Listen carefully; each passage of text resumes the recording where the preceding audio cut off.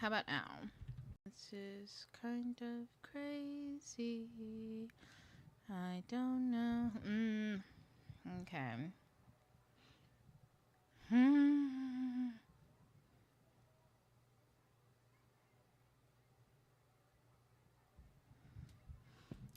Give me a few seconds. I'm going to make a Zoom link.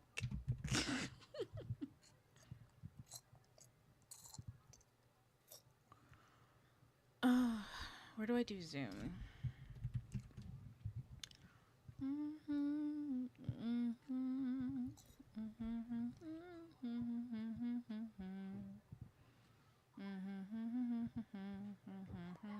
Oh my god, cat.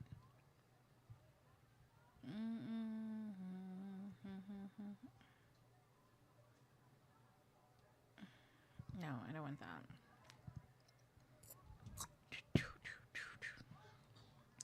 Unlimited meetings, 30 hours each. Oh, okay.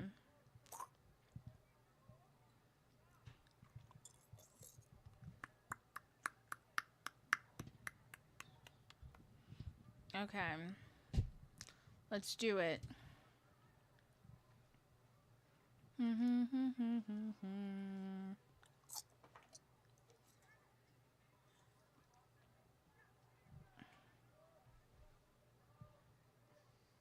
Okay, y'all. I'm just going to have to hope for the best. License count 1 to 99. Patient participant up to 100 people. That should be good enough.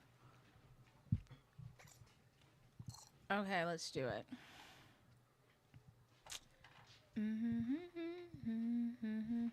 Continue.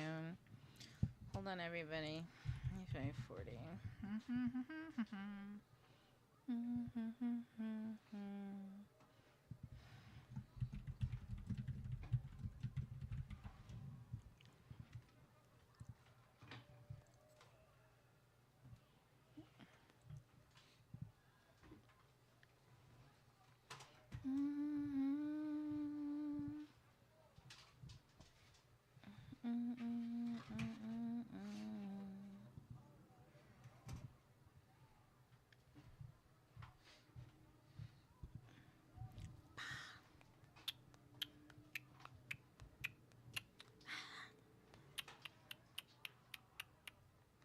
And I don't even think this is working on TikTok, funny enough. Is it? I don't think so. Yes it is. But I don't know if y'all can hear me. Oh, you guys can on TikTok. Okay, so it is just Patreon. Okay. Yeah, y'all, don't worry about it. We're going to probably move to Zoom anyways. Oh, okay. Let me host a meeting really quick. Open. Video. Fine, we can do that. There we go.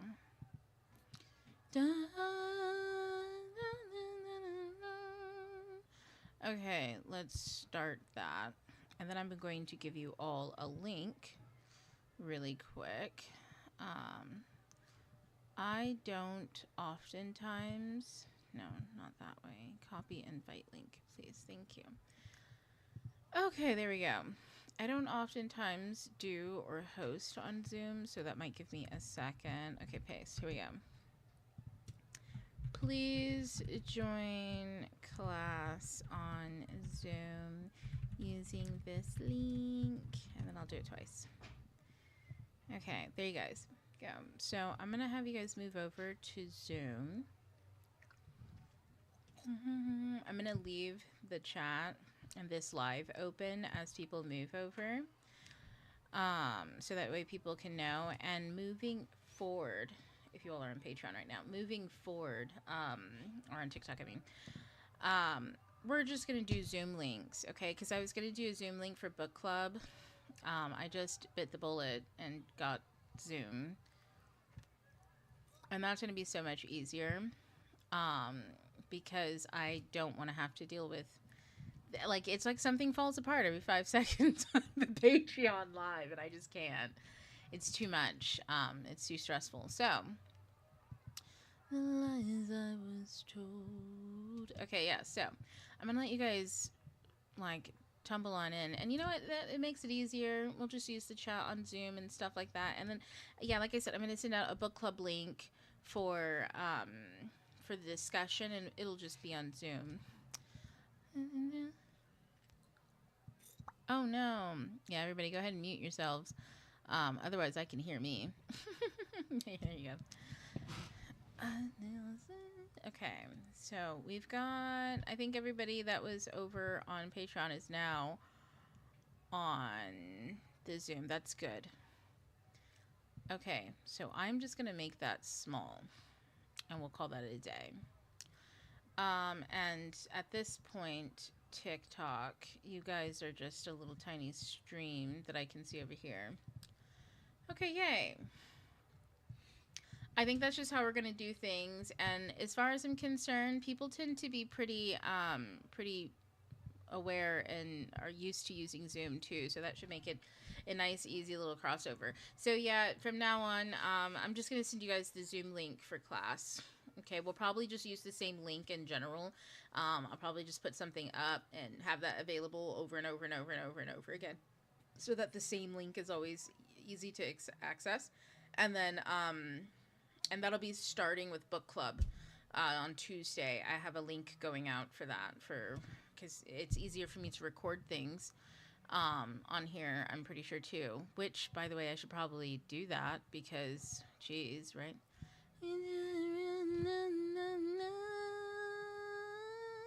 Okay, record to cloud or record to this computer. Oh man, what are the pros and the cons of each? Quick.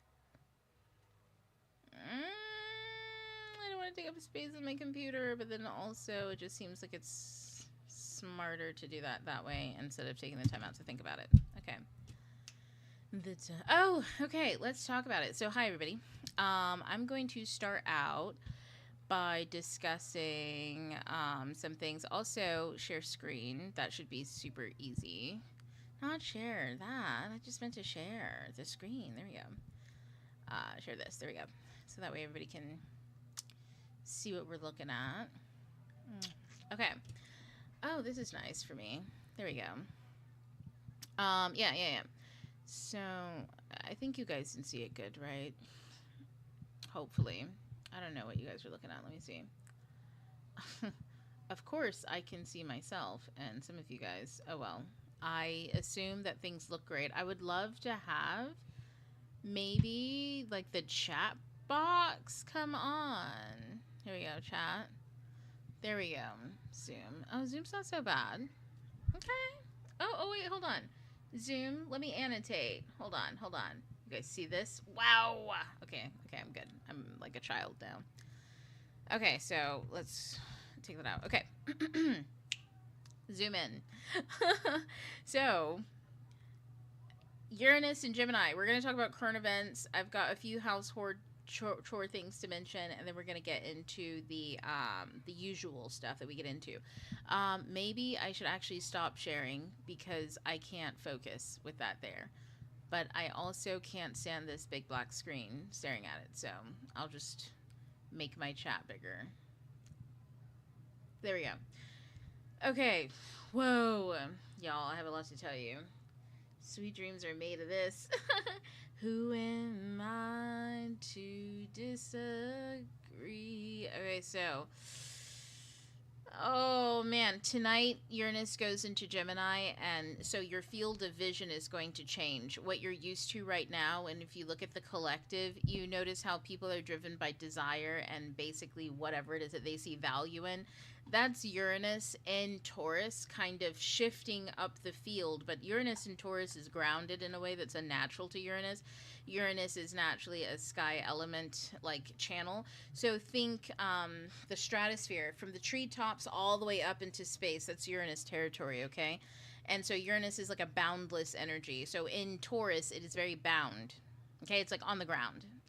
It's like somebody standing on a cliff wishing that they could fly, but knowing that if they jumped off this cliff, they're just going to plummet into the ground and nothing's going to work. You know what I mean? Like, it's a very, like, kind of energy.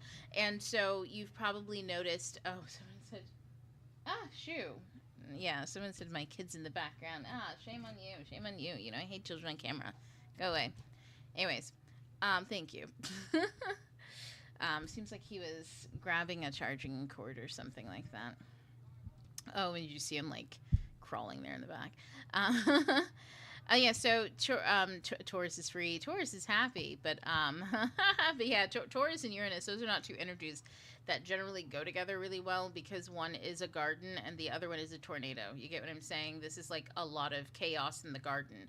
Think Alice in Wonderland, like LSD type trips. You know how like that's a trying to contain itself into a garden, or the secret garden is on my shelf right now, which is like at the, and you guys know I talked about that earlier this year, or maybe last year, but it's like a space that is contained, but chaos happens within it, and that equals magic, right? The unpredictable or unpredictable things can occur on this very, very contained field. And so that's Uranus and Taurus. But when it goes into Gemini, we're no longer bound to the ground at all. And sometimes that binding to the ground can create delays. I know for sure my creativity has been absolutely co-opted by Uranus's activities, and patience is always what has to be applied there. Like for instance, anywhere between 2019 to up until today, what has gone on in your life, and what massive events have happened? How have they unfolded? Have things been pretty normal, or have you experienced absolute and utter insanity and chaos that is only something that could be orchestrated by a madman? That's Uranus, right? And if you've noticed, anything from 2019 all the way up until today has been quite the ride. Yeah. It's been insane. So that's when it's like on the plane though, like everything gets shaken up, including all the things that you thought were nailed down to the ground. They're not. And ideologies is one of them. So Uranus moving into Gemini is literally like changing your field of vision from being on the ground to being in the vicinity between the ground, like right before you get to the ground, all the air that's there up to the treetops. That's Uranus and Gemini. It can move now. Okay. So you're going to notice some breakneck speed stuff kind of come through you, come at you. I've already noticed quite a bit of stuff coming at me. I've gotten tons of things. Man, my plate's full, and I'm like very grateful, but also my plate's full, and sometimes it makes it difficult to enjoy the little things in life because, whoo! But also that's the sense of urgency that sometimes comes with all the Aries energy being kicked up. And if you have Mars in any air signs, you're picking up on this heavy. Also, remember, Pluto is trine and will be trine Uranus at this point in time in Aquarius because they're both in air signs. And yes, Uranus will take the advantage of Pluto's placing at the beginning of Aquarius as a means to go back into his own territory or pull energy from that territory, which means anything that's being dismantled, purified, broken up, anything from the underworld that is purified and ready to be brought to the surface is going to come through like snip, snap, snip, snap, snip, zing, zap, boom, bop, boom, bop, ting. You know what I mean? Like it's just going to be magic. Like it just goes, like it just happens. Like stuff that seemed to be under the surface just surfaces all of a sudden, and that's because Uranus is in this space where that can happen. Risk, Risk, Risk by Jiharia is a song that's playing right now. It's like, I think it's Japanese, actually, funny enough. Maybe I heard the song like on an anime or something like that. No, it's not. It's this other guy. I can't remember. But I found them on TikTok. But it's a very high energy song that's very much like a video game almost. Reminds me of Cowboy Bebop. Everything's moving really fast. Everything's bright. Everything's up. But also at the same time, it's grounded in jazz. You get what I'm saying? Like, this is the kind of energy that people pray for, but people have no idea what's hitting them once it hits them. Also, some things that you'll notice, like disclosure. I hate to break it to a lot of people. Yes, aliens are real, but not in the way that most people think about them. What the West considers the alien space is simply just the ancestral realm. But because there is very little awareness or knowledge of that place because of the sheer onslaught of the attack of the arts in the Western world and the attack of the feminine, it left people really kind of completely unexperienced in it to the point where it appears to be something alien or other. I wrote this down, funny enough, in my journal, and I think it's kind of reminiscent, right? I was thinking about what it means sometimes to be a woman. And it says, all men's stories are about facing you, the many faces of Isis, the unknown. And all of our stories are about watching him fail. But I thought about it and I was like, you know, the masculine's quest is to meet the unknown, right? And to discover the feminine. And the feminine is always upset because the entire story is always centered around the hero, but it's because we watch the hero fail at trying to achieve where and what we are. But that's because our entire journey isn't meant to be just navel gazing at the hero. It's supposed to be visioning and envisioning and creative imaginings and stuff like that as well. But that's hard to do when you're stuck in a society that oppresses your imagination. Now, that's not necessarily an issue, but a lot of people are stuck in their own ideas of what it means to be able to explore their imagination. Oh man, I feel like I'm saying stuff so abstract. That's kind of the problem of Uranus and Gemini. Everything becomes an abstract. But the point is that like a lot of people are stuck in the idea that they only have fixed options and possibilities based on their ideology, right? Like I talk about that all the time. Patriarchy is an ideology. It's reductive. Colonialism is an ideology. It's reductive. Nationalism is an ideology. It's reductive. It says think about less so that way you can make clearer and better decisions because you don't have to consider everything. If you have to figure out what to eat and then you just remove all possible like things as things to eat except for apples, now you always know what to eat. Apples, it makes it really easy. Now you're really smart. You know what to eat for breakfast, lunch, and dinner. You know right off the bat. You don't even have to think about it. Apples, right? But you know, apple a day keeps a doctor away. But if you eat apples all the time, you don't eat anything else. I don't know about that. Like the doctor might be visiting soon. So that's kind of like the reductionist way of looking at the world, right? Is reduce everything down and then use that one thing to understand everything. It's ridiculous. It makes quick progress at fast at being able to make decisions and to isolate, but eventually the decisions and the opportunities that come towards you are more and more and more rigid and limited because of the lens, right? Whereas if you go the different route, which is you expand your horizon, you become more aware of things early on rather than trying to reduce your options. You say, well, here are all of my options. Let me learn about them. It takes a lot. It's really slow, but this helps you build a mental framework, Gemini, a mental framework that can house complex energy, Uranus, that comes through. And so then at the end, you have a lot of energy hitting you all at once, but it has places to go. Somebody with a very reduced or a reductive like framework, their only way of navigating the world is through this one way of thinking. They're constantly being hit with the onslaught of energy. The onslaught of energy that I'm talking about too, you can track it. It's on the Schumann resonance. And in fact, let me see. I'm going to see if I can pull up like a picture of today or something of the Schumann resonance so people can kind of see what I'm talking about. I think I can. Here we go. Share. Okay, here we go. So I'm gonna isolate. Well, Jesus Christ, I don't know if I can zoom in. That's not what I'm trying to do. But I'm trying to isolate this little section right here, if you guys can see what I'm looking at. It says I'm sharing my screen, right? Yeah. Let me make sure that this isn't being shared. I don't know what you guys are seeing either. Let me see. Oh, good. Okay, this is what you guys see. Excellent. Okay. So yeah, if you guys are on TikTok, you can go over to Patreon. I have a link to you can click on the live in the Patreon. There's a link to the Zoom that we're in. It's a little crazy right now. Or just click here and you can, on your own, if you're on an iPhone or something that picture in pictures, you can type in Schumann resonance. That's S-H human, that's S-C-H-U-M-A-N-N. Schu, S-C-H-men. UMANN resonance, and I'm sure you'll be able to get some type of live look at what it is. Just a graph, okay? Everybody at home on my Zoom is looking at it right now, but it's just a graph. And oh wait, hold on, why am I saying all that? I can make it so that you guys can see it too. Used to have it all, and now my physical, and for the applause. Oh oh oh oh, in the cloud. Hold on, people. There we go. New. At least we stole the show. At least we stole the show.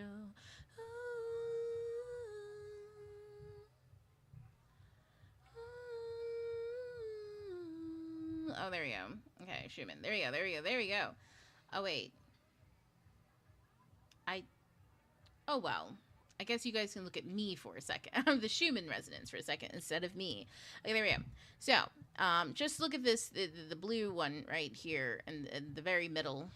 Let's forget the thing at the top. There we go. Right up here at the top. You see this white light here? This is the energy that you get hit with. Now, this was yesterday, around, says 11 to 12. This is in Russia. So it's about 11 to 12 like noon for us ish. Okay, so it was around, it's like a 24-hour or 12-hour difference between the two of if you're in the US versus if you're in Europe. So anyways, this is about a 12-hour difference. So about yesterday mountain time around noon, this started happening. Okay, and a lot of people started feeling sick and weird and oh my goodness, urgency. I know for me, I always get hit and I can always tell when it's coming because I feel like I must urgently do things even though I know that I don't need to. It's because you're being hit with fire. It's real. You're just getting hit with fire. Now, the interesting thing I want you all to notice is that sometimes there's about 3 different, like you'll see them here on the inside. There's 3 thick green bars, and these are usually always on, okay? You always see 3 green thick bars, and then some weird shit happens where you get hit with a solar flare, and then all this light happens, and then you kind of have to integrate it into the reality. Now, the thing that's been interesting is at the bottom here, you see this line that's going through the whole thing, and then this happens, big old thing, like when it starts, and then it's kind of dissipating, but this line here at the bottom, it stays pretty thick. It's green and it's thick, like it's an extra added timeline all of a sudden. We used to have 3, now we have 4. I had actually, funny enough, had a download before that happened, and in my mind, I had heard... or no, I said this out loud. I was like, it's a shot. You know, you get one shot and you go, and that's your alignment. And I think that's it.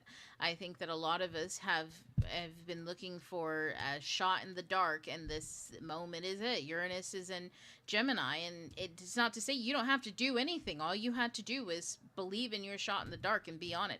I mean, I hate to use I hate to say it, but, you know, do you believe in fairies, right? It's Peter Pan. Do you believe? And if you do, there you go. And I think Peter Pan, I think he stopped believing in fairies. So, I mean, maybe that's a sign too. But anyways, you know, about the whole issue with Peter Pan. But that's kind of it. It's like it's the energy that you have to work with. You get what I'm saying? Like, there are different realities that exist and different matrices that exist, and no, you don't have to participate in the ones you don't want to. That doesn't mean that they cease to exist for others. They just cease to exist for you. That's why I always tell everybody it's an independent thing. You have to individually seek self-actualization, and then as a community we come together because we're all situated we're always coming together as a community. To be totally honest, you're always coming together as a community. Okay, right now we're a community of asshats for the most part. A bunch of people are assholes, and that's about it. But it's a community of assholes. America is a community of assholes. Okay, the whole place smells like shit right now. Guys, it's a community of assholes. Whether the assholes are talking or not talking, they're all being asses. You get what I'm saying? So it's a community. There you go. It just looks ugly. But you can also have a beautiful community, one where people self-actualize. In other words, they face themselves and resolve those insecurities in themselves so that they can be a strong member of community. As an adult, you are a weak link if you aren't an adult. You know what I'm saying? Like, think about it. A community is a circle of people all linked in arms around something vulnerable. Usually what's vulnerable is the resources and the children. The children, because they are not able to be full-grown human beings. They're still developing. And all of the resources. That's the point of why we're a community, is to gather resources. You don't need to be a community to be a human in nature. A human in nature is in community with all of nature. The only reason why humans come together is to gather their resources for an intent and purpose, and that's to probably build something that's even, you know, more conducive to themselves and nature and all that kind of shit. But nobody gets to decide what that at all if you can't even stand together in a circle holding hands. If like 3 people, one person, all it takes is one person standing there holding hands who's really a child, like 3 kids in a trench coat, for all this shit to fall apart. That's really how that works, because what happens when one person is pretending that there are three kids in a trench coat, or pretending that they're an adult, right? Somebody who's afraid of actually being seen and afraid of actually playing their part and doing this, that, and the other, because somebody once said that they were ugly, and only pretty people can say the right thing at the right time. So they don't say the right thing at the right time that someone else needs to hear, because they're so big, stuck up their own ass, they can't say things like, I love you and I care, or, you know what, I love you, but I'm done with this, or, you know, I really can't stand how we go about doing things. It's tiring and you all are pissing me off. So when you figure out how you want to do stuff, then let me know. Until then, stop emailing me or chain emailing me on this while you bicker and argue, right? How many people are afraid to say that because I don't want to come across as hard to work with? I'm not. I say things like that to people all the time. Well, not really. People don't really bring stuff like that to me. But I'm saying when it's necessary, right? When I'm called to. I don't know how do I fix what I did here? What did I do? Sorry, y'all. I disappeared for 5 seconds. Okay. Okay, so there we go. Oh, you know what? I can do this and then bring it down here. Unforgettable in every way. Oh, there we go. Oh no, what happened? Unforgettable. Oh, there we go. Sorry, I had to fix that for TikTok, everybody.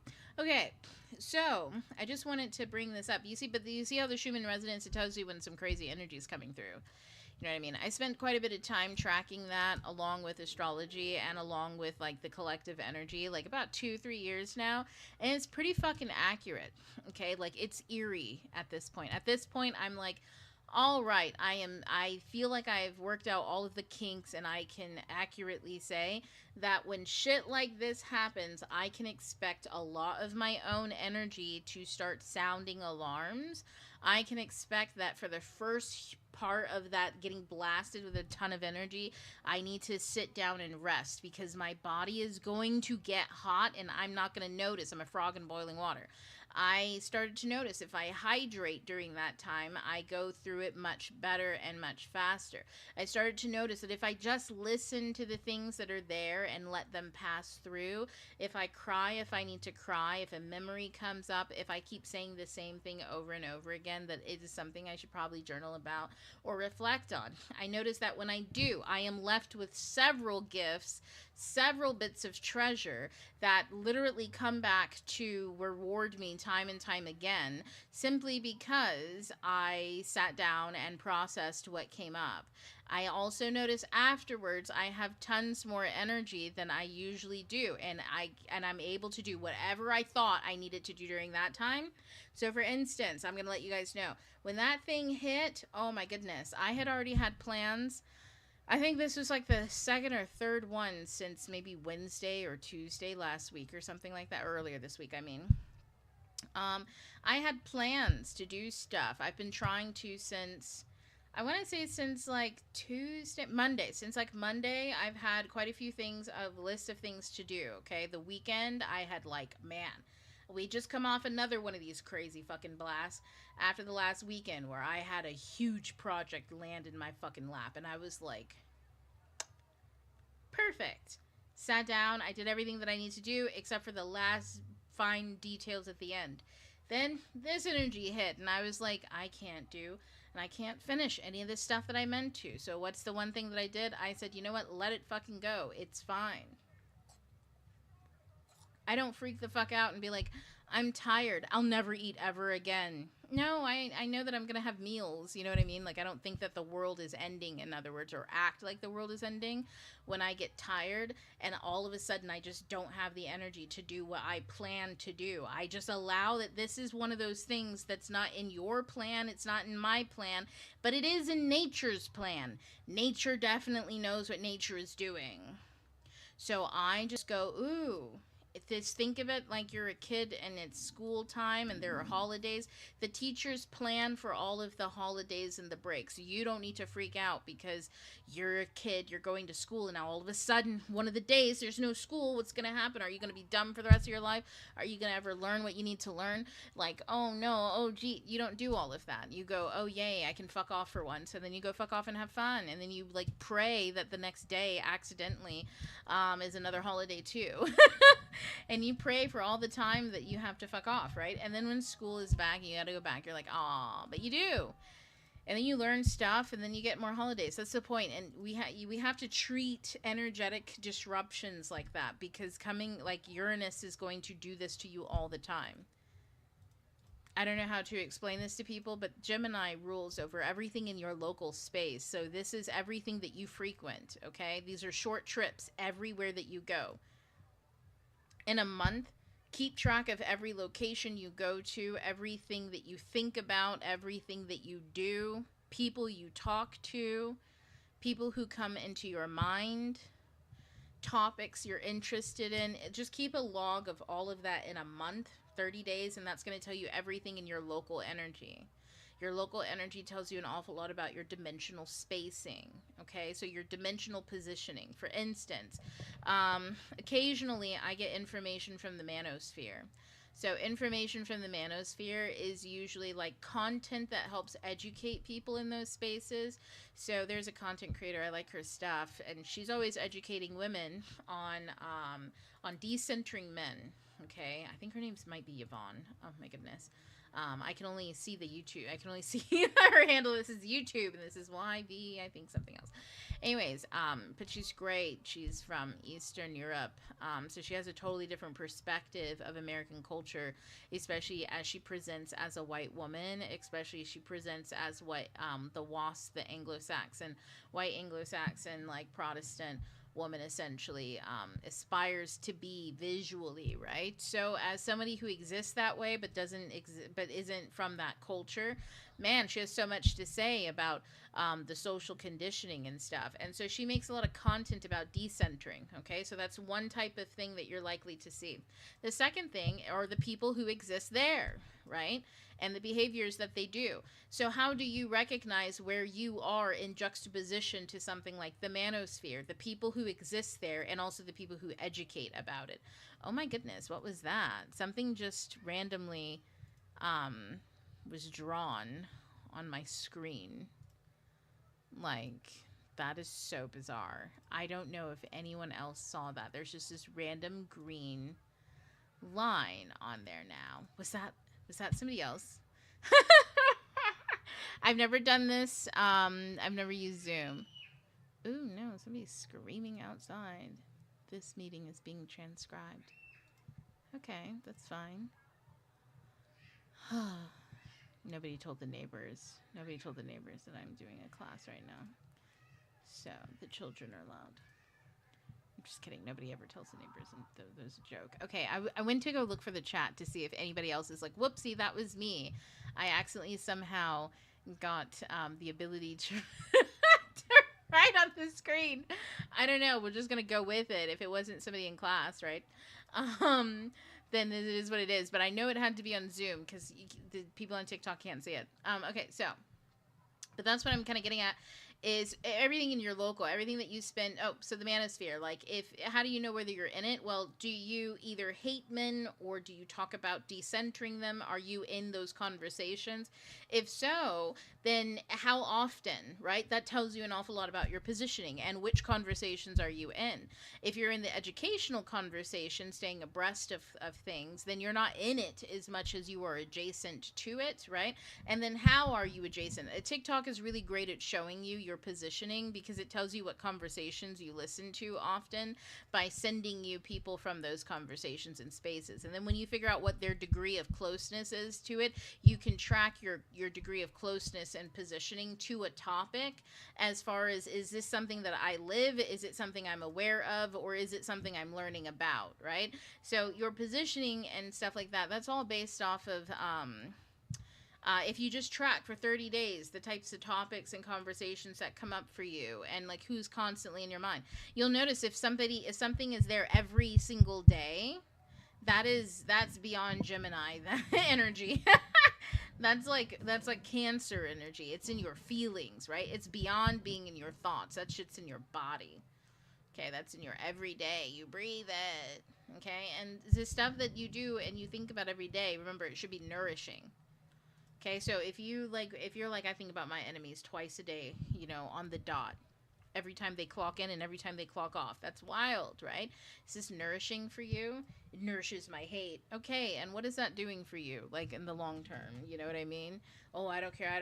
People say that all the time, and then it's like, okay, but if you die and then you found out that, like, actually, you didn't really care about it as much as you thought you did. You were just being possessed by an illusion. How does that feel to know that everything was just an illusion?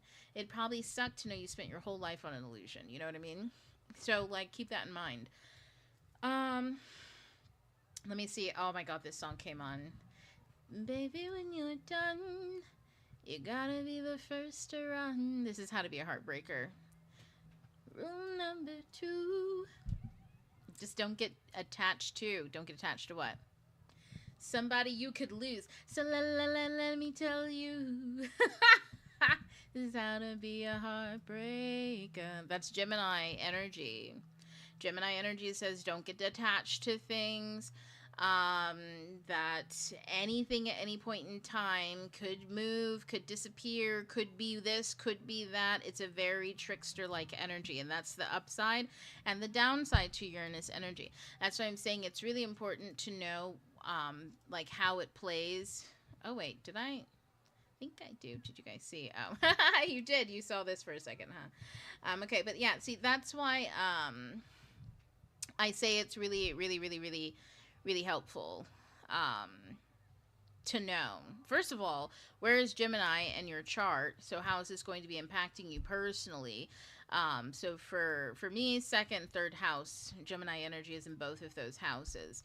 And so not only in its natural house, the third house of communications, the local space, publications, things like that. Also the second house is the house of value, things like that. So that can tell you, like, thematically how you can first initiate or make contact with this energy, or I should say this. How you can make contact with Uranus as an energy can be through your natal chart. So where is that natally? And you can meditate on that, and then the energy itself will present itself to you. So if you have Uranus in Capricorn, because you're a millennial, if you sit and you think about how is my career disrupted? How in my life has my physical world, like the world in which my reputation is, how's my reputation been disrupted? If I were to be in a memoir, what are the disruptive moments that would shape that memoir? These huge like cataclysmic, think the Wizard of Oz moments. When did I think I knew, or I thought I knew how everything was going, and then boom, boom, boom, everything changed all of a sudden. That could be moving, right? Were you a kid that moved around a lot and all of that kind of stuff? So look in those things, and that's going to, you're gonna pick up the energy, and then ride that energy current throughout the years. It's usually about 7 years. Every 7 years, Uranus changes signs. So from like 95 to about 2002, Uranus was in Aquarius. Okay. From 2002, 3-ish to about 2011, Uranus was in Pisces. From about 2011, 12-ish to about 2000.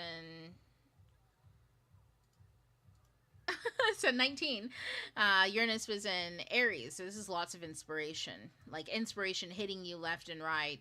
This is like you got a lot of ideas for stuff, but you might not have had the energy necessary to build those ideas out. Okay. And then from 2019 to about right now, Uranus was in Taurus, right? So this is, are you putting together the foundations? Do you see the value in those ideas that you got? Do you see the purpose in them? Do you, you might have fished them out while Uranus was in Pisces. That's kind of living in the majesty or the whimsy of everything. Then the inspiration. then building the structure for it. And if you guys remember planetary intelligence, that course, I believe when we talk about Saturn and also when we talk about Venus, I talk to you all about the garden and the devotion that's necessary to creating the container. That's Saturn, right? We create the container for Venus to grow her garden or grow her plants in, but you got to have boundaries and stuff like that. So that's how Saturn kind of plays a part. But right now, right, Uranus is about to go into Gemini, so we went from building the container for those ideas. What happens in Gemini? These ideas grow, they move, they get distributed. This is the place where you, like, if you were thinking about book ideas, you're putting the book ideas out there. They're being distributed. So written, made, so made from the abstract into the tangible. This is where we get like copyright, right? You make it and then you distribute it. Okay. Notice there's no middleman there either. It just shoots right on out.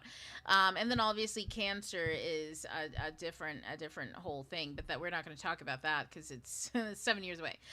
So I just I don't know what these are, by the way, down here, but I just realized I didn't fix that screen. But yeah, so I just want to let you all know, when you look at the Schumann resonance and stuff like that, that'll tell you an awful lot about like how the energy is hitting you, what's coming in.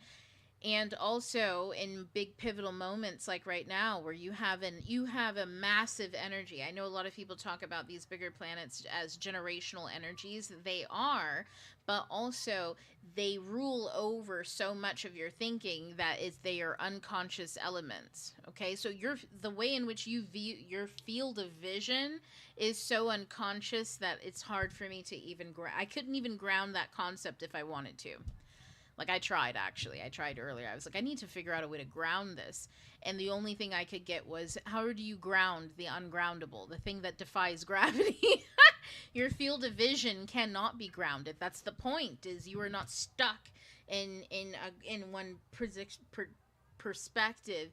You can have many, right? Multiple. That's Uranus. And so it's hard to ground that. Again, why Uranus and Taurus is like not a fun time, because those are two opposite concepts and ideas hitting at the same time. You cannot ground that energy, not feasibly. So I think that's what I wanted to mention. Oh yeah. Oh, let me talk about the alien stuff. Yeah, so, disclosure might come out and stuff. Don't freak out, people. Like, the aliens is just consciousness. It's consciousness. And as you all know, consciousness and you are one and the same thing. You're just merging you're just like developing into adulthood. So a lot of the aliens and this and that, just imagine a bunch of scared kids in a closet all telling each other what the real world is like, this, that, and the other. Meanwhile, it's really not what half of the shit that they think of. Now, they are correct in a lot of its functioning and in a lot of its mechanics, right? Like, for instance, you are a human being made of flesh that has a limited capacity of being able to perceive the world around you.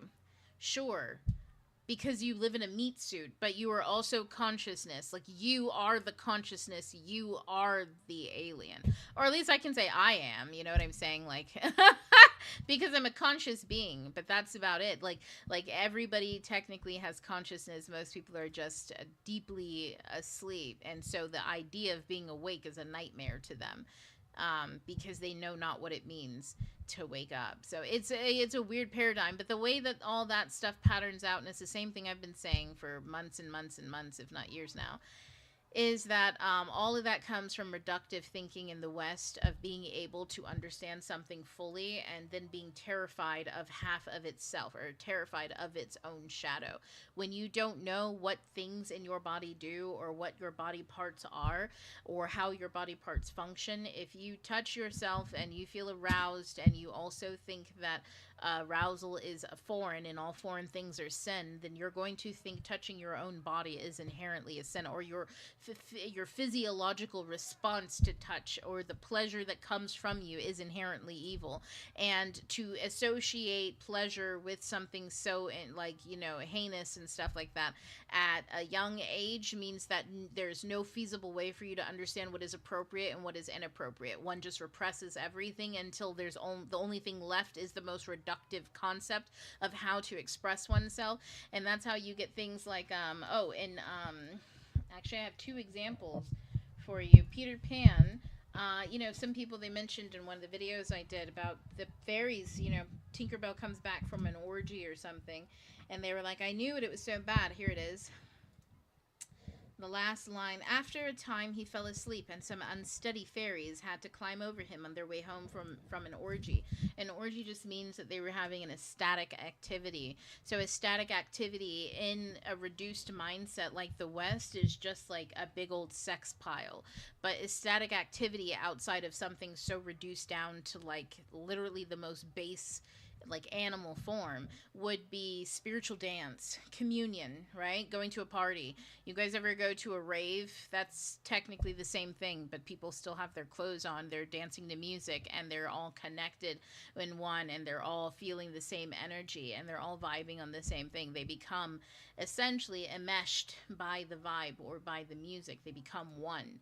That's kind of the point of it, and they become one on a spiritual level. So that's like the translation there. I have another example here in of Water and the Spirit by Malidoma Patrice Sommet. I've been reading that, and you guys know that. Which, you know what, let me get a let me see, of Water and Spirit. We'll just see. There we go. So you all can see the title. Oh, I didn't mean to click on that, but there we go. Just to make it easier for everybody to see. In this one, he talks about, his grandfather was recounting when colonizers came to the land. He's in Burkina Faso, so near Ghana, on the western side of Africa. And when colonizers came from like Portugal and France and all of that kind of stuff, and the Englishmen came too, there was a point where the tribes in them were fighting, and then the Englishmen tried by, they sent Jesuits in to kind of like be really kind and help and distribute medicine and just like exchange, cultural exchange. So the tribe said, fine, we'll exchange culture. But then it soon became, will also help us build settlements. And then it became, get rid of your sigils or your fetishes. And the concept of fetish here, right, has been perverted throughout time. But what it truly meant was your spiritual attachment to God, to like the universe. They were like, give up following nature and follow man instead. And so it was noted that those who did, their families and their clans died very soon after. And the author here, his father was somebody that, he got taken in by the Jesuit church, and all sorts of terrible things proceeded because he gave up his own awareness of spirit and nature. And so his first family paid the price, and then Malidoma, he came as a second family. There was his father's second family, and he was kidnapped by Jesuits and completely, this is how we end up with his book is the journey that he went on, because and how colonialism touched his side. So that started, he was born in 1958, and this book was published in 1990. So that gives you a little bit of understanding of the time period that we're talking about. But anyways, in this book, I mean, like, even this, it's like, I can understand the technologies here are talking about the spiritual realm and all of the different aspects of being a fully developed human, and how a lot of this, and the whole purpose of this book is to talk about how a lot of that is missing in the West. There's a missingness of how to initiate into adulthood in the West. And then if we have the perfect example, Peter Pan, an entire story about who decided not to grow up, and it's everyone who went to America. Peter Pan represents the white guy who went to America, right? The white British man who went and decided to make America his playground rather than grow up, and whatever that means, right, back in the early 1900s, which we'll get into at like book club and stuff like that. But anyways, I brought up all of that to say that frameworks are important right now, because a lot of people are freaked out. I mean, think about it. There's a lot of people whose frame of reference for anything outside of themselves is, I order stuff from the TikTok shop and that comes from China, or I can order from Amazon and that comes from America. Some people have that level of understanding of the world around them. It's all based on where they buy stuff, and where they buy stuff is linked to domestic or foreign, and even that's not exactly accurate. You get what I'm saying? In other words, I'm saying a lot of people have very little literacy when it comes to their positioning in the world, the frameworks that they have that help them create that positioning, and the fact that there are frameworks. A lot of people just believe that the way that they perceive reality, the very one specific way that it is perceived by them and the roles that they participate in, and this has nothing to do with social economic status either. This is from top to bottom. In fact, I would say the marker of this is more identified with colonial ideology than not. There are plenty of people from all sorts of different backgrounds. Even patriarchy has colonial ideology in it. Or maybe it is that colonial ideology is part of patriarchy or something like that. But the point is that like this is impacting a lot of fucking people across the globe. Not just the West, people who participate in any type of reductive thinking that's non-creative and detached from maturation into full human development. And they're all, I don't know I hesitate to make diagnoses or to like predict what's going to be of people, because I'm but human. I cannot know the patterns of how all that patterns out, but I can say that it's pretty intense. And the only way that I see to navigate it is to be in alignment, y'all. Just be in alignment with yourself, because I don't know what else to say. Today, in about 50 minutes, Uranus goes into Gemini, and we've already been feeling the effects of that, the shifts of that. Even the fact that I'm talking to you right now about frameworks and mental frameworks, like I am here on an initiative, right, to bring light to that so that people have something that they can access and use as these energies start flowing through. Because one thing that I want to impress upon y'all before I move on to the FAQs is that this Uranus energy, it is unconscious. When I say think back to 2019 all the way up till now, I can think of it's an unconscious feeling to recognize the way that everything is all of, let me put it this way. It's like your matrix is a sphere, and all of the possible connections that you can make in that matrix is based on where you put that sphere. And where you put that sphere is based on the cosmic like alignment. So right now it's in Taurus, it's moving to Gemini. Once it moves into Gemini, the way that the connections happen and how things shift and move, how possibilities present themselves and unfold will be categorically different than they were when it was in Taurus. In Taurus, it was all about it was kind of like all about cleaning out like house on the ground. You know what I mean? It was like in your physical reality, what kind of boundaries do you have? Like oh man, it's so hard to express because it's even more than that. You know what I mean? It's like, what are your values and what do you invest in? What do you put time in? What do you put your attention into, like as a value? And what do you desire? And like, if you get more of what you desire, do you truly want it, or did you just want what you thought was what you desire? It's like those types of questions. It's nonstop. It's feels very real because it's beyond local. It's happening in your physical reality. That's the Taurus Earth aspect of it, right? It's very material. Right now it's about to go non-material, but very much in your physical world. Meaning the way you think about the world is how you are going to interact with it. You and I could be walking down the same exact street, but having totally different interactions and totally different realities. We can go into the same coffee shop and have two totally different experiences. And it could be back to back. It could be at the same time. You could be experiencing like all sorts of unfounded abuse in the same coffee shop I'm in at the same time while I'm laughing and playing a card game in the corner and I know not. Does that make sense? Like two totally different realities. Same barista. The barista's being really mean to you but not being mean to me, sort of a thing. And why is the barista being mean to you? It could be that you are wearing something on your shirt that you have no idea. It signals you as like an ideology that is harmful to the barista. You see what I'm saying? Symbolic literacy. You have no idea that you're walking around being a poster boy for somebody else's ideology, but the barista knows. I don't know. We're all having different experiences based off of our collective ideologies, or the way that we express ourselves, the way that we choose not to express it. It's all that. It's everything all at once, and trying to even articulate it in a way that grounds it is loses its like effervescence almost. So I just want to give you guys a heads up on that. The best way to navigate is just to be in alignment. You don't even have to think about it too much. Uranus is very much like like think about the Wizard of Oz. I keep saying that we're going to be reading it June and July. Don't forget. Um, but think about it.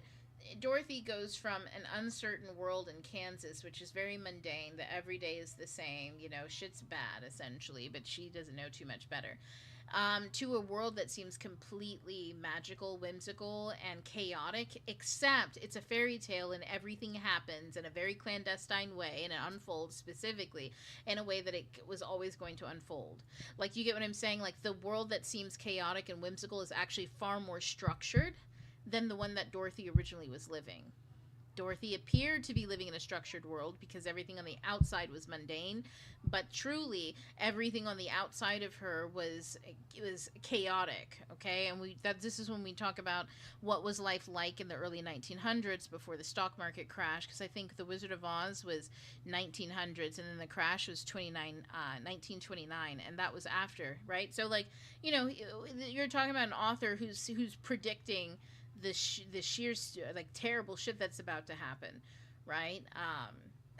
That's Dorothy in Kansas is living in a world where people are working to manipulate markets. That's chaos. That's chaos. The real world isn't real.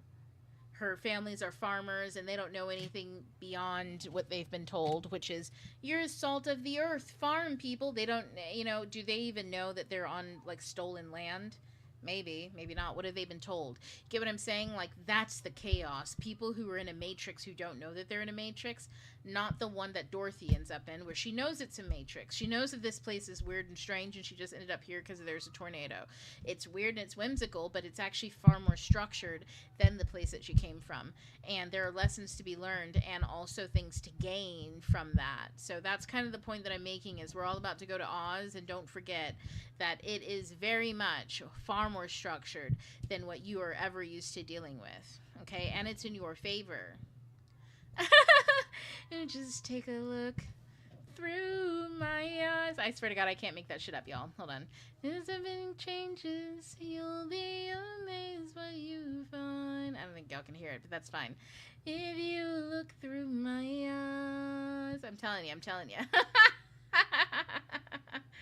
So that's what I mean. Like, it's all good times, you know what I mean? Like, don't panic or freak out. Oh, let me look at the chat really quick before we... Oh, my goodness. I really wasn't looking at it. Okay. It'll be time on this journey when the sea is darkness. Okay, I was going to say somebody's... Mike is like, okay. I think you tried to army crawl back. Yeah, valiant effort. I've been getting downloads like crazy. I feel like a mad scientist of the mind. That is Uranus. I was a lesbian living alone in Brooklyn with my cat going to grad school. Now I'm a mom of 2-year-old boy living in San Diego with my non-binary partner going into tech sales. By ancestral realm, do you mean the all or where we come from, go, or something else? So the ancestral realm is, it's different. Okay, so it is a plane. Oh, Jesus Christ. It's not something I can explain. Just, you know, let me get it really quick. What you find? Oh, hold on. If you look through my eyes. Let me see. It will change. There's a meaning in everything. And you will find all you need. There's a pledge to understand. Take a look. Okay, I don't know what this is. I only clicked on it because I looked at the little thing. Oh, but I don't even see that. Anyways, who knows what they were going after anyways. Through my eyes. I'm looking for... You'll be amazed what you find. Oh, just take a look. Oh my goodness. In the place somewhere out there. I would love to use Chinese mythology, but I don't like, oh my goodness. I'm looking for a good graph to kind of ground what I'm about to say. If you look through my eyes, if you look through my eyes, cultivation, you look through my eyes, my eyes.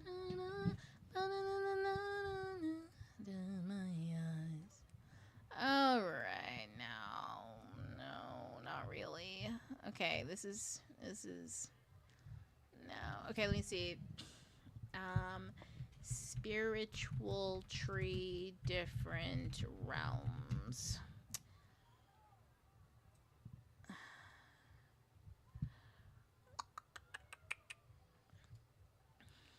Okay. I'm thinking of the Nordic tree of life really quick, but I don't want to use that one for reasons. I just don't know what those reasons are yet. That's just how I feel. And I always go by what I feel to make things go faster. You know what? I think this one's pretty decent. Maybe the shaman's tree. Let me see.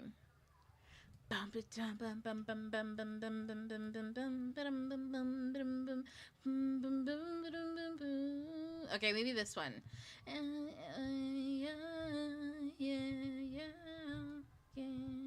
Okay, let me see. Can I make this bigger? Jesus Christ. There you go. Okay. We're gonna do the shaman's tree. So everybody has essentially like a tree of life, right? Like every indigenous group of people, we all have trees and they all represent life and roots and then up. So the thing about a tree is it has its roots in the sky and it has its roots that go down to the ground, right? The roots that go down to the ground are bald. They don't have trees. They're the ones that pick up all the nutrients that bring it up to the tree so that it can grow higher, so that it can grab nutrients from the sky. And this one has leaves because it grabs nutrients from the light particles, right? And it transforms those. So in the middle is everything else. Okay, the upper world, the thing that grabs particles from the lights, the leaves, these are your spiritual like beings. So this is like your spirit. This is a spiritual realm where like your ancestors are. They grab information and they distribute it down into the family tree. The family tree hosts many different branches. It hosts many different things, and you exist on a branch of your family tree. And so your spiritual ancestors who are like in legitimate spiritual form, they're non-material, they're dead, they take all that heat for you. So for me, the reason why I don't get so fucked up from all the light stuff and all of the like sun beaming down is because I have giants who take most of that for me. Like they're taking all of that energy and processing it and sending it into my biological like system, and my biological field is necessary. And then I'm just supposed to go and interact with the things in my field that are charged with all that energy.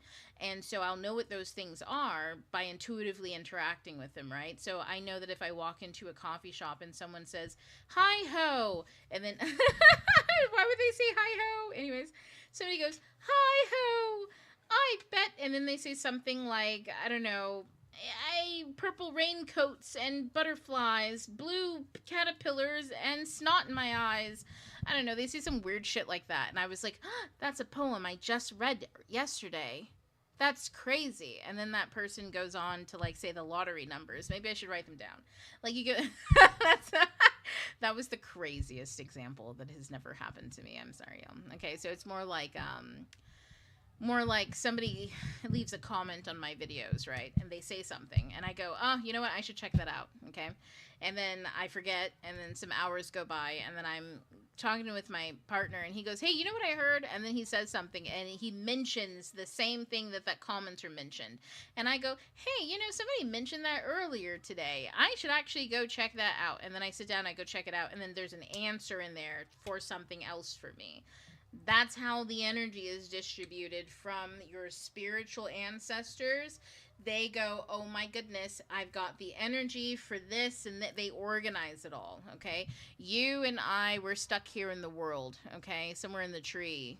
Okay, and the middle world, the world we live in, but there's also a non-ordinary aspect to this world. When journeying in this NOR, the shaman might come across troubled spirits. So this middle world, it's conscious, is the one that we live in. The non-ordinary reality is like when I say I talk to trees and shit like that. They're giving off information that's not yet realized, or or they are not fully rendered spirits because again they're not yet realized fully.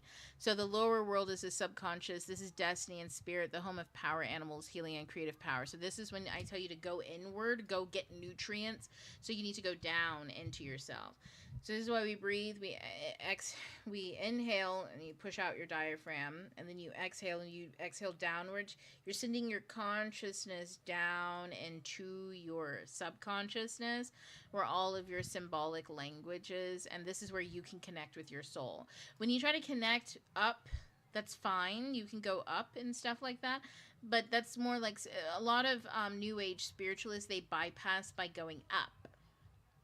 Going up means I don't have to be aware of anything down in the inner workings. I don't need to know about it. I don't want to know about it. I don't care. I don't want to know.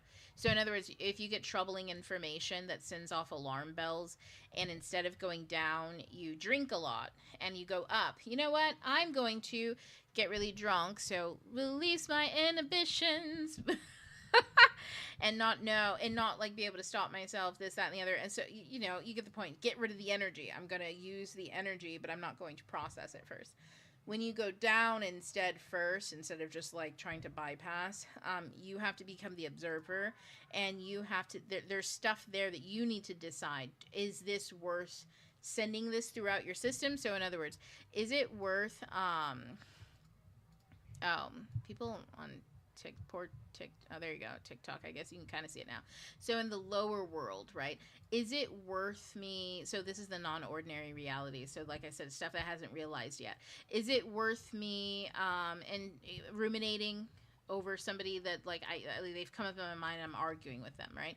If I need to go inward, I could go up and go out into the non-reality, go up and then start daydreaming, or just ignore the whole issue or the turbulence in my body, but you're going up with all that turbulence, you just don't feel it.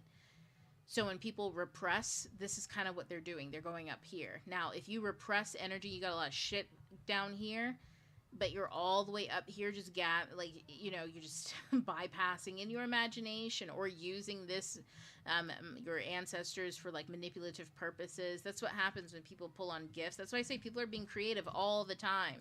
They're doing this all the time. That's why generally speaking, if you use your ancestral powers to do harm to others, you're killing your own leaves.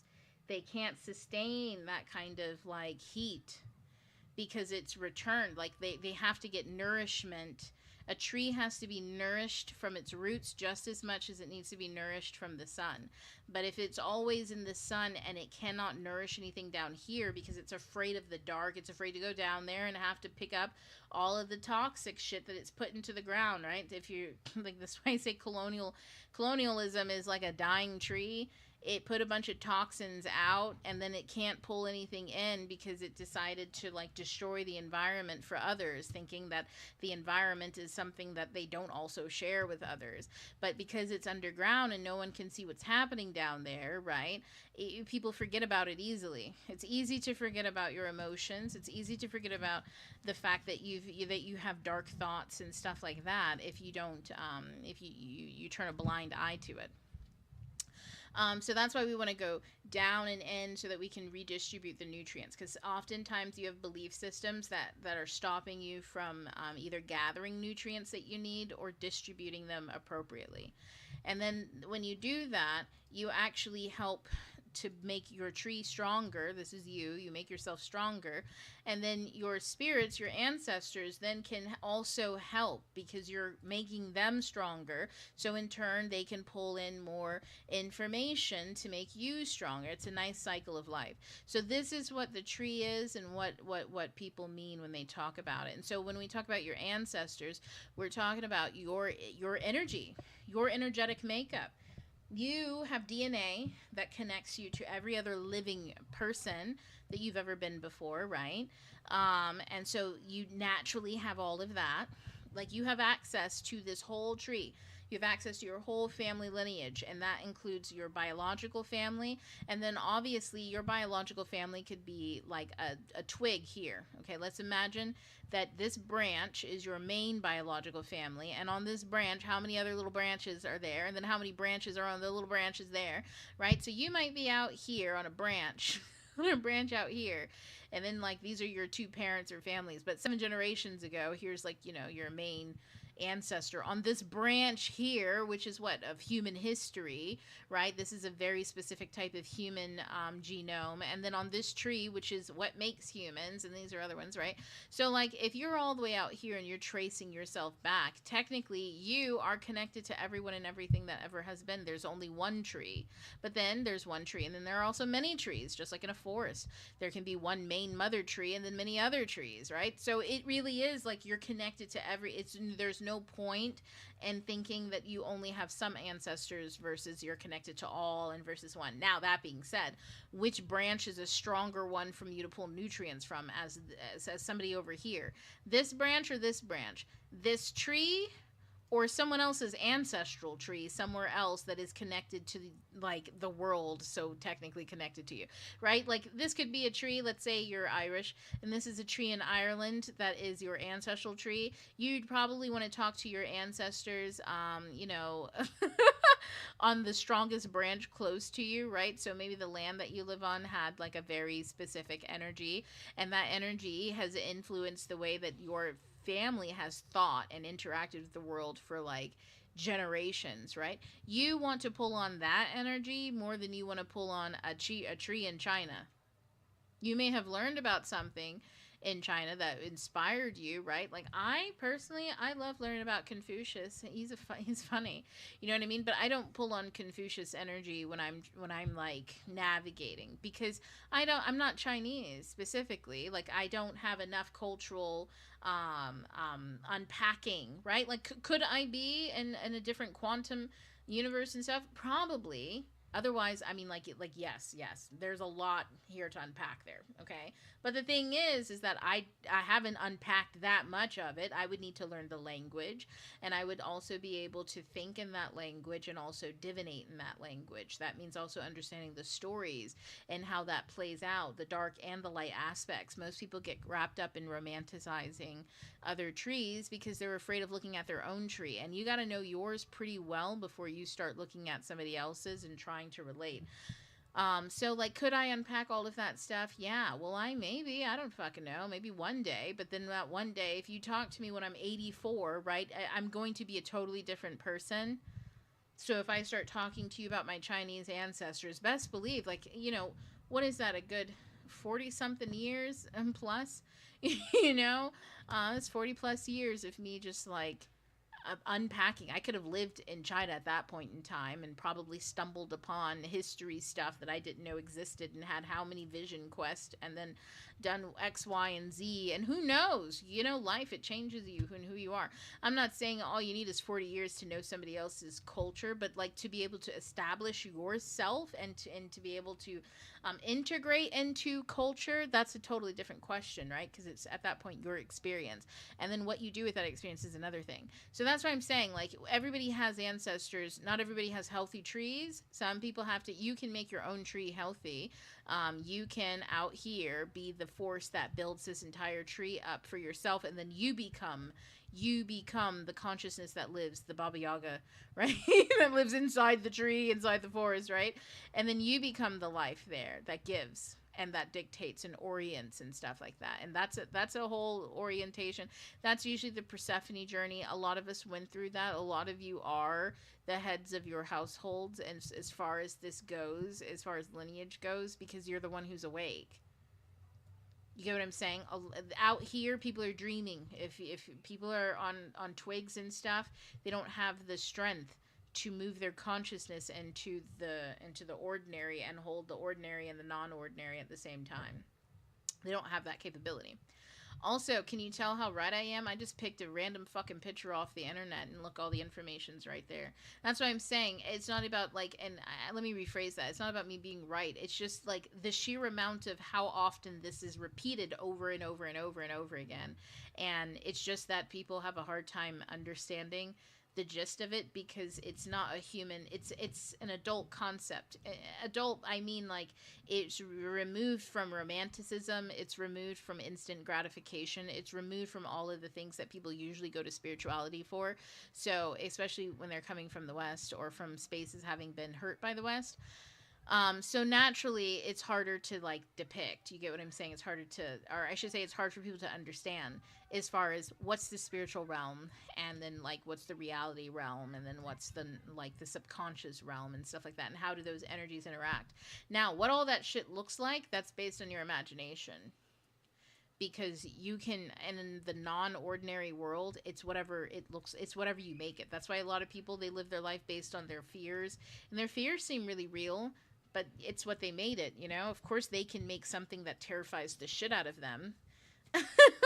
You know, like, don't be your own villain, people, because at that, like, you're the only person who could truly be your worst nightmare, because you have, it's you know what I mean, it's you. Okay. Yeah, it's crazy white patriarch line, but the frequency has been near baseline still, so it's a lot of charge, but very grounded. That's so crazy. I literally channeled the whole message of Dare Soga about how the timelines are splitting heavily now, and conscious choice dictates the timeline people choose. Like, conscious actions now are so crucial. I got so angry yesterday for like hours on end, and it took a while to calm myself down, but then randomly had the most insightful line conversation with a random stranger later in the day. That happens so often. I just want to double down on that one. Is usually, if the energy, when it hits you, if you feel anger and you don't know how to explain it, or everything is irritating you and you don't want to be irritated, you feel grumpy or something like that, check the Schumann resonance, because it could simply be that. And two, if you can just understand that it is yours, acknowledge and sit, go inward, right? Go down. If you feel like things are burning up, you're getting angry, go from up in the leaves and go down into the ground where it is dark and cool. It's you will be resistant to do that, because it is a solution. It's you don't want to go down to the dark. You want to be up there in the light and see everything and be pissed. That's kind of like how fire works. So it doesn't like to be put out. So you got to go down when you go into your interior world, right? If you can just acknowledge that these things are there for a reason, as in like, what is the purpose of this? Because if, in other words, if it's not something triggering you in your physical world, okay? If somebody walks up to you and says, hey, you dumb idiot, like, let's not take that time to go inward. The problem's right there. But if somebody's like, you know, they accidentally misspell your name and you're like, oh my God, is today going to be one of those fucking days? If somebody's like, doesn't hear you and gives you the wrong order, somebody, you get what I'm saying. Like, these are tiny things that are irritating, that you're not really angry at those people, but they are making you angry. You are angry, that sort of a thing. When you recognize it's not the external world, however, things are out of alignment in the external world, that's when you want to go inward. And then when you go inward, you want to just acknowledge like something's out of alignment. And when you do that and you go, oh, so if you look at the Schumann resonance and it's all out of the whack and crazy, you can just go, oh, something, like, just assume upgrades are happening, so things are out of alignment on purpose. And that it's just not, like, you just need to put down whatever it is that you're doing, just put it down as much as you can. And I'm saying that as somebody, like, and I feel like, man, sometimes I have to literally put things down, and it feels like I am stacking up tons and tons and tons and tons and tons of work for me later. It never turns out that way. It always turns out that either I have exactly the help that I need to make something go really fast, whereas previously I didn't. Or it turns out that I just, so for some reason, have this sheer amount of energy that everything that I have to do takes half the time that it would have when I thought I had energy. Like, because now it just, everything clicks. Or it turns out that through a set of fresh eyes, everything that I thought that I was doing is actually not what I'm doing. Or like, Like usually for me, I'm much farther along in the progression of something than I initially thought. I initially thought I was maybe 25% done, but it turns out I'm 75% done. And if I would have sat down and fucked with that thing when it was 75% done, thinking it was 25%, I would have strategically sabotaged myself into undoing my work and all of that to get it down to what I really believe, which is 25% done. And sometimes you can unwork yourself into a bind doing that. It's like creating a tangle where there's no tangle. You just take, you know, your wire and you're like tangling it all up. And now all of a sudden, when you had a 6-foot cord, now you really do only have 3 feet. And sometimes it can be incredibly difficult to untangle a mess, right? So it's things like that. If you just sit down and understand that it will work out, and you know you do not want and nor do you have control over how. If you learned that lesson while Uranus was in Gemini, I'm telling y'all, 21 minutes, it's moving. If you learned that lesson while Uranus was in Taurus, I mean, of how to just release control and rest instead, that is going to serve you astronomically moving forward. Astronomically. Because you will now know the sign that Uranus has entered into your domain and he's moving things around. If you try to control it, and I'm telling you, Uranus is the energy, he meets you as you are. You all know I talk about Pluto, and Pluto can be kind of terrifying, but he's definitely a gentle giant. Uranus is a madman. He will meet you as you are. If you say, I want an enemy, he will show up as the best possible fucking enemy. If you say, I want an all-inclusive luxury resort or nothing, he will show up as an all-inclusive luxury resort. Now, that includes all of the issues that come with an all-inclusive luxury resort, which means you don't really get a lot of choice over what is included in that luxury. You just have to find it a luxury. You just have to sit back and be grateful, right? If you start, like, unless part of luxury is your ability to stipulate what is and isn't, right, at any given moment, right? So, like, you get what I'm saying. Uranus is the type, he meets you exactly where you are because he's a quantum leaper. He quantums. He meets you at your exact position. So if your position is I'm sad and I'm angry and I'm this, I am, and include negative stuff, Uranus will meet you at that exact position. And what that person needs may not be what you like. So be yourself. Because when you're being yourself, what you need is exactly what you want. You like you like getting what you need. You like that. You don't want to get what the character you're pretending to be needs to get rid of the. You don't want to be that because Uranus will be what he needs to be to help you get rid of that and be back at who you are. Or worse, he would just meet you there. He'll just meet you there. And technically, Uranus always comes with what you need, including so. Like if you're pretending to be, somebody that you're not, he will come with what is needed to undress you completely and then put you on your way. But when you've been undressed, oftentimes that's so shocking you cannot see what it is that you need from there because you are too shrouded in embarrassment, guilt, betrayal, all sorts of other emotions that can make it really difficult to align yourself afterwards. So I just wanted to make sure I said that. I've been reading of Water and Spirits. I'm so grateful to Melodoma for writing it down. Oh, I know, right? It's so good. I'm on A Grandfather's Farewell right now. I read it in small bits and pieces because going through it, oh man, I get so sucked into the world that it's so familiar to me in so many different ways. Like obviously... we're from two. It's almost, you know what it is? He very much speaks a lot to a generation. It's very much like an uncle. He's about the same age as my uncles and stuff, or at least close enough. He's the same age for the most part as my mother. So, like, it's so familiar. Just listening to all of this is like being just transported into his world in the same way that I was listening to like my mother's stories or my uncle's stories or things like that. There's just, a certain cadence that comes with it that it feels like home. So it's so nice. Been reading. Oh yeah. Meanwhile, at that exact moment around 11 a.m., I was walking home from a lovely morning activity with my son, new weekly ritual, and I thought to myself, I should step into this apartment complex and look at their available units, like Francina said about when you're looking for your dream home. And now we're on a new timeline. Crazy. Yeah, no, for sure. Anytime you get like a little whim to do something off the beaten path, I'm gonna say it. One of a great line with Uranus is, "How weird are you willing to get?"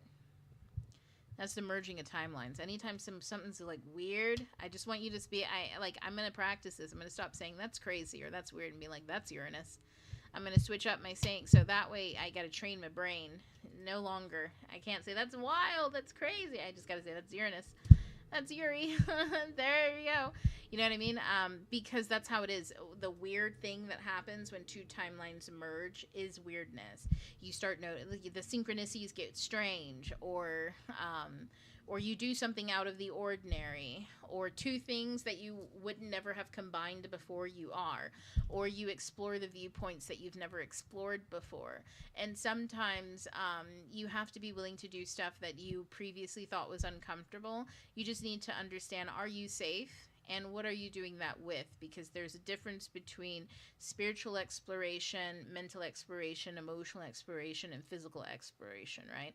I tend to say, as long as you are not projecting or making or doing explorations in the non-material realms, like spiritual, emotional, and mental, as long as you're not doing that with other people in mind, it's pretty healthy. So in other words, if you're exploring a role, but you're exploring that role with energy, rather than people. So exploring it with energy looks like using a fairy tale, Beauty and the Beast, for example, and having the beast be a stand-in, or beauty being a stand-in for a thought exercise.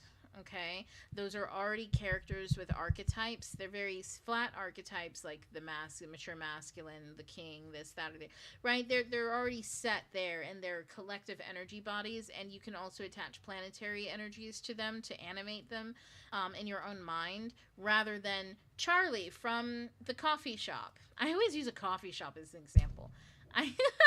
You guys can tell I'm so out of touch. I'm so sorry. I don't know where people go these days.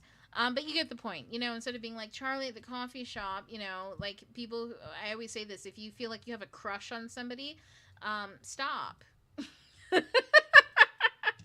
When they're not around, stop. Feel how you feel when they're there in front of you. You know what I mean? But if they're not around, just leave it. Leave it. You don't need to have a crush. You don't need to feel any kind of way. Just leave it. Oh, hold on. Oh, there we go. In the dust. Okay, let me see. To finish that thought. Yeah, leave people. Leave them where? You're my sunflower. You're my sunflower. Every time hold on. Oh, sorry, y'all. There we go. Oh man, now I was staring into those lights, my eyes. Oh yeah, so the reason why I just said that, what did I say? What did I say that? What did I say? Sorry, Post Malone's in my ear at the moment. Oh, that's right. So the reason why you want to make sure that you aren't using other people as stand-ins, like limerence or something like that, where you're imagining what they're going to do or what they're going to say or blah, blah, blah, blah, blah, blah, is because then you're pulling on somebody's energy. You're trying to force them to be part of your world, and that's unhealthy, right? So if you're just doing it with a planetary energy, right, and you're talking to non-material, you're talking to spirits, they don't hold you to things the same way that physical people have alignment and a purpose in life. Energy and spirits, they are already bound by nature, so they don't give a fuck about your fucking feelings. If they gotta go, they gotta go. If they can participate, they can participate. If they can't, they can't. They have no interest in manipulations, whereas human beings will be influenced by your manipulations, by your heavy thinking on them, by your heavy X, Y, and Z. They will be influenced by that naturally. We are always influenced by the energy that other people put onto us. And so you don't want to be influencing other people accidentally with weird fucking behaviors or trying to go through a timeline and drag other people with you. And I can tell you that as somebody who has a family, I move timelines all the time. My family's fine. You know what I mean? They're there. That's because, like, naturally speaking, in my reality, I only go to spaces and places where my family already exists as well. Like, I don't travel. I should say, when you're thinking about timelines, right? Think about it like this: there's a timeline where you live, and you have the same job that you have. And then there's a timeline where you up and you move to Okinawa, Japan by yourself. If you have a family, what are you going to do? Are you going to up and move by yourself just randomly because you had an opportunity, or are you going to bypass that because that doesn't fit in alignment with your family life, right? Like, and then there's another opportunity that comes around. It's in Taiwan, and your family like will prosper there. Like, there's so many different opportunities for you and your family, and so it works out. So which one do you take? Okinawa, where you got to go by yourself and say, "Oh, sorry, family, I have to pretend like you don't exist for the next 3 years," or you're going to go to Taiwan where it works out and it's in alignment with you. You're going to go with the one that's in alignment, right? So that's how that works. You don't have to worry. Worry implies that you're willing to pick the thing. Like, if I was willing to just up and leave my family and go someone randomly, then yeah, I should be worried about the opportunities in front of me, because some of them mean did like, oh, I gotta leave my family. That's what worry means. It means you're considering it, so you should be worried. Otherwise, you don't need to be worried because it's not a consideration. So that's kind of how that works. So you don't need to think about other people or plot or plan for them. Within your own alignment is the fulfillment of everything.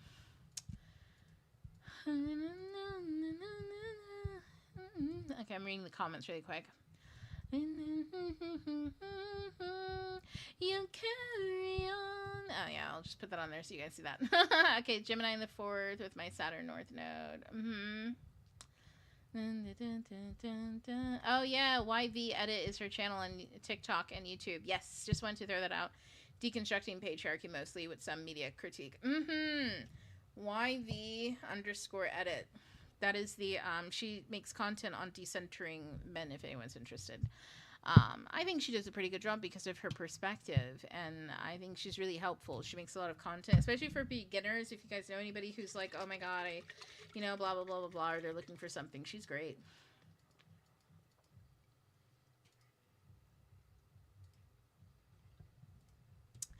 Oh yeah, there was that giant tornado that touched down. I keep seeing it in my head too. You carry on. Oh, you guys can still see the screen over on TikTok? Yeah.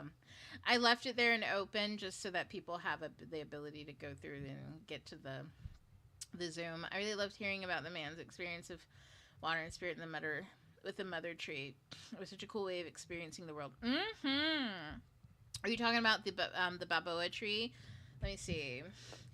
I haven't gone that far into it. So if you're talking about a different tree, I haven't read that part.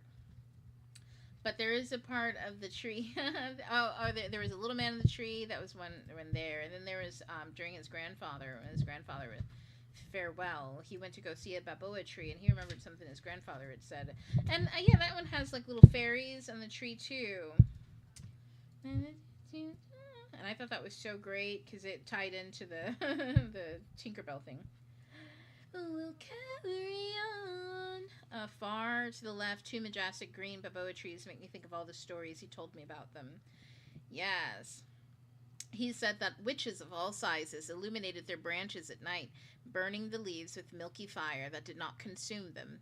He also, see, milky fire that did not consume them, light from the sun, technically, or the moon in this case, because it's at night. He also told me how these very same witches possess the secret of separating their souls from their bodies at night, astral projection, with consciousness coming awake into a different realm, and of turning their souls into light, expanding into infinity. You sometimes dreams are what you are experiencing in the astral. You're just synthesizing information. And so if you're like in your body, then you will experience obviously like the energies of your biofield, right, and what's going on there. But if you can leave your biofield and go to a different one, then you can experience something otherwise. Now, I don't know that a lot of people talk about the safety of doing that, and I will say this, that there are many different practices that do warn that if you are traveling out of your body, that you do so with some type of understanding or guidance. I have only been out of my body and in other realms a few times, to be totally honest. And once, I was brought up to a cloud, and there was an understanding that the energies were turbulent. And I think that has a lot to do with a lot of this was happening during Uranus and in Taurus. Okay, also Pluto and Capricorn. So I don't know, there's a lot of earth energy that was going on, and then we were moving into a lot of air energy all of a sudden, and there's a lot of clouds and smoke and fog. So I don't know, there's a lot happening last time. And then other times have been equally interesting, I will say that. Sometimes I am very consciously, like sometimes I do it during the day. I'm awake too. I'm just astrally, I've traveled somewhere else. And sometimes those realms, I'll explain it. Like if I'm out walking, sometimes I can be walking in this realm and another one at the same time. But in the other one, I am there kind of as a spectral. So I'm not really there physically, and I'm attached to a host or a vessel that's more physical in whatever that dimension is. And it's usually like an aspect of my soul that's like integrating. And like I remember once I must have been a dog in his world. I don't know. People were referring to me and talking to me as as I was a four-legged creature. Like this isn't a euphemism or anything for like any for like an ism. I was a four-legged creature, and I'm pretty sure I like caused apprehension in others because they couldn't. They there was something quite foreboding about me, and yeah, he was using that to his benefit. It was like an inside joke, you know. But yeah, I was like, I could only hang out with him because I was inside of like a dog or something like that. And it was the best disguise.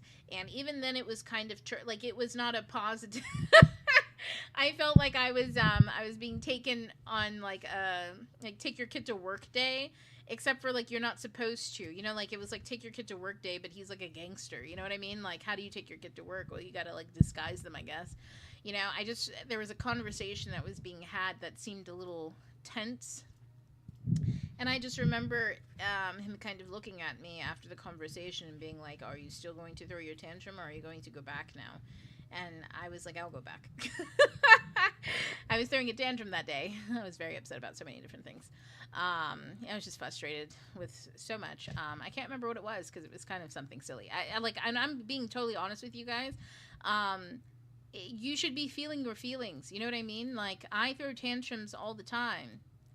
Not to like people who live with me, to my own soul. I go on a walk, I go inward, and I start complaining. And then you never know what kind of adventures are going to happen to you after that. I'm totally honest. You have no idea. Can you talk about depression in this context? Yeah, depression is just you are having a harder time being in your body. And so you're experiencing all of the woes of what's happening in your body without the ability to stop that because you're not in it. When you're in the body, it feels worse, obviously, because now you gotta sit down, you gotta feel all of it, and it all feels like you're stuck and you can never move. And then you have to remind yourself that you can. You have to remind yourself that mentally, and then you have to take some action towards joy, because depression says joy doesn't exist. And you convince yourself of that long enough, you stay in a stagnancy where you are only able to do things, but not based on joy, just based on whatever is making you do things. So if, let's say depression sometimes hits kids is young, but let's start at teenage years where it can get pretty heavy. A teenager will just go to school, get up, eat lunch, breakfast, dinner, go here, go school, go home, right? Like there are things you have to do. Lots of people telling you what to do. So what happens when that teenager gets to college? If they go to college, maybe they don't go to college. They go to work instead. So they have to have a schedule that forces them or moves them from thing to thing. And now what happens when that young adult is a mid-sized adult, 25, 27, 30? Let's say this adult is 30 now. And they have a job, it's not fulfilling, they hate it. It's a schedule, they're really good at it. Nobody really is treating them like that, though. They're always treated poorly. They have no life outside of go home, go work, go eat, go sleep, go home, go work, right? So this is depression. It has convinced you that there is no joy, but the truth is that something was disappointing or very traumatic, and at some point in time, and the person convinced themselves that joy was not accessible in order to stay in that feeling. And sometimes staying in that feeling, people make that choice for all sorts of reasons: spite, um, utter despair, um, the environment. If you're in an environment where there is no other way out, meaning everyone in the environment is locked arms and crazy against you. So this could just be a small country town where everybody's stuck at like the 8th grade level, and you're trying to do, I don't know, aeroscience, space science or something. People will like, all you guys have to do is go and read biographies, memoirs of people who have lived and experienced life in other places. Just find all the people who are really successful at something and then see what they said about their childhood. A lot of people will tell you, like an amazing artist will tell you, that everyone thought they were cringe and stupid growing up, and they are just doing the exact same thing now as they were doing then. You know, I can tell you guys, I shouldn't say most people, a lot of people found me to be a blessing. Okay, but then there are the people who found me to be intimidating, the people who found me to be frustrating, the people who found me to be full of myself, the people who found me to be overwhelming, or all sorts of things, right? The people who found me to be competition. There's all sorts of people that are going to find me 1,000 different ways, but at the end of the day, should that stop me from doing what I like came here to do? And if I don't do what I came here to do, how does that help all of you? That's the question. You saw, we just talked about this whole tree, didn't we? What is this? Is this the tree right here? It's right here. We just talked about this whole tree, right? Where I discussed with you the spiritual realm, the leaves up here, your world, and your subconscious down here at the bottom, and what happens and how you have to go between all of that. If you didn't know any of that before, and that made it really easy for you, but I let some idiot who just, didn't like me, or somebody who thought I was cringe for knowing things, dictate how I show up in the world, then you'd be fucked too. You know what I mean? So depression is like, there are things that happen to you in life, right? And they convince you. They do. They convince you to shut yourself off from your own joy. But you have to go back and identify those moments. And the way that you do that is when you feel troubled, any type of trouble, you go inward. Actually, let me come back down here. When you feel trouble all in the regular world, you're here, you feel trouble, you go inward, down to go, and you just sit with it, and you become the observer. You just let it play. You acknowledge it, but you can't do anything down here. When you're in the roots and stuff, you can't do anything. If you were to try to get up and do something, then you'd be destroying your own roots. And that's what I mean when I say go inward and rest. Don't do anything until you have clarity. Clarity happens when you, all of a sudden, you start going shoom, shoom, shoom, shoom, shoom, and you come all the way up here to the top of your tree, and you start seeing the light, clarity. Wow. And then you become totally detached from whatever it was your issue. That's you sending nutrients up to the tree, and now the tree's sending it out to be purified by the light. And then you slowly come back down into your normal world, and you're here again in the middle, and you're fine. And you're like, I'm so glad I didn't send that email. I'm so glad. You don't even have to say, I'm so glad I didn't do X, Y, and Z. You stop saying things like that, and you just start saying things like, okay, this is how I'm going to respond. Or, okay, this is what I'm going to do next. Or, you know what? I really don't even have to care about that. I'm so glad. And then you fuck off and go do something fun. Okay? That's how you overcome depression from this particular thing. You got Huntsville, Alabama on the mind. I don't, but that's so funny. What's happening there? Oh, that's those are all those scientists are dying over there, right? I remember the one chick was saying Huntsville, Alabama, something about aliens and stuff like that over there, I think. Yeah, they're doing their thing. You know what I mean? They're having a moment. And for me, it's more like disclosure is the moment where they have to disclose to the world that they built a matrix or a sandbox that a lot of people have decided to play in and pretend like is reality. And that sandbox is about to be, the earthquake. So it's going to go and all that sand's about to get shifted, and all those houses are going to come crumbling down. That's the collapse. A lot of people built their inner world. Their inner world is built on sand. Their inner world. What happens when the soil is depleted? It turns to what? Yeah, so the whole tree is going to fall down. And they don't have any other tree. So imagine your tree's fake. You know what I mean? Imagine I gave you a fake prop tree. And I put it on top of, like, I don't know, a little diorama or some shit. And I'm like, this is your spiritual world. Ideologies. I don't mean to laugh. It's fucked up, but you get what I'm saying. Yeah, that shit's coming to roost. Okay.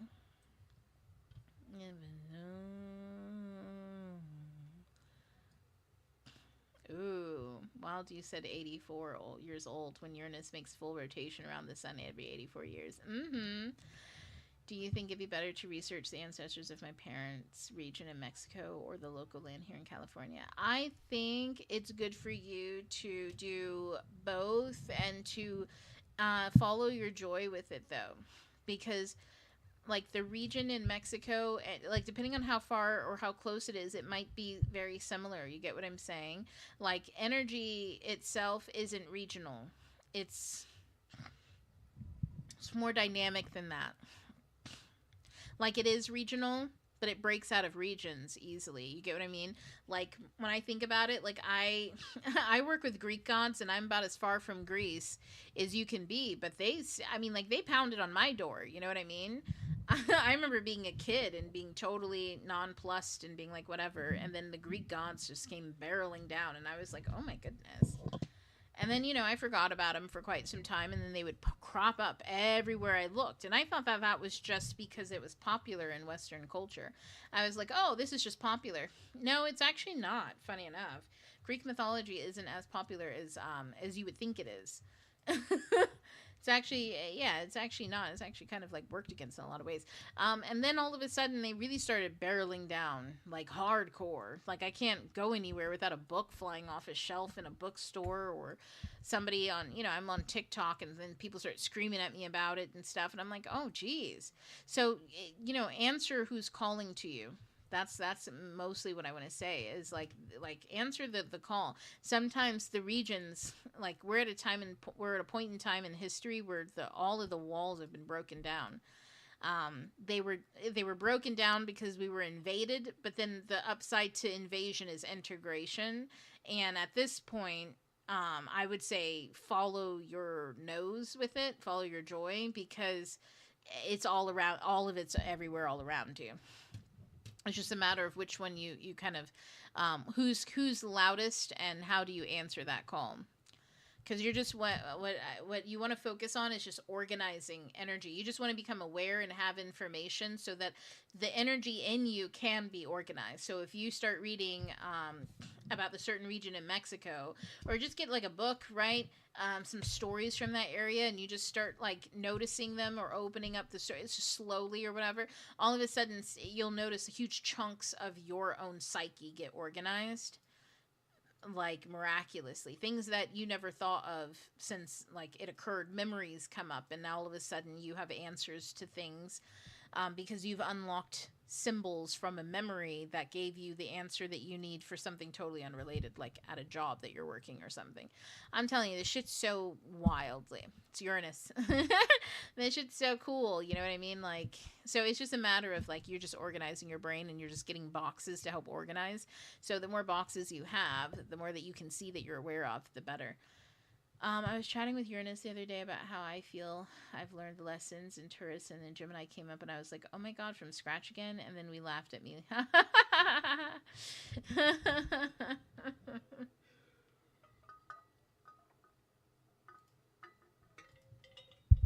I just want to say, it's never from scratch, but it always is. But it never is. What's playing right now? So it's like something. Crank that. Oh, it's Soulja Boy. That's insane. Okay. Oh, yeah, you're welcome. Explaining the tree thing. So, yeah, I do 25 minutes a day of water and have time in the sink and still not be able to do braiding sweetgrass yet. I always fall asleep. Oh my God. Yes, Braiding Sweetgrass is a lot to get through. In fact, my 12-year-old's reading the abridged version, and I think he's on part 4. We paused. He's doing a little bit of chemistry with disappearing spoons now, and we'll get back into it. I think of Braiding Sweetgrass is like biology, studying biology. So take your time. I've had some gnarly experiences, actual experiences. I've met Baba Yaga, and she attacked me with black cats. I've never felt super unsafe though. I don't mean to laugh at you. She would send cats at somebody. I started smelling the collapse of some of my worldviews last April and thought, babies, you have to create an inner understanding and joy that no one can take from you because things are about to happen. I don't know how to explain it, y'all. Oh, we're 8 minutes in. Ah, Soldier Boy up in it. Ah. Anyways, yeah, we're in it now. So from here on out, y'all, this is not what the thing I meant to show y'all. Let me see. I don't even know what that is. Oh, that was my, sorry, that was my tort exercise. Okay. I think I talked about all of this stuff. It's time for us to move on to... Okay, let's stop that. I think it's time for us to move on to a little bit of the questionnaire. I'm going to do one. And then I think I might have to get going. Let me see. I do have a few things I have to do. Tomorrow's my birthday. I'm entering the big 1 year for me, numerology wise. And I'm excited. Honestly, it feels like all new energy. Oh, by the way, numerology. Maybe I should mention that. Not me doing one. It's 7 o'clock. Class is over. So if you guys need to leave, by all means, you can leave. I'm going to do one of the FAQs, and that'll obviously be posted as well by tomorrow, along with this. So thanks, everybody, for coming out. And for those of you who want to stick around for the FAQ thing, let's keep going. The soldier boy, watch me. Pick the soldier boy to watch me.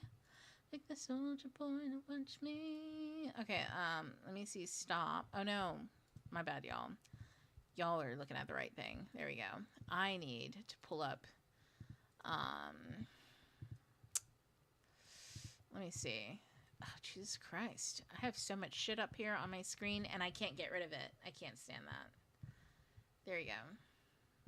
Okay, let me take that down. Is the rubber band man? And watch me do it. Let's get to it.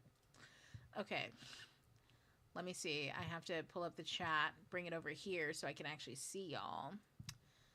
Okay.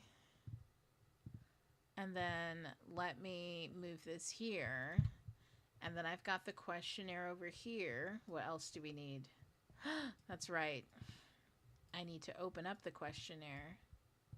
Watch me, and the soldier boy, watch me. Watch me, and the soldier. Okay, here we go. Okay, I just got to pull this up so I can do the little recording. And then, of course, this is going to be posted separately along with the live, and the live will be posted. And then I mentioned before, I just want to mention again to y'all that we're going to start doing these on Zoom because it's just so much easier. I just broke down. I got a subscription to Zoom. I thought, I really liked the Patreon aspect because I didn't have to download anything and then upload anything. I could just let the video process. But here we are. So that's on Patreon. Let's see. What else did I want to mention to you guys before we get started? There's a horse down here. Freedom. You always have a choice. I haven't pulled any cards yet, but I noticed it. Oh, yeah. We'll do Zoom links. Book club is Tuesday, 5 o'clock, and we're going to talk about chapters 1 through 9 of Peter Pan. Already so many different angles to talk about. I'll bring a little bit of history to it. I still got to pull up. I'm still looking for something that Virginia Woolf said on it, but I'm gonna pull up some historical takes on it. I'm gonna look for some reviews and things around the time that it came out because that'll help kind of give us a vantage point of how it was talked about during the time of its publication. because it was for children, but it was also for an adult audience. People thought it was interesting that adults could watch it too, even if they thought that it had a lot of sentimentality in it and stuff like that. And what does that mean? How are they referencing all of that? This is all before World War One, things like that. How does the new Englishman fit into all of this? You know, the one that is being raised without all of the lore and customs and culture. They're just kind of raised in this progressive era. That would be like the tech bro of the time. So yeah, we're going to talk about all those different things, and then like what is and some of the basic stuff, which is the fact that Peter Pan, Neverland is the Caribbean. I'm really shocked because obviously I've never read Neverland or Peter Pan, and this is my first time really getting around to it. I've read so many other the fairy tales and stuff. I just never got around to this one, even though I had a physical copy. And I always thought the overall pervading message about Neverland is in the world of imagination, right? It's out into space, but no, it's not. They were just using the North Star to travel to North America. The Neverland is the Caribbean. Tiger Lily is from the Pickaninny tribe, which is a slur for black children. I know this because I've heard it growing up. As a Korean, and then I saw how Tiger Lily was described, and I was like, well, goddamn, I guess he did get something right. She's coquettish, capricious, and would be wifed up if not for the hatchet. I was like, oh yeah, that's how all the women in my family are, including me. I mean, I did get wifed up, but that's only because, I'm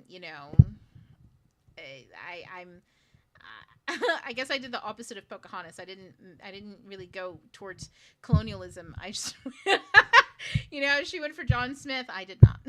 So there's that.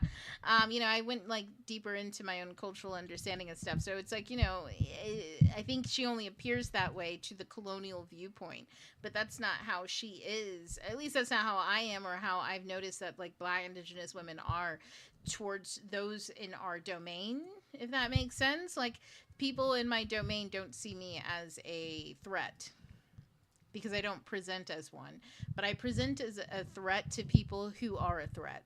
And that's all I ever need to know is like, if I feel like if someone says, geez, you're scary, and I had no intentions of being scary, that's everything I need to know. I start going, oh, really?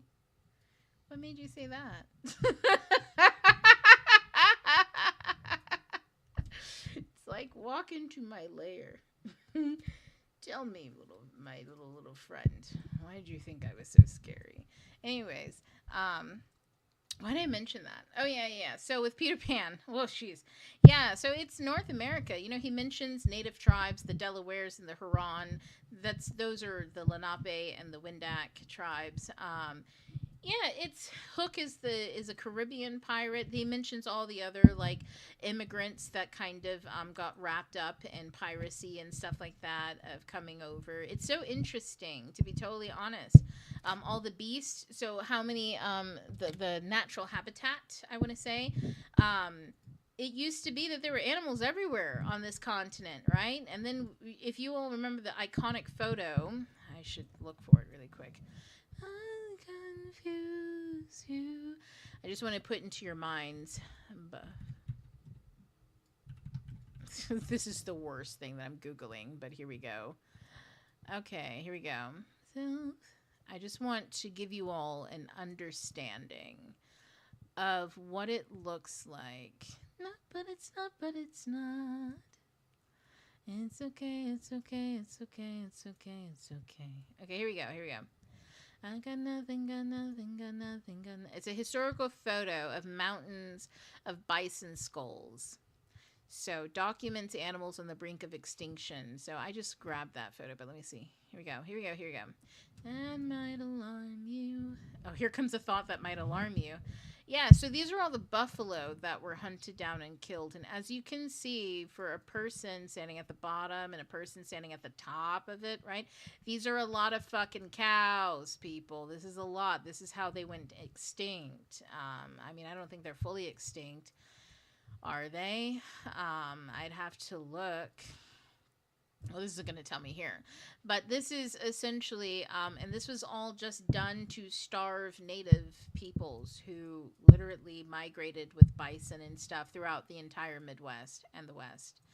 So, if this was done as a means just to cause complications to other people's food supplies, you can imagine what other stupid things people did and how easy it was to get rid of swaths of animals and collect them. Because you have to imagine the skulls that weren't collected, right?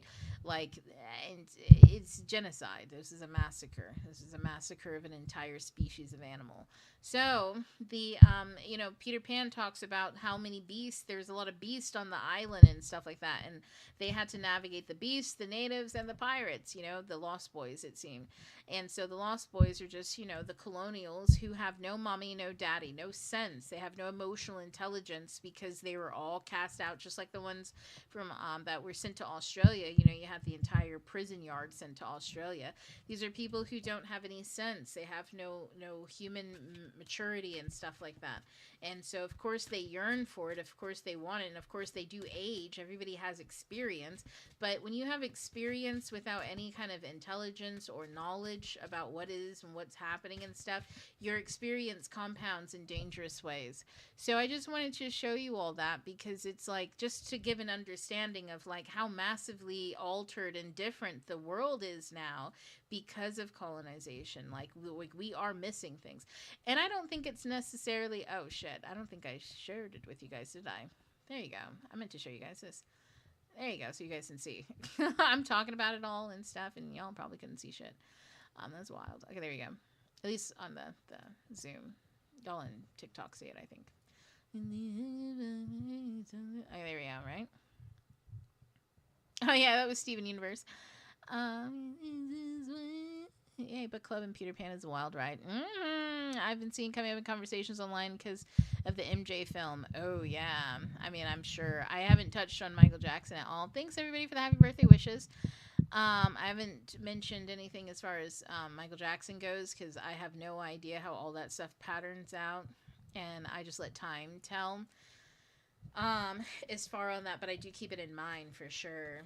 But Neverland for sure. It's the Caribbean. It is not a fantasy place. They're on a sugar plantation, the Lost Boys, and all of the plant medicine that exists there, the way in which they disturb the natural rhythm, the natural order of things, the cycle of life. It's all right there, and I can't tell whether Peter or James Barry is being facetious. Like in my mind's eye, there's an impish little man, and then there's also the soul. And I can't, and when you have a purpose in life, your soul enacts that purpose regardless of your ego. Like if your soul needs to set the record straight, it's going to set the record straight. Even if your ego can be either in alignment and it works out really great, or your ego is out of alignment, and so there's a shadow cast over what you're doing. You could be doing the right thing, but in all the wrong ways, right? And so that's kind of like I go back and forth. I'm not sure about Barry in that instance, but if you all remember my initial reading, the purpose of me reading was to find out what Peter Pan and Robin Williams' affair with his nanny have to do with each other. That was my original purpose for reading. So maybe that'll shed some light on it when I get to the end. I can't tell. Is James Barry like a imp of like infinite treachery and just a clever like being? You know what I mean? Or there's something else. I'm inclined to keep looking for that something else. But I leave room for disappointment always. Okay. Goes around, goes around, goes around, going back around. Yeah, see? What goes around, goes around, goes around, goes around, goes back around. What goes around, goes around, goes around, goes around, go back around. Okay, I am moving over now. We're gonna do back around. Okay, fuck, guys. Okay. I've got like three different things I need to be like moving at all times. Okay, let me see. There we go. I got these two going. Talk about it. Talk about it. Oh, you know what? You know what? No, no. How about I turn off that? Okay, hold on, y'all. Hold on. You looking around? There we go. How about I do this? Whoa, whoa, whoa. There we go. There we go. Okay, and then I think you guys see this one too, don't you? No, you guys see this one. Okay, let me change the one that you guys see. There we go. Now you guys see this one. Ah, there we go, there we go, there we go. Okay, I'm on one thing now. It goes around. Oh, okay, let me move this out. There we go. That's just gonna have to work this way. Okay, I moved the questionnaire so that way I don't accidentally give away anybody's like information or anything. Okay, we're gonna move on to the FAQ. I'm gonna do one. Let me pull a card. I feel like that was a really good breakdown of Uranus and Gemini and all of the messages that I have to kind of impart on that, because it's interesting time. Like I know the last 2 years we focused an awful lot on building the channels of communication, understanding it. But if there's one thing that I can impress upon you all is don't get stuck there. Don't get stuck in just knowing what the things are. Integrate them, practice them to the point where they become mundane. Okay? I mean, like, I check the Schumann resonance and I check the...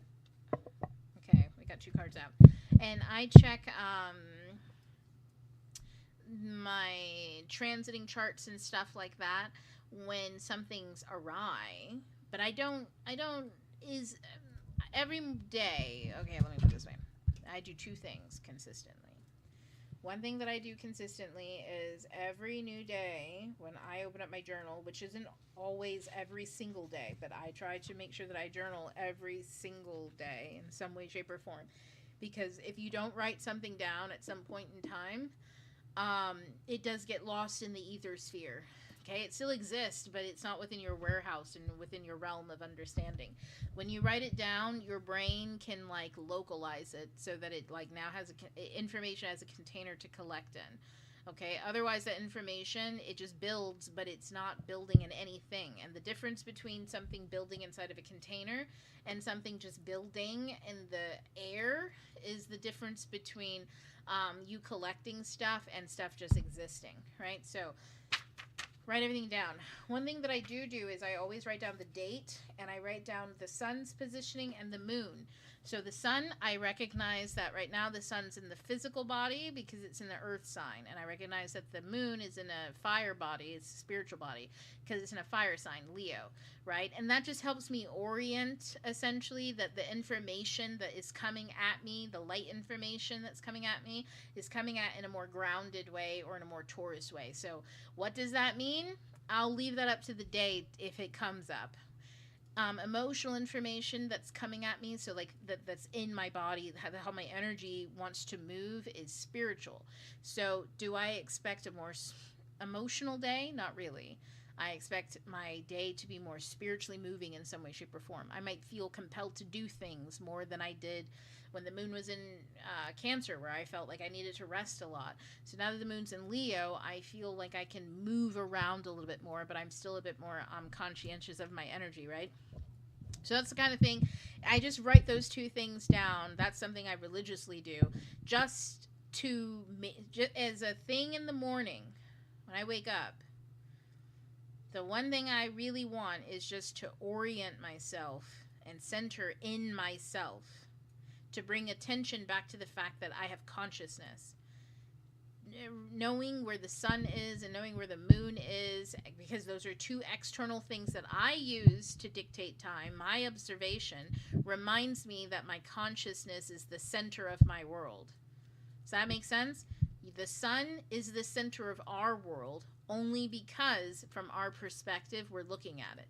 So that means you're the center point of the world itself because you're using the sun. Does that make sense to you? Without you, there is no observation of the sun. So You need to be reminded every day that you are the center of observation by observing the center of your observation, the sun, the moon. That naturally just kind of sets your brain that goes, yeah. Your brain just naturally reorients by itself. And then from there, everything comes to you, okay? Into that alignment. And then what's the second thing that I do? That I don't do it all the time. Oh, yeah. So checking these Schumann resonance or transiting planets, I'll look at those things and say, oh my goodness, there's a lot of energy. Or, everything's normal. You get the point that I'm saying. And something's awry. Why? Not because it tells you what's going on, but because it validates the concept that something is happening and that you acknowledged it. When you do that, when you do something that acknowledges whatever you feel, you are automatically becoming the observer of it, which separates it from you because you're here, it's here. You can look at it instead of it being you and you just feeling and being like, I don't know, I'm a mess. You now can separate and go, what the fuck is that mess? Why is that there? And sometimes Uranus says, oh, ignore that. I'm cleaning out the closet. And you go, okay. What do I do? Because you're fucking up literally everything right now. And then you feel upset. You feel mad. You feel sad. And then you feel like your whole life sucks. And then you remember that you are a creative being who likes to sing and who likes to dance. And then you go, and I can't do that because I have stuff I have to do, but I can't do that stuff because Uranus is fucking everything up. So why don't you just do the stuff you like? And then you go, oh, that's right, I guess I do have another life I can go live. And then you go and you sing, you dance, blah, blah, blah. And then by the time you're done, Uranus is done. He's reorganized everything, cleaned up. He's tidy. He's very effective, efficient. And you are, and he's left you gifts that you didn't even know that you wanted. That just come with the timeline, come with the new upgrade. That's how that works. Bottom of the deck is owls. Okay, so I'm going to show you guys at the top here. We have Dragonfly, Illusion. You know who you really are. And then Dolphin, Playfulness. Take time to play. That's funny because I mentioned that Dolphin all the time before. And then there was the horse. Wasn't there at the bottom there? What was the horse about? Control? Letting go of control or something? Let me see. I forgot. Horse. Freedom. You always have a choice. Yeah, I just want you to remember that because the owl is here too. Pay attention to signs. So many cards. We have 4 technically. I wonder why. Let me see. Okay. Let me record this. What else can I do? Start recording. Hello. Welcome back to our student FAQ. I already introduced our signs, our animal anchors for this session, but I'm going to reintroduce them one more time. We have the dragonfly. It says illusion. You know who you really are. And we also have the dolphin, playfulness. Take time to play. Now, before that, off camera, I did notice at the bottom of the deck was the horse, and that represents freedom. You always have a choice, and the owl, which is omens. So keep an eye out for the signs. So you have choices. Keep a lookout for signs. You know who you are, so alignment and take time to play.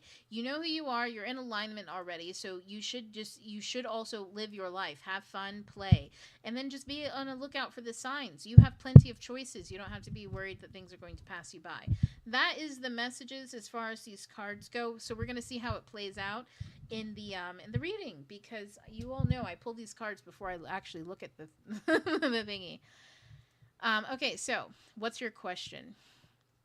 I would like to understand myself better, how energy works with me. What gifts do I have, and do I use them and how to use them, I think, in a healthy way. Okay. Let's see. Tell me what's happening. I'll read that part because that might give us some more information. But moving first, I want to know who I am. You already, I want to understand myself better. You know who you really are, right? That's what this says. The dragonfly, which is true. It's an illusion to think that you don't understand yourself. you do understand yourself. You know everything that there is to know about you because it's the only thing you can possibly know. You can't know about anything else. You've just been projecting everything that you know about yourself onto others. But instead, I want you to take every situation, every environment, and every relationship you've ever been in and understand that you were only experiencing yourself that entire time. If you deeply loved someone and thought, "Oh my God, they were the most attractive, amazing person, this, that, and the other," that's you. You were experiencing your own energy. That's what they were bringing out in you. Now, here's the question. Did you act on that energy or did you project it onto them to act out? If you thought, "Oh my God, somebody's so confident and they're so cool." No, that's you. Did you act on your own confidence? Did you like embody it, or did you just assume that that was them? It couldn't possibly be you. When you assume or you project it onto others, you literally you cannot do the owl omen. You cannot follow the signs. It becomes incredibly difficult to follow the signs or to know what your choices are when you immediately say that they're not your choices, that that is somebody else, that's their energy, that's what they do, right? Or in the environment. And I know sometimes we look at things and we're like, well, what about when people are cruel or unkind to us? Well, that tells you an awful lot too, right? But you have to be able to read those situations and know you don't internalize other people's actions as your own. You understand that the energy is yours. You projected, they had the opportunity to act in that energy. Did you? That's the question. If you didn't act in the energy, their actions are not a reflection of you. Their actions are a reflection of them in that energy. But what your actions are is a reflection of you in that energy. Did you step to and become confident as well? Because there's an invitation to act in confidence. They may have acted confidently as your adversary. Did you act confidently as their adversary, or did you act confidently as their victim? Right? And that tells us an awful lot. Sometimes you act confidently as a victim because you have no idea what else to do. Right? If your boss tells you, "Hey, you need to do this, this, this, and this," and I don't really like your attitude with these things, but they were out of line. They stepped over some lines to say that sort of stuff, or they're holding you accountable for things that aren't yours to be held accountable for. How do you respond to that? I'll tell you guys a story. My first agent was actually not my intended agent. I actually had queried somebody, and she was on maternity leave, and her assistant picked up my manuscript and really liked it. And the assistant passed me on to another agent who was available, and they wanted to, work with me. So I said, okay, cool. And then that agent, she was going, I've told people this before, you guys probably heard this. She was going through a divorce and all sorts of other things. And she was also kind of, she was like she was a very narrow-sighted person, or I should say agent. She kind of would pick up people that that she thought were quick turnarounds. Okay, so if she could turn around your manuscript quickly, great. If she couldn't, then it was the author's problem somehow, right? Not the fact that it's just, she would say, well, it's not sellable. This is the formula for what's sellable, that sort of a thing. Okay. So that attitude versus that kind of practice meant that when her divorce started really crumbling in and leaning in hard on her, she started to, I knew other people that were also agented by her, and they were struggling. They were struggling. At first I was like, either she's bad news or all of these people are neurotic. And then I remember I sent her an email and I was like, hey, can I get a timeline update on, it was a manuscript I sent her. I was like, because I think this would probably be a better thing to do besides this, this, and this. And she responded back with some crazy stuff about, I can't even remember half of the stuff that she said, but I remember as I was reading it, I stopped and I went over to my husband. I was like, I'm going to read you something out loud. I just want you to tell me your initial thoughts. So I just started reading it out loud and I was like, so what are your thoughts? And he was like, obviously she's going through something. Like, who says half that shit? And it was true. She was projecting onto me that I was impatient, urgent, that I was, all over the place and this, that, and the other. There was a lot there. And at first I thought that she emailed the wrong person. I had to double check to make sure that she actually was talking to me and not somebody else. And that's when I was like, yeah, I guess it's her, because she's done this to literally 3 other people that I know of. And I was like, hey, I don't like to, people tell me stuff. I don't like to just listen to what people say. I don't also X, Y, and Z. I like to just take all of the information and then allow that to inform me. So in that moment, I was informed. So now I have the choice. How do I act? Do I act like a victim or do I speak up? Do I respond? Obviously, I had to take a moment to breathe because I was like, who the fuck does this? Like, I didn't know she was getting a divorce and all that stuff at the moment. I was just like, this is fucking insane. I don't know what would make someone think, like, I understand all of these other aspects and shit like that, but this is weird as fuck. So as soon as I kind of like, I just sent back an email saying, hey, I understand, and, you know, I just kept it very neutral. I understand these particular aspects, however, and then I listed out all of the things that were problematic. She got on the phone with me immediately, apologized, and then, you know, passed me over to the assistant that I originally had looked at my stuff. She had just become a new agent, and like a month later, I sold my stuff at a 5-house auction with the other person. And that's how I knew immediately that you must always act in your own energy. You cannot act based off of the narrative that other people hand you. You have to act based on your narrative. Who are you? Okay, so when it comes to knowing yourself better, you have to know that you already know yourself. You have to know that you, every interaction, every relationship, situation, environment that you've been in, it's always been you and your energy. But the question is, how did you meet it? Did you act in the energy, or did you just project it and allow others only to act in that energy? Did you give up your ability to act? When you're a kid, you don't know that you have the ability to act, and if you do, that can be harmful for you because you're in positions where your actions have consequences outside of your agency, right?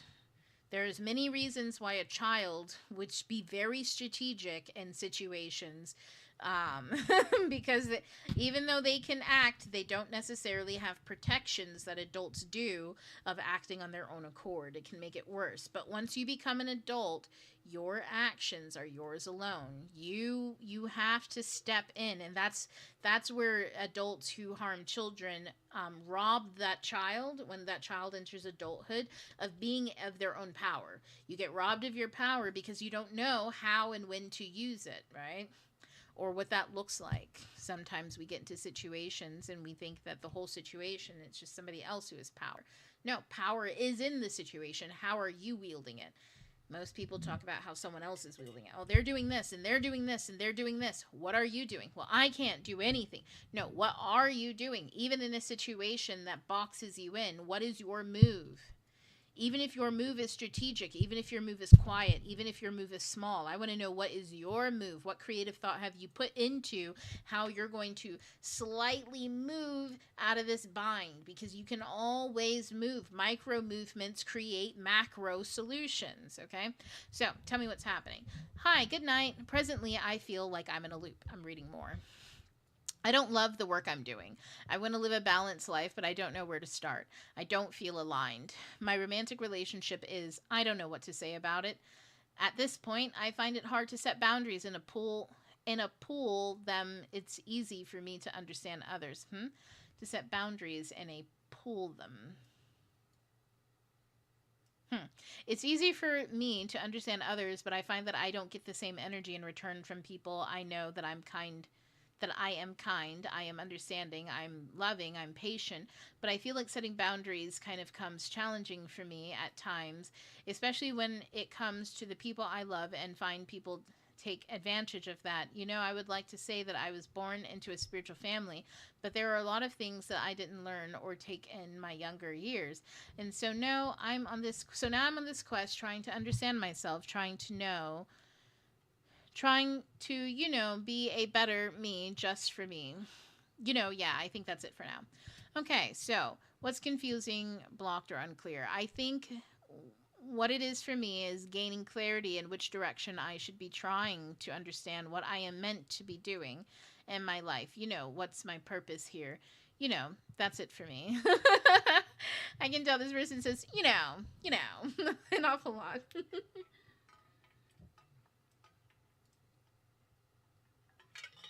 Okay. Sorry to take a drink of my water.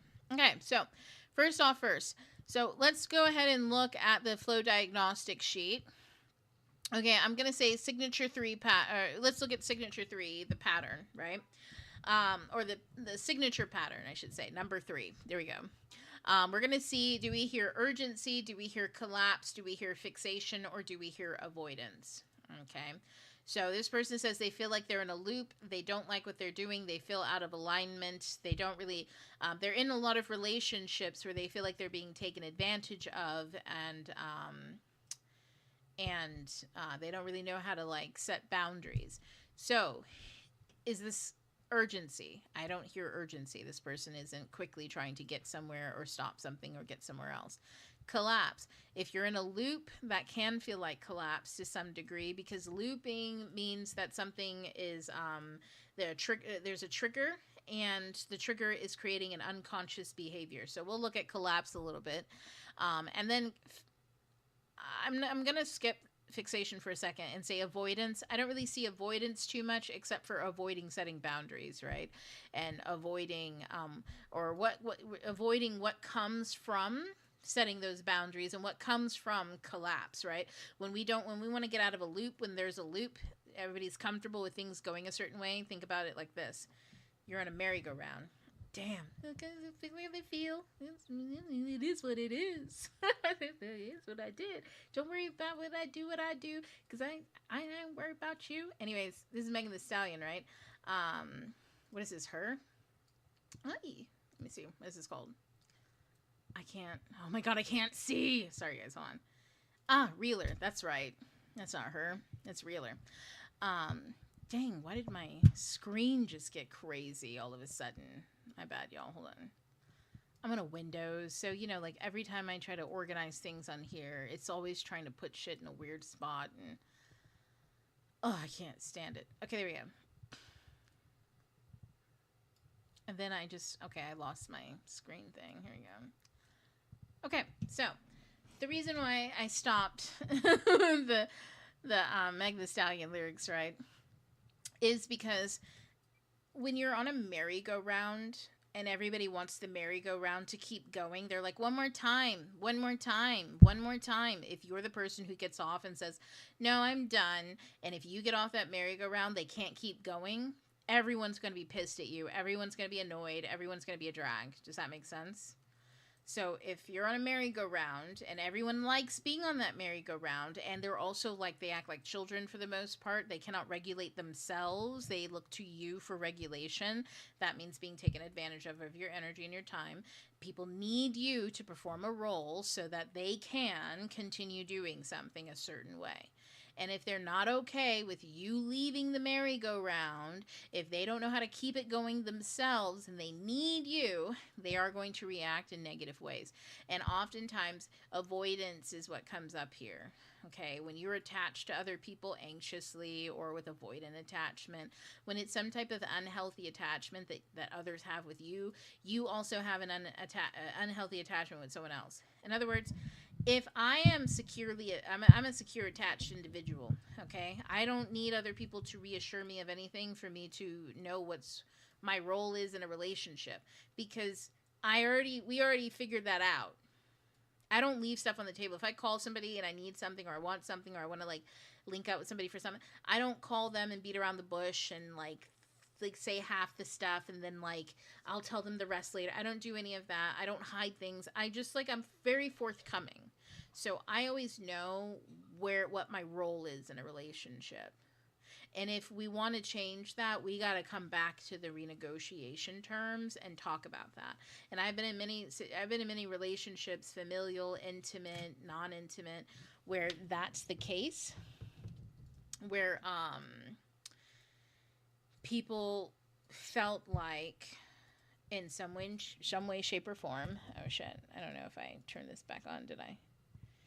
Yes, I've been in relationships where in one way, shape, or form, people have felt like they didn't need. Why is this happening? Is this like? Hold on, y'all. Ignore that. I think this is like full. Like it makes it. I have to. Okay, ignore my face, everybody. We're going through and we're deleting these things so that this turns on like normal. There we go. Ignore my janky setup for the moment. I think I'm going to have to buy a new camera. This camera is so old, but it works. It's just, this janky nonsense. And plus, I think I'm filming instead of just having the screen on standby, and I can't figure out how to. Anyways, you get the point. And most of you, I don't even think can see me. I think it's just you guys on Zoom who can see me. Anyways, whatever, and TikTok. Anyways, so anyways, the point that I'm making is that like I've been in situations where I've had to like get off a merry-go-round, and other people were dependent on me, but I'm not dependent on them. Okay, I'm securely attached. They may have changed the terms and agreement, but I didn't. They never told me anything. I didn't consent to any new stuff. So if shit starts falling apart for them and they start feeling some kind of way and they start trying to signal for me, because usually what happens is people won't tell you, I need you to get back on the merry-go-round, because if you don't, mine won't keep going. They're not going to tell you that. They're going to say things like, why would you get off? I don't understand. What changed? Why? And you'll explain, and they'll go, well, I don't understand what changed. And then you'll explain, and you'll be like, well, this, and they'll go, well, I don't understand. Why would you switch up all of a sudden? Right? Like they get stuck on trying to figure out why you won't get back on the horse. They don't explain to you why they need you on the horse. Like, hey, if you don't get on the horse, everything that I have falls apart because I banked it all on you being on the horse. That gives you like the ability to like speak, right? And gives you power in the situation, power that they may not want you to have, because it feels like now you have power over them. So sometimes people don't like that. People stuck on when you get off the horse. So sometimes people, they don't like that. They don't like that you have power over them in some way, shape, or form. So instead of just admitting that they've given up their own personal power to you, and they didn't know that because in the moment it felt like they were gaining from you. It felt like they were getting something over, like you were giving to them in a way that they didn't have to give back to. And you didn't want anything back. You gave what you gave. But they want that continuously, or they want that they want it for themselves, and they want to dictate how that goes, and that's not something you're willing to give. If you give that to people, they will keep pushing that line over how much of you is theirs to own until you are a slave. When you say not at all, I'm Black Indigenous. It's a never and it's a not all day for me. Get what I'm saying? We're like, it's like Tiger Lily with the hatchet, bitch. You can. If you looking for a slave, you can't wife it, because a wife ain't a slave. She a partner. That's kind of how I feel. You know what I'm saying? You looking for a slave, you just gonna have to look somewhere else. And that's just point blank. I'm also at this point not even going to fight someone else for entering into a consensual relationship with someone who wants to play that role. Let's put a circle around them, a red flag circle, and call it a day.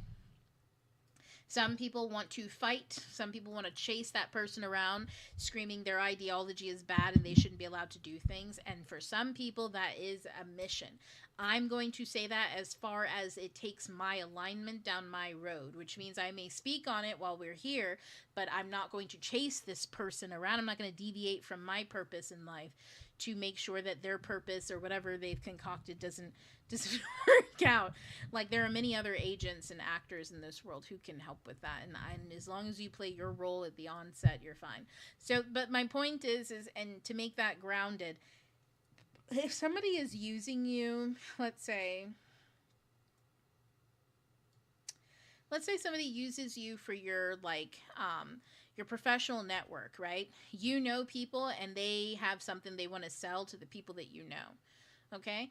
And you're like, hey, I don't mind inviting this person to a party every now and again when I go, because I know that, like, you know, they like to be able to chat with people, this, that, and the other, and I know some people are interested.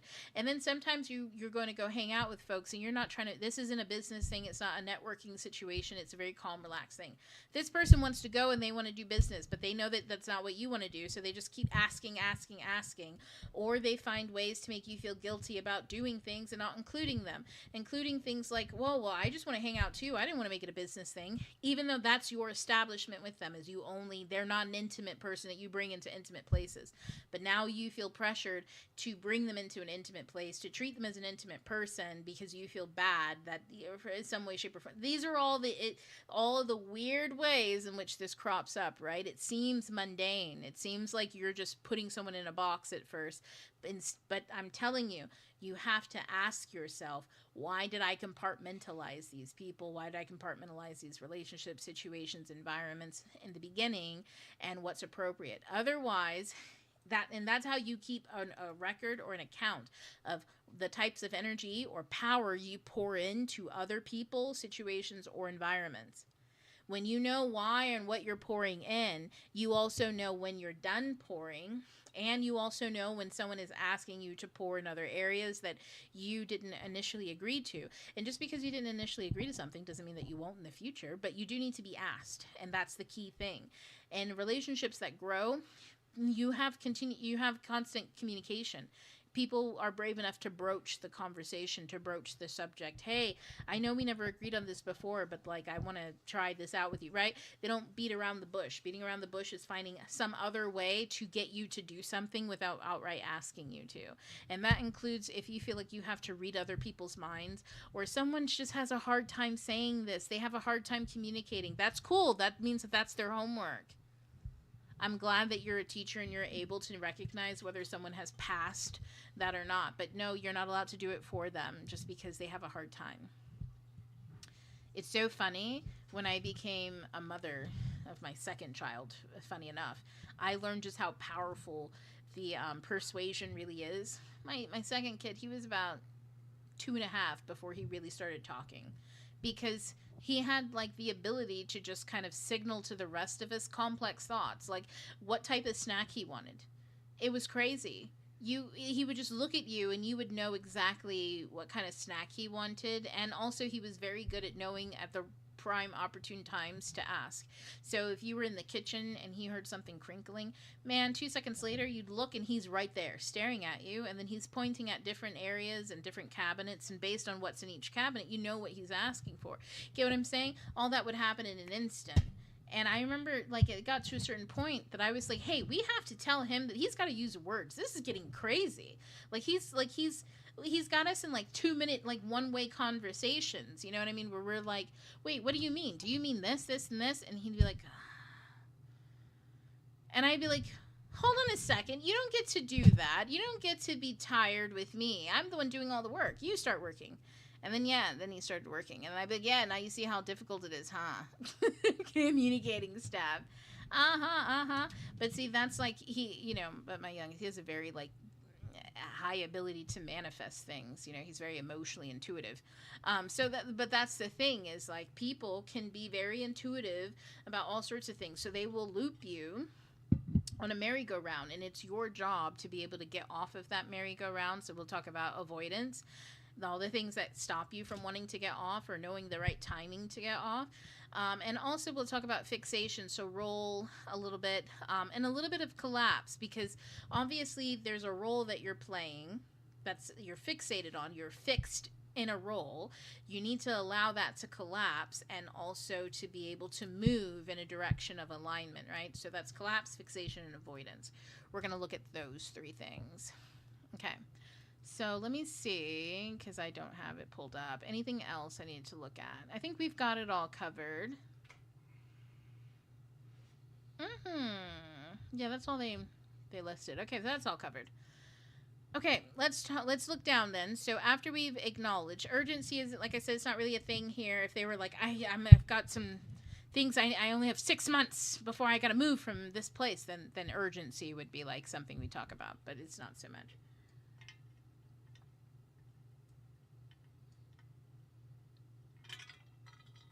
Okay, guys. Whew. Okay, so, sorry, I had to take another drink of water. I realize some people can't see me. So the flow loop. Okay, let's move down. What I'm going to do is bring us to some of the regulation domains. We're going to go like in order of the ones that we see. So detection. Wait, hold on. Okay. So for collapse, we're going to look at slip detection, recovery practices. We're also going to look at reorientation protocols, because that kind of fits under collapse a little bit. So we're going to look at these 3 first. Then we'll end up looking at role calibration, and then we're going to finish up on one clear action method. These are the tools. There's like 4 or 5 tools here that we're going to look at, okay? So the first set, phase 1. Now, to be fair, All of this is organized based off of the tools and how they stack up on each other, okay? Um, Sometimes tools, you'll see, well, I'll just show you. But these are all organized in the way in which the tools stack. That's how they're organized. So phase one is slip detection, okay? So this is collapse. When something around you is collapsing, you essentially get triggered. There's an event. The event sends your system into instability. Instability, something collapses. And that's usually when we feel like something has happened, okay? So when an event happens and you suffered trauma and you are out of alignment, it's because an event happened, you went into instability, and then you collapsed, okay? And what collapsed is your consciousness. You are still moving around. You're still going to work. You're still eating. You're still hanging out. You're still talking to friends. You're still going to family. You're doing all sorts of stuff. But your consciousness, your ability to get off the merry-go-round, you're essentially stuck in the merry-go-round. The merry-go-round has become life. And you're like unaware of it until something else happens and you go, wait a minute, this happened last time. Oh my God, no, I did it again. That's usually when we are shaken out of it. But we're shaken out of it by like betrayal. Something else collapsing, right? You want to break out of this before it, you don't want it to be another storm that wakes you up. You want to wake up before a storm hits, right? So slip detection is our first tool. This is recognizing when consciousness drops and patterning takes over. So in other words, you said you were going to get off the merry-go-round, but somehow you talked with someone and you're still on the merry-go-round and you decided, okay, you'll give it a few days and then you'll come back to it and a few days passes and they don't broach the subject and everything seems fine, so you just let it go. Patterning takes over. You let it go. So slip detection helps you kind of calibrate. It helps you like stay conscious, recognize that you're slipping from consciousness, and re-anchor. Okay. You'll notice, so use when the same loop keeps repeating. So in other words, if someone sends you a text message and your whole body freezes up or it speeds up really fast, you start getting heart palpitations and you're like, oh my God, they finally texted me back. Let me see what they said. And then they said something, but then they didn't answer the question that you asked, and you feel an immediate drop in your energy because like you thought you were moving forward, but you're not moving forward. You're still stuck in the thing. And the loop is taking over, right? We're looping back around. They're just trying to get back into the same thing. This, you'll learn to notice it in that moment. Like let me put it this way. You're aware in the moment that shit's falling apart, okay? We're all aware, but you're emotional about it. In the emotions, you are locked into it and you are experiencing collapse inside of the house. To get you outside of the house where you can breathe fresh air and you're not completely like enthralled by all of it and trying to hold things up and trying to save someone and yourself, to get you out of the house so that you can be fully aware, the three classes that cover this are the non-material senses, and embracing the elements. Planetary intelligence is helpful too. And a DNA, I got like a piece inside my DNA. Okay, let me see. Sorry, I had to move that. So it's those three classes. And in these three classes, the non-material senses, you just become aware of, you have 5 physical senses, you have 12 non-material senses. I bring you through awareness of what those are so that you actually can start using them rather than just unconsciously. You become conscious of them. So your sense of perception. When other people are perceiving you, do you know when you walk into a room, do you know when you're being perceived versus when you're being ignored? Do you know when perceptions are working against you? Do you know the storyline someone has about you in their mind and stuff like that? You know, and when they're acting on it versus when they're not acting on it. Do you know when someone's looking in you versus when they're just looking at you? Like, can you tell those things? Can you feel the difference between them? Their energetic differences. That's like a sense of perception. That's ruled by the 7th house. Do you know your sense of self? Do you recognize when you are sitting with yourself, the different aspects of yourself? Do you recognize your consciousness in an aspect of self versus in just the body? There's so many different layers to it and stuff like that. But ultimately, I just get you aware that there are 12 non-material senses so that you can start navigating that non-material world. So the spiritual world, this is where you talk with your ancestors and stuff like that, because they sit they sit on the outside of your perception. You can't, like, if there's one thing you take away from understanding anything that I talk about with spirituality, ancestors, this, that, and the other, you as a human being has a very limited scope of perception. So your ancestors help you with the rest of it. So they sit outside of your sense of perception. So the conversation between you and your ancestors helps you see a full picture. Okay, but you have to have a language that develops between them, and you have to know how they're talking to you. They talk to you using your senses. So just like you have a sense of taste, smell, sight, and all of that to help build your reality, you have 12 non-material senses that help build you the fullness of reality, not just your narrow one, your physical human one that you only can perceive through a narrow sense. Okay. Creative awakening, embracing the elements, that's right, that's in slips detection. Teaches you about your 4 bodies. You have spiritual, emotional, mental, and physical body. So you just learn about them, then you know what is housed in them. I told you guys earlier that for me, I keep track of where the sun and the moon is to kind of orient my consciousness to realize that I'm orienting around something that is outside of me. So that brings my perception back to me. What am I centering? The sun. But it's me who's centering it. So I am totally the center of the universe. I'm using the sun to center my universe, essentially. So when you recognize what body is being activated. So right now the sun's activating the physical body more. The moon's activating the spiritual body right now. So when you understand that, can you see that information in your biofield? Meaning, when you go outside, can you notice the difference in Aries season when the sun was activating your spiritual sense of identity versus today where the sun's now activating your material sense of value? Okay. Does the world look different to you today than it did yesterday or for the past month? And there's many reasons why it would, but that's why Taurus season is always the same time of year when all the flowers have already come out and the initial bloom is over and the green starts coming in. It rains more. The world becomes more vibrant. Like, yes, there's a reason why Taurus season, when the sun is showing you vibrancy in the material world, that the world is also a more vibrant time, right? Now, that being said, when you live in a different atmosphere or hemisphere, right, that changes and stuff like that, and that's a totally different conversation. But embracing elements teaches you about your 4 bodies so that you can start getting more in tune and alignment, right, with the information that exists in your field and how you synthesize that information. How do you take it in and understand it and then use it to help you navigate the field that you just got all this information from? So as a scientist, you just got plopped onto a random planet and you have all this information. You have all this stuff around you, green shit, purple shit, pink shit, all sorts of stuff around you. How do you take in the difference between a tree and the difference between water, what might be something you can ingest versus something that might attack you?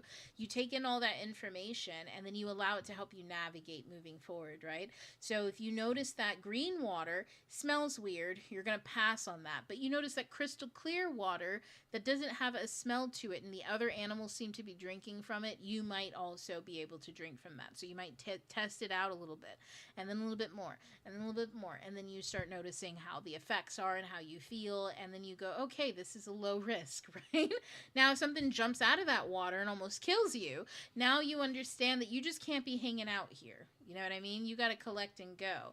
But you get the point. You start learning about your environment so then you can navigate it better. Your bodies are environments that you have to learn about. And the positive thing is you are inside of it all the time. So you have how many ever years old you are, that's how many years experience you have in that fertile body, that whole field, your spiritual, emotional, mental, and physical bodies.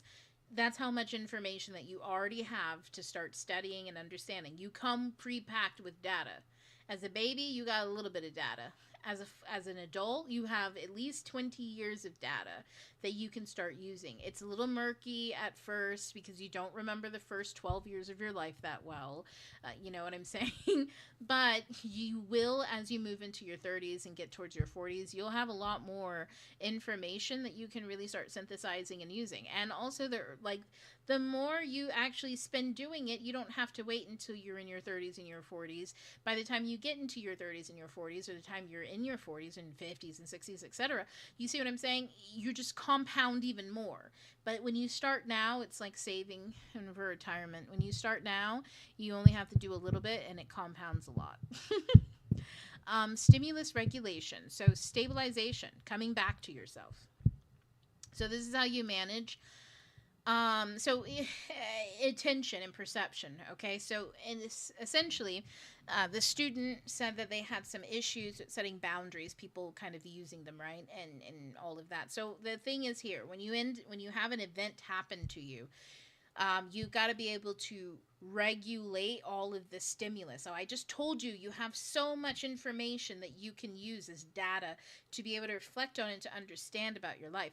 But that so much information can be really overwhelming at first.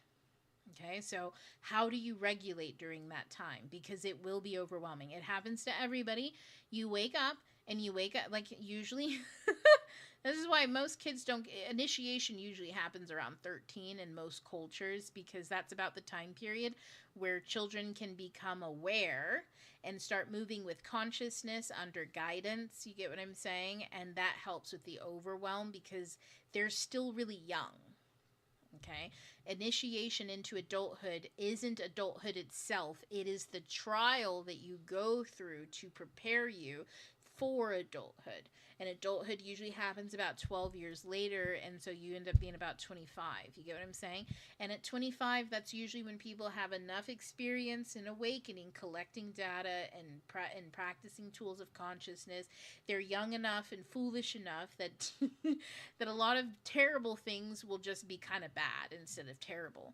But when you have someone who doesn't get initiated until they're 25, they have 25 years of information to go through without the whimsy of childhood.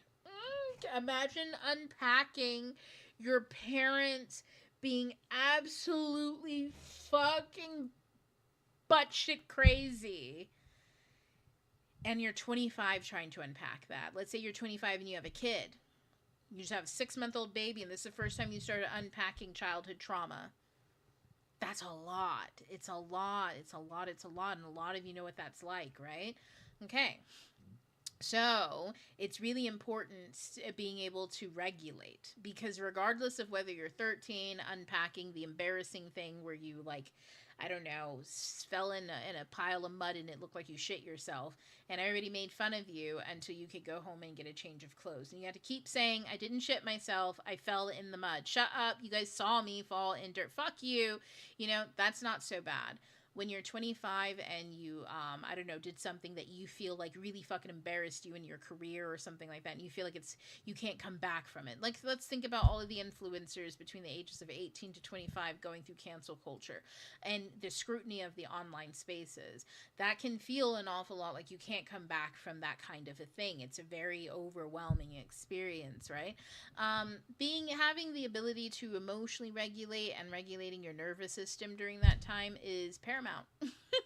Regardless of whether it's people making fun of you for falling in mud or people dragging you on the internet, you still need to know how to regulate your emotions, and having the tools to do that is it's nice to have them at 13. You'll be extremely grateful to have them at any point in time in your life if you didn't get them by 13, if that makes sense. So it's not a matter of you were lost if you did not get this early on in life. No, it just made things not as easy and not as fun.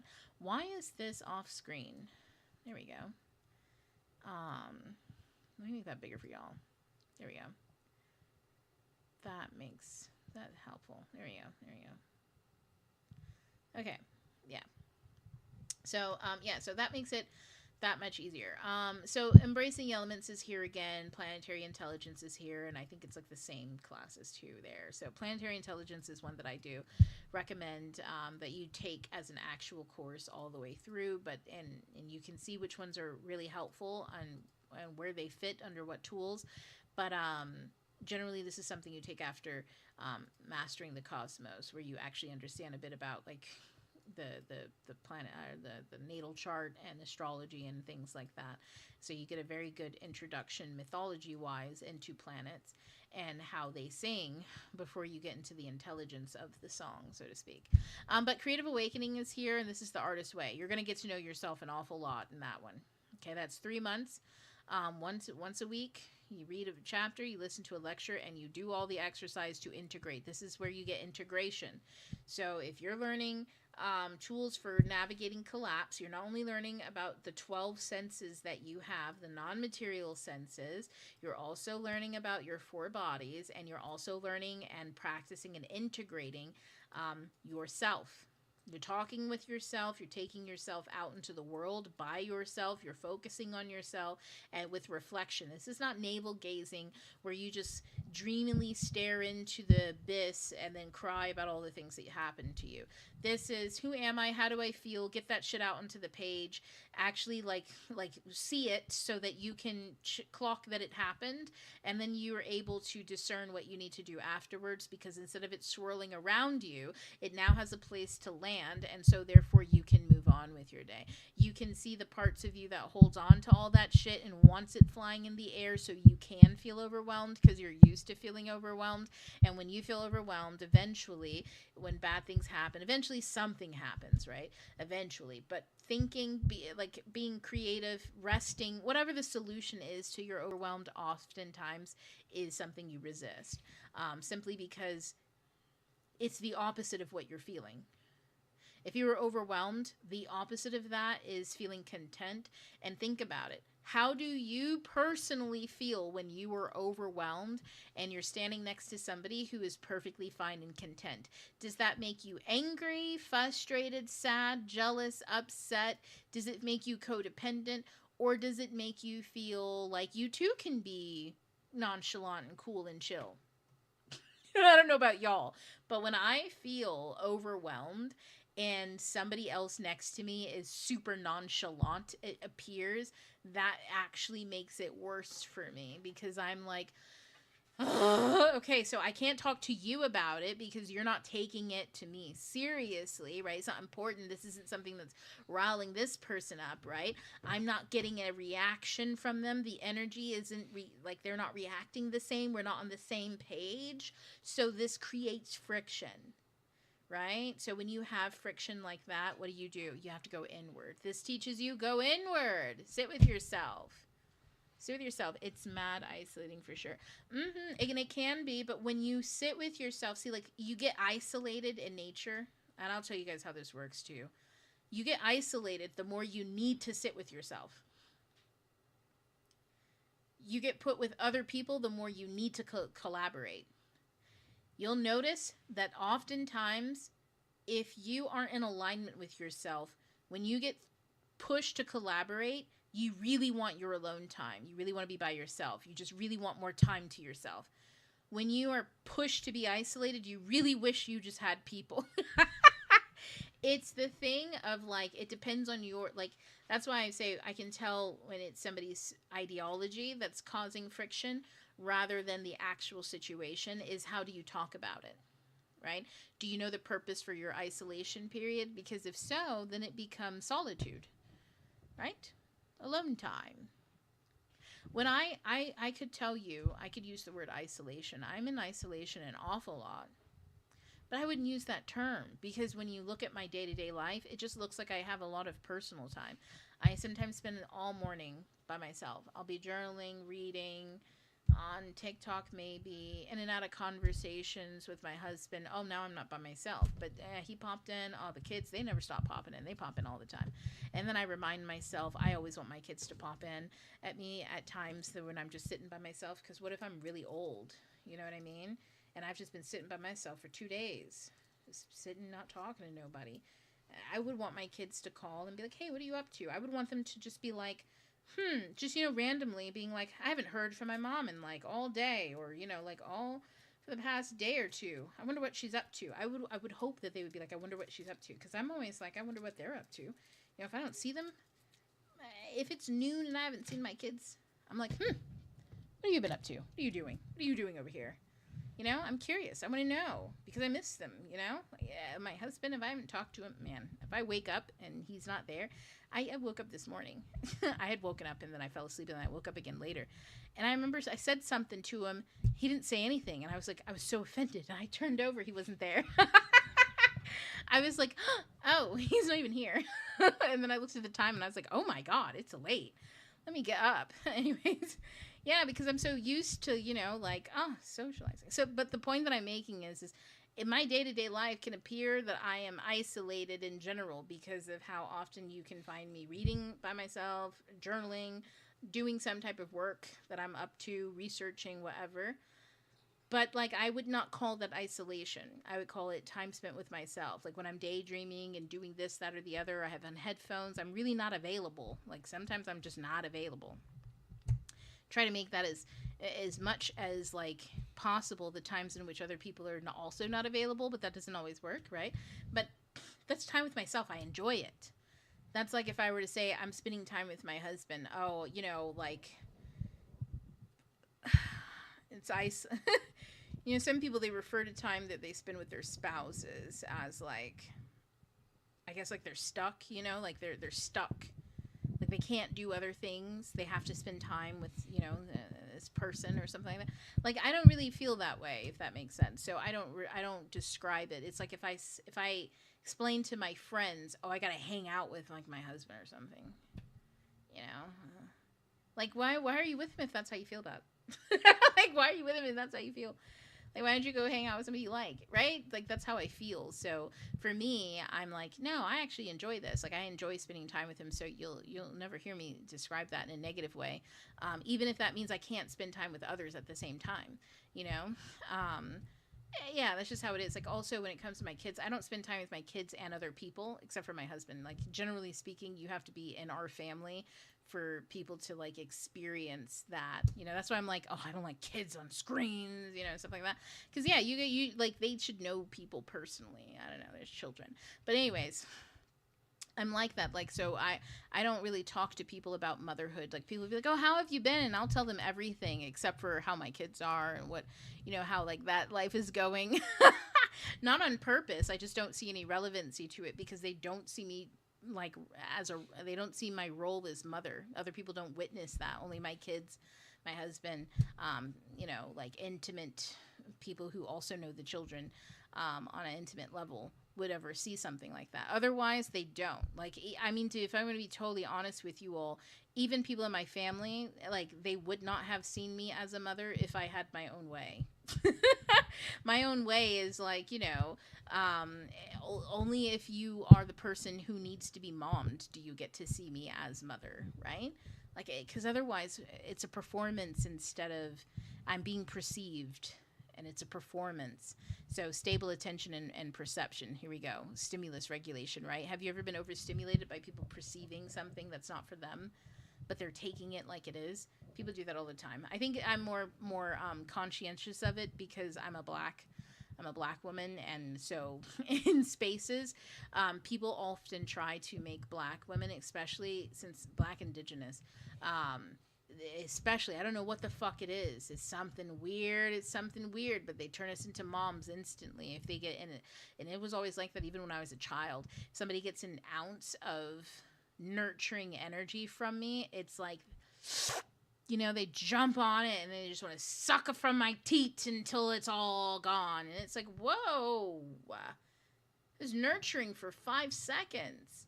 All I did was, give you a little bit of encouragement. Back off the teat, but and I'm saying this is in my personal life, when I was a kid, that was weird. growing up that was weird, with peers, with people older than me that was weird, and then like people like in professional settings. And it's weird because people legitimately go from go from the experiencing you as an appropriate like role reaction, like if it's somebody at work, right? They go from being a coworker to treating me the way that they understand or have a relationship with their own mother. Like if I do anything nurturing, and the nurturing thing I could do could be nurturing my children on a phone call for 5 minutes, and then like, okay, I'm back. That could be the thing that they saw. And like if that invites them in, and if I don't mind, like, sometimes I don't mind it. So I'm not weird, like, you can't see me be a mom. It's not that there. It's just like some people take that as a permission, like they see it, so now it's part of like how they know, and so they can act from that place. Some people just see that they have glimpsed an intimate moment and are respectful of that. But the people who are not respectful, yeah, they get weird. They get weird, and they will put things onto you. So it's important for you to know, like, how are you being perceived, and not to respond or not to react to perceptions. You don't need to, I don't tell other people, I'm not your mom and this, that. People will say, that's not, what are you talking? People will be confused. Then most people have no idea that they are acting out of their natural, like the natural order of things, and don't like it when you call attention to it at all. I can tell you that much. But this is important for you to notice, because it's the narrative that you set. That's what you should be following. That's how you stay in alignment. You get out of alignment when you get out of your own narrative. And getting out of your narrative is not knowing what yours is to begin with. A creative awakening, that's going to be it. When you know your own body, embracing the elements, then you know what your body is saying to you. When you know how to talk to your body, how to talk to yourself, when you know how to listen to your own thoughts specifically, and how to listen to all the information, how to take it and synthesize it. So this is journaling. You want to know how you feel spiritually, emotionally, mentally, and physically? You will write about it if you can just give yourself the permission to be honest. Okay? And I say this to people all the time because, yes, I get an array of students. If you don't feel comfortable or safe writing it down physically, you can do it digitally. And if you don't feel safe keeping track of that stuff, you can burn it afterwards. You don't need to keep hold of it. You only need it to make it physical for a moment in time. Also, you can make it coded. You can do all sorts of coded things. You can write a story. You can make up new characters. You can write a fictitious piece of work that all the names have been changed, blah, blah, blah, blah, blah, and everything is coded. You could have a whole D&D game going that is really just your journal. It's just when somebody else looks at it, it's all just some make-believe gibberish. You get what I'm saying? You really can do whatever you want. The key, though, is that you are honest. And that also means be honest about the fact that you have to transform whatever you're writing into something like essentially unintelligible to everyone else because of the situation that you're in. We can't go around writing coded shit and then like still living in the same place that makes you scared to write in a journal. If you're scared to write down your actual thoughts about stuff and just leave it there, then you either need to consider what is it that your thoughts are and all of that kind of stuff. If you feel like you would be like, especially if you're like, someone would put me in jail. Okay, so what's good? What are you writing down? You get what I'm saying? Like, that's the honesty that I'm talking about. What is it that you actually feel? What is this stuff? If you're like, well, somebody could use this to make a case that I am not fit for X, Y, and Z, and then that'll make someone else mad, and then they will kick me out. Okay, so nothing illegal is happening, but it can be used to make other people think things about you. Now, that means what relationships are you in, what environments, what dynamics are you in, because all of those are essentially keeping you from being yourself and being honest about yourself without some type of steep retribution. You're in a cult. You're in a cult. Okay? When you don't have agency over yourself, which is basic privacy and the ability to exist as you are, you're in some type of cult. And it's important to recognize that, not to like raise your suspicions, like, like countries can be cold, but just so that you know that you are what and how you're navigating. That's extremely important. So recovery practices, I'll cover these a little bit. So recovery practices here, how do you recover from a slip? Right, that's in creative awakening, embracing the elements and the non-material senses. So we'll have covered that, all of those tools in the same courses, and this one just helps you with anchoring. Okay, like the animal totems that I used at the beginning, so dragonfly and dolphin, right, and then we had the horse and the owl under there too. These are considered like anchor animals, totems, right? So you can use them as anchors, so as things that help you remember, right? So every time a dragonfly flies past you, it reminds you to know who you are. Break the illusion, right? Dragonfly illusion, you know who you are. So if a dragonfly flies by and you were just walking or something like that, stop and actually ask yourself, how have I broken the illusion recently? How have I been myself recently? Allow that to be a message to you, right? This helps you recover when you pull on totems, things like that. I teach you so many other things though in here. So like how to recover, how you like sit. So going inward, writing and journaling, all of the practices and the tools. Recovery is really just use your tools for emotional regulation and nervous system regulation, and those tools we have them. I think I bring up the emotions posters that I have, which you can access a lot of that stuff online for free, or you can find like them on Amazon or TikTok shop and things like that. But just to become aware of emotional vocabulary and how some of these things truncate, and like anger, how does anger show up? Is it also passion? How does passion turn into anger? How about inspiration? Things like that. How are these emotions all connected, and how do they exist with each other? And can you do that without actually needing to get up, move, and to change things and to take control? Most important, the reorientation protocol. So, like, how do you return to conscious choice? You've recovered, okay? You slipped. Whoa! You oriented, you regulated all the stimulus. You're like, I'm so overwhelmed by all this information. Okay. I'm breathing now. I'm breathing. I went inward. Okay, and I'm waiting for clarity. Okay, now how do I actually make conscious choice from here? Same classes teach you this as well. Non-material senses, embracing the elements, creative awakening. See, you notice the pattern. It's all the classes are teaching you all the same. They're teaching you all the tools, the tool stack. So how do you return to choice? Well, you start making choices. You use discernment. Okay, you wait for clarity. You understand what clarity feels like in your body. You orient based off joy, no other emotion. That requires a certain level of bravery, because you are doing a 180 movement that you're not used to. You're used to moving with urgency, based on fear, based on all sorts of things that have been unhelpful thus far. That have led you to where you are. So the only things left are the tools that have been abandoned and ignored this entire time. So like discernment, creative thought and critical thinking, analysis, sitting in stillness without moving, holding space for emotions. All of these things are things that have not been built, or if they have, to varying degrees, they haven't been built to full capacity. And so they're not going to feel like you're not going to be familiar with these things.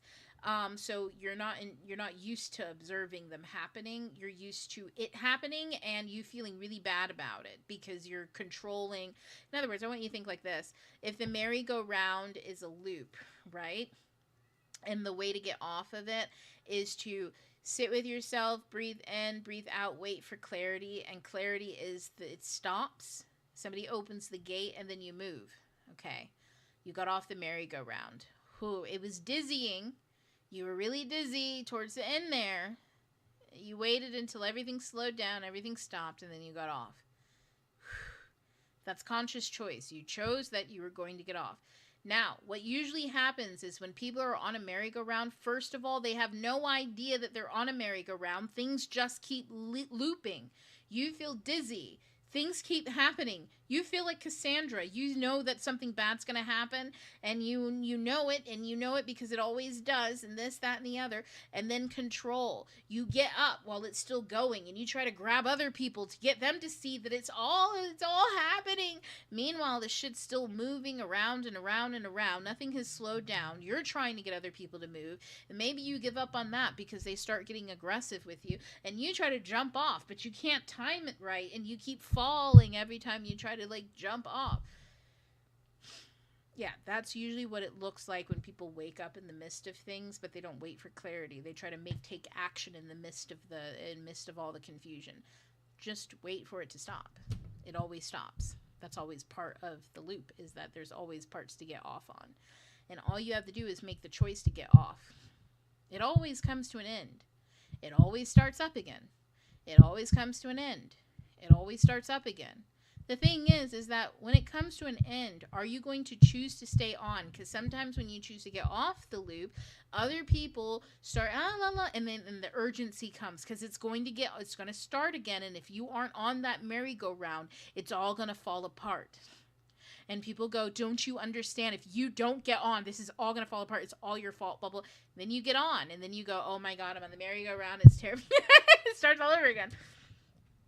So the key is to make the choice to get off, and then to actually get off, and then to just hold that boundary, right? You got off for a reason, to see what happens afterwards. What if the whole thing collapses and it's because you got off, right? Why didn't other people get off? You didn't make the merry-go-round collapse. If you are required to participate in it for it to go well, then other people should either find a replacement or they should get off of it until they do find a replacement. Right? Like, that's how that works. They shouldn't get on it, try to make it work, and then it falls apart and collapses, and then they complain and blame you because you weren't there. That's, it's rough. It's rough. But by the time they collapse and everything, you'll be off somewhere else anyway, so you don't have to hear about it. And even if you do hear about it, you'll be hearing about it from a totally different vantage point, where you'll be like, and that's why they should have gotten off, because the collapse was happening. It's not the fact that you weren't there, it's the fact that these systems are collapsing. So that's reorientation, okay? So let's hit role calibration really quick, and then I'll do a little bit on integration. I think, was it integration I wanted to talk about, or was it one clear action?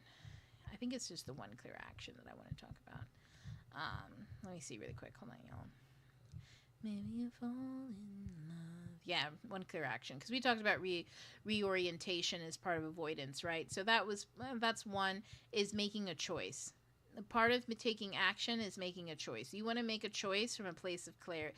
You want to make a choice, and then allow the invitation for you to actually take action. Okay, making a choice is like when I decide I'm going to wake up early tomorrow, right?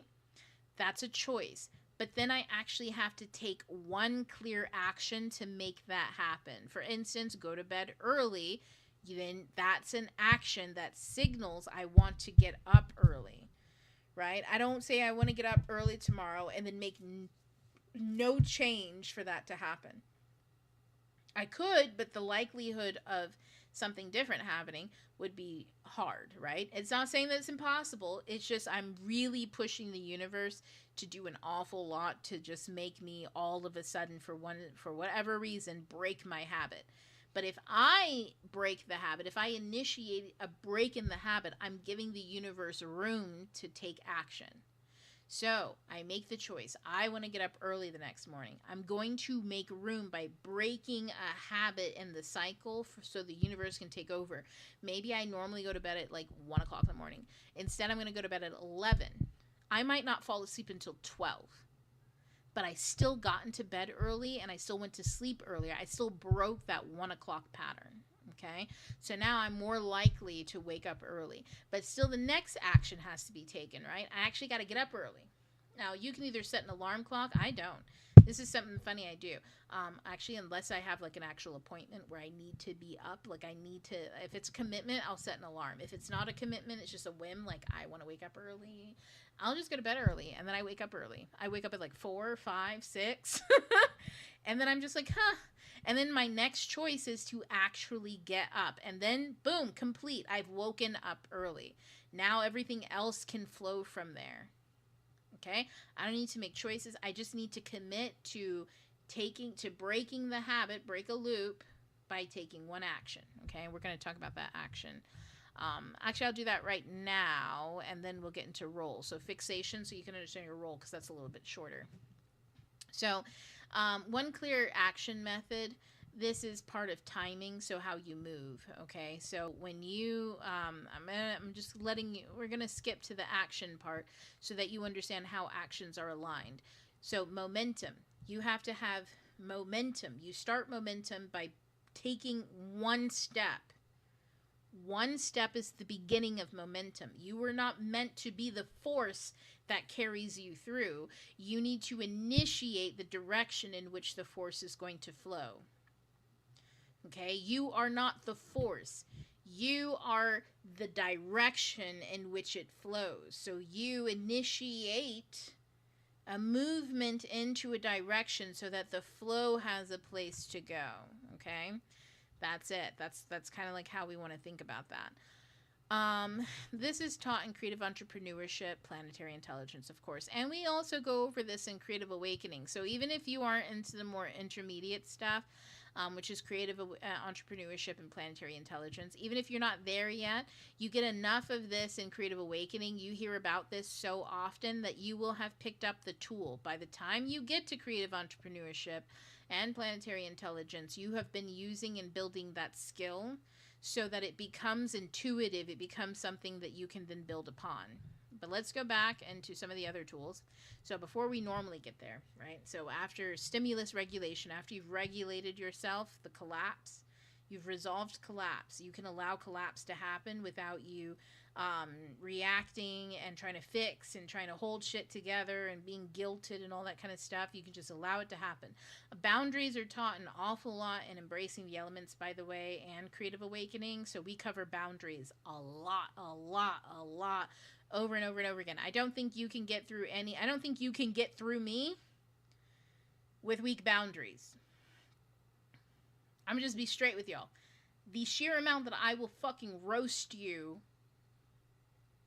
at random about your boundary work, okay? I don't think you can get through my courses. I don't think you can get through me with weak boundaries, because I will attack you just at random. I'll be like, end boundaries. I'll just bring it up, and you'll think that you have skated through. You'll think that you have figured out a good reason to have weak boundaries about something, and you'll turn on one of my classes, and in the middle of talking about one thing, I will stop and be like, and boundaries, and hit you with all the reasons why you need to work on boundaries, how to work on those boundaries, and what that is. When it comes to boundaries, and I'm just going to mention this really quick, it is not an ultimatum. Boundaries are about what you give your attention to, so what you give your presence to, or what you remove from your presence. In other words, let's say Bear made me angry, and we're not on the same page, and I don't think Bear and I are not compatible. So I'm going to get a little voodoo bear and stick pins in him, and then put him in a jar in my freezer. And every day I look in the freezer, I'm going to remember how much I hate Bear. No, that's crazy.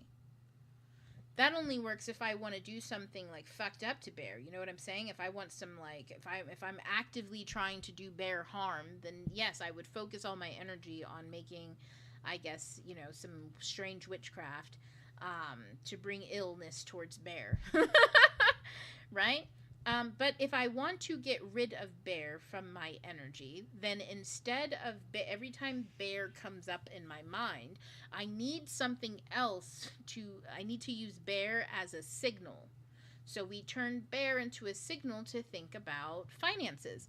Every time Bear comes up in my mind, I'm instead going to think about how I can invest my I'm going to study commodities so I can get better at stocks. Bear comes up and all of a sudden I'm interested in stocks. Bear comes up and all of a sudden I'm interested in what my stocks are doing. I'm going to use every time that bear comes up as an opportunity to study about commodities. So I got a book. Bear came up and now all of a sudden I'm reading a Substack post from an astrologer who also does astrology finance. Bear comes up and now all of a sudden I've got a lot of information I really need to look over. But you know what? I'm going to try something. I'm going to start putting $1 into every single commodity that I've learned about that I think actually has a chance for doing something this year, just so I can test it out. And then I'm going to, all of a sudden, bear's gone. And I have a stock portfolio. It's nothing huge, obviously. I'm studying, right? I actually studied something, and instead of being obsessed about it or attaching anything to it, it just became a hobby. Bear's gone. That's a boundary. That's a boundary. You are taking the attention that you give something and you are giving it back to yourself. But now that you have this extra energy, if you don't put it towards something, which you're used to putting it towards something, it will find something to be put towards. And you don't want it to find... I'm so sorry, Bear. Come back. I'm so sorry. I did not mean to throw you around like that. I'm so sorry. I got my bad. Okay, but, oh, by the way, I guess the person listening, I realized that not everybody can see this. The people at home looking at just the, in the future, looking at just the post, can't see me or Bear. But anyways, Bear essentially is out of sight, out of mind, but I've invested that energy into something so that something could grow. So now my brain has a new relation, a new thing to do, something else to build, and less energy to give to deconstructing or even decoding any of the energy that once was attached, that once I used to give energy to decode Bear. And you guys have to understand that you do that with people all the time. You use your energy to decode them. Otherwise, you wouldn't understand people. You don't understand people because you speak the same language. How many people speak the same language and still don't understand each other? People who grow up in the same family, in the same household, spend like damn near 24/7 around each other, and they're never on the same fucking page. Okay? They never understand each other. Right?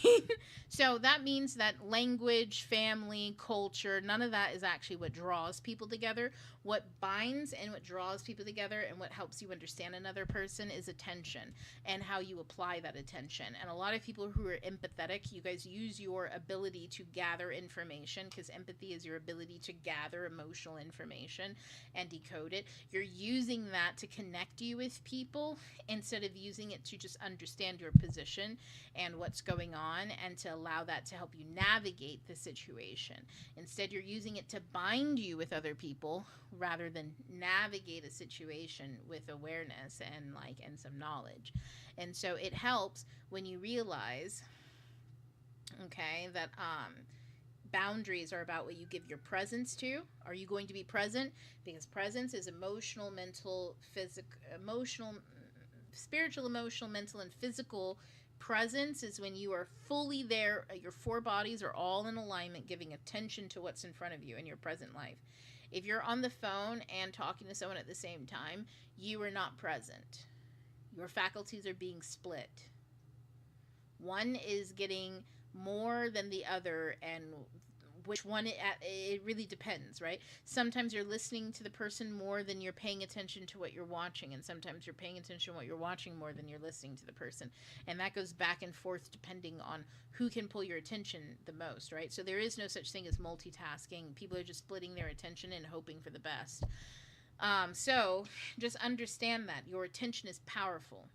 And yes, sometimes your attention can be split. For instance, when people enter my field, I tend to be aware of them in some shape or form until they fully realize in front of me physically. Then I'm like, oh, that's who you are.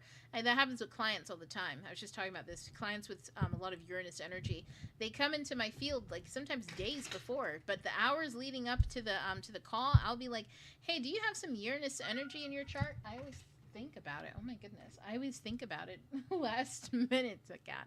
I always think about last minute where I'm on the phone. I'm like, hey, let me look at your birth chart really quick. So I feel like you have some Uranus energy. And then lo and behold, either Aquarius rising or Uranus energy right on their ascendant line or something, or in the 7th house, because it's like as I come to them, or as they come towards me, as we come to meet, all this chaos happens.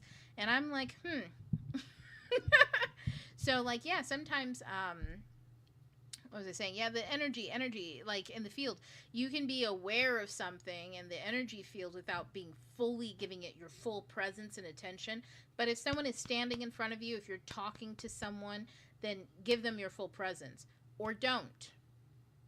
And if it's split, know that it is split. Communicate that it is split. Always know where your attention is, because when you know where your attention is, you know how to pull it back. You know how to move it. You know what to do. Okay, I'm just telling you all that. Okay, so role calibration. So when we align role, you have to figure out what role do you play. There's 2 tools here. Oh my God. He's chasing demons again. He does this sometimes. We just ignore it.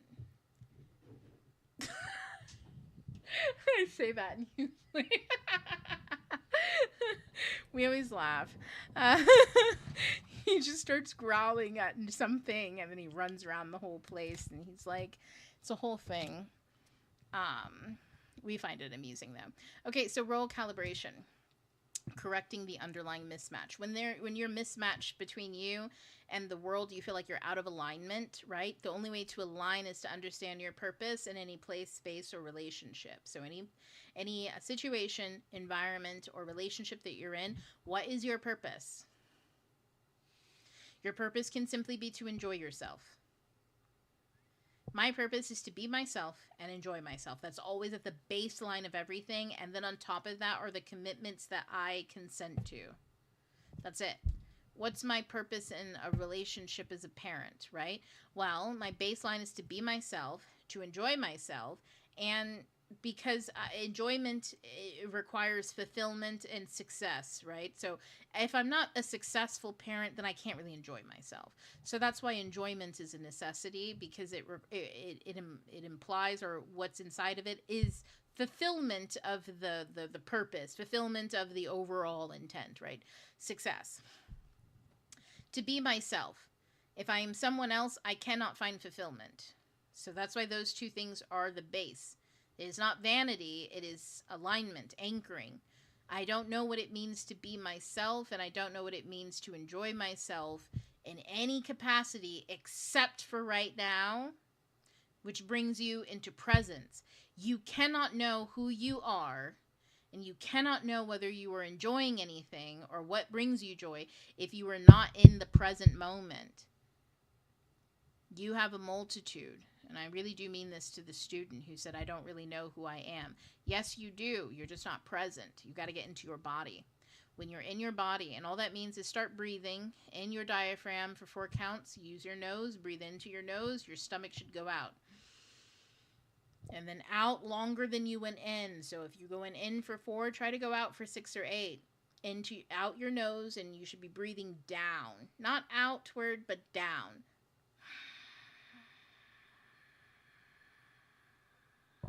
So funny. The song playing, I need to breathe. My grief, I need to breathe. And it's am I. When the waters fall to seethe. Yeah. My reflections all to see. What was this? Who is this? Who's this? Who's this? This is Absence by Anthematics. Anthematics.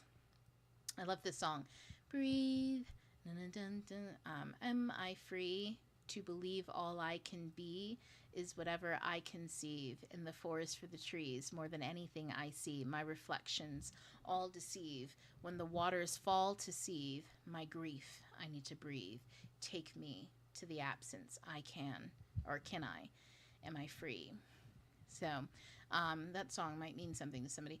But the point of why I bring that up specifically, God, now I gotta move this. And then down there we go. The reason why I bring it up, am I free for the something and the trees? Anyways, am I free? It is a sense of knowing yourself. when you know what your purpose is and what your role is. Enjoyment and knowing myself requires you to have presence, and to have presence you must breathe. You must breathe. You have to be in the body. That brings your consciousness back into the body. You do that for a little while, you'll start to feel either lightheaded or you'll start to feel like you're sinking down. If you're feeling lightheaded, do what you need to. You're obviously not used to breathing so deeply. That's okay, but take your time. How do I get people unstuck when they only have one role in relation to others? How do you get people unstuck? You don't need to unstuck anybody. The only person you ever unstick is yourself. Everybody else gets to stick or unstick themselves. You don't want to be doing something you enjoy and somebody to come and unstick you from your success fantasy, do you? If you're out there, let's say what's something really cool? Okay, let's say you go back to school and you want to become a lawyer. I said cool because I like law. Let's say you want to be a lawyer and you're about to take the bar exam, and you're about to go and sign up for it and stuff like that, and someone unplugs your fucking internet because they want you to get unstuck from this stupid reality where you go and you play law because you need to care more about your family. You need to care more about this. You need to do X, Y, and Z. So they tell you that that's stupid. You're going to fail it anyways. You barely passed the last class that you had. You hardly even liked law school. All you ever did was fucking complain about it. Right? It was hard. So when are you going to let this shit go and stop wasting fucking money and time and get your shit together? They're just trying to unstick you from this idiot thing that you've got going on. They don't know anybody who's ever gone into law. In fact, the only people that they know who go into law are white guys and a few white women who have sticks up their asses. So why are you trying to do all of this? Who are you trying to be? Why can't you just be who you're meant to be? That's crazy, isn't it? Wouldn't you feel like you just entered into a thriller? I would say a horror film, but nah, because you just gonna have to end this person. It's a thriller. You know what I mean? This has a happy ending. You can turn this around. No. No, but I'm saying, like, you wouldn't want someone else would feel totally justified and relieving you of your delusions of becoming a lawyer simply because it is the antithesis of stability and the family home that you're in. Your inability to pay full attention, it costs too much money. You get what I'm saying? Me, I'm stuck in one role. Oh, okay. Well, we'll talk about that. But you get what I mean. Okay, but I'm glad that you said that. But anybody else, you never want to unstick anybody else because from your perspective, someone could need unsticking. And you might be right, but you might be very wrong about how to go about it, and you also might be wrong for trying to get somebody to do it before they're ready. So we never want to unstick others. Now, if you're the one who's stuck, when it comes to roles, the quickest way to unstick yourself is simply to get yourself a journal, get yourself a pen or pencil, and to ask yourself, and pick whatever you feel stuck in. What role? What role is it? I'll ask you that. What role do you feel stuck in? And I'll give an example. If someone feels stuck is like they're just in motherhood, right?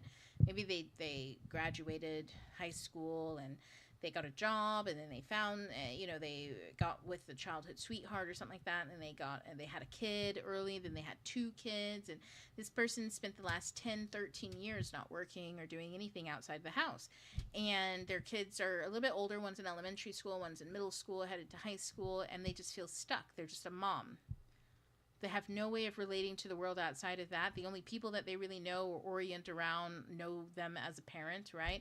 They don't really have any other way of orienting. How do you get out of that? Quite simple. You ask yourself, what's your purpose? What's your purpose in your relationship with your kids? Well, and really think about that. I'll just tell you with mine is just to raise them to be fully developed human beings who are capable of taking themselves out into the world and completing their own fulfillment. Okay. What does that? I don't know what that means. So that's, for me, that just means I have to give them tools because I don't know what their purpose is. They hardly know. You know what I mean? And I'm not about to ask, what's your purpose? Because what am I going to do? Go help them do their purpose? That's crazy. That's not for me to do. My purpose is to make sure that they can do their purpose. So that just means that they need tools to be able to be themselves and to handle the situations that they're in, or know how to navigate something that they can't handle, right? Boom, that's it. So now I know that every fear and every worry and everything that doesn't actually help and aid that I got to let go of it. So now when I ask myself, well, what's my role? Let's say with my husband, is it like if for instance, if I was somebody where I only saw myself as a mother, which means I don't really see myself as like a sexual partner. I don't really see myself as a professional. I don't really see myself in these other roles, right?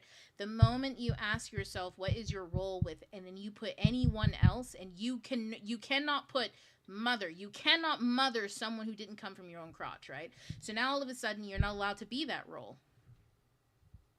Get what I'm saying? You're not allowed to be that role. So let me see. I only have one friend where I managed to be someone else. Oh, hold on. I can't see what. Hold on 2 seconds. Let me turn this off so I can actually see what you said there. So then now you have to get creative when you don't have that role. Okay, so I work as a part-time. When I meet people outside of work, I end up talking about my job. Oh, that's perfect. Okay, so that your job isn't your role. Your job isn't your role. Your job isn't your role. That's just something that you do. So what else do you do? What's your purpose? Okay, so when you meet friends, what's your purpose in that relationship? Is it your job? No. If your role, let me see, let's say if your role part-time, let's just say you work part-time at a school. I like using school and children because it's easy for me. Let's say you work part-time at a school. Let's say you work part-time in the cafeteria and you do like lunch and breakfast service, right? You work part-time. It's a nice little gig for you. You enjoy it, whatever. And then you leave. And when you meet people outside of work, is your role to talk about anything related there? It's my hyper focus.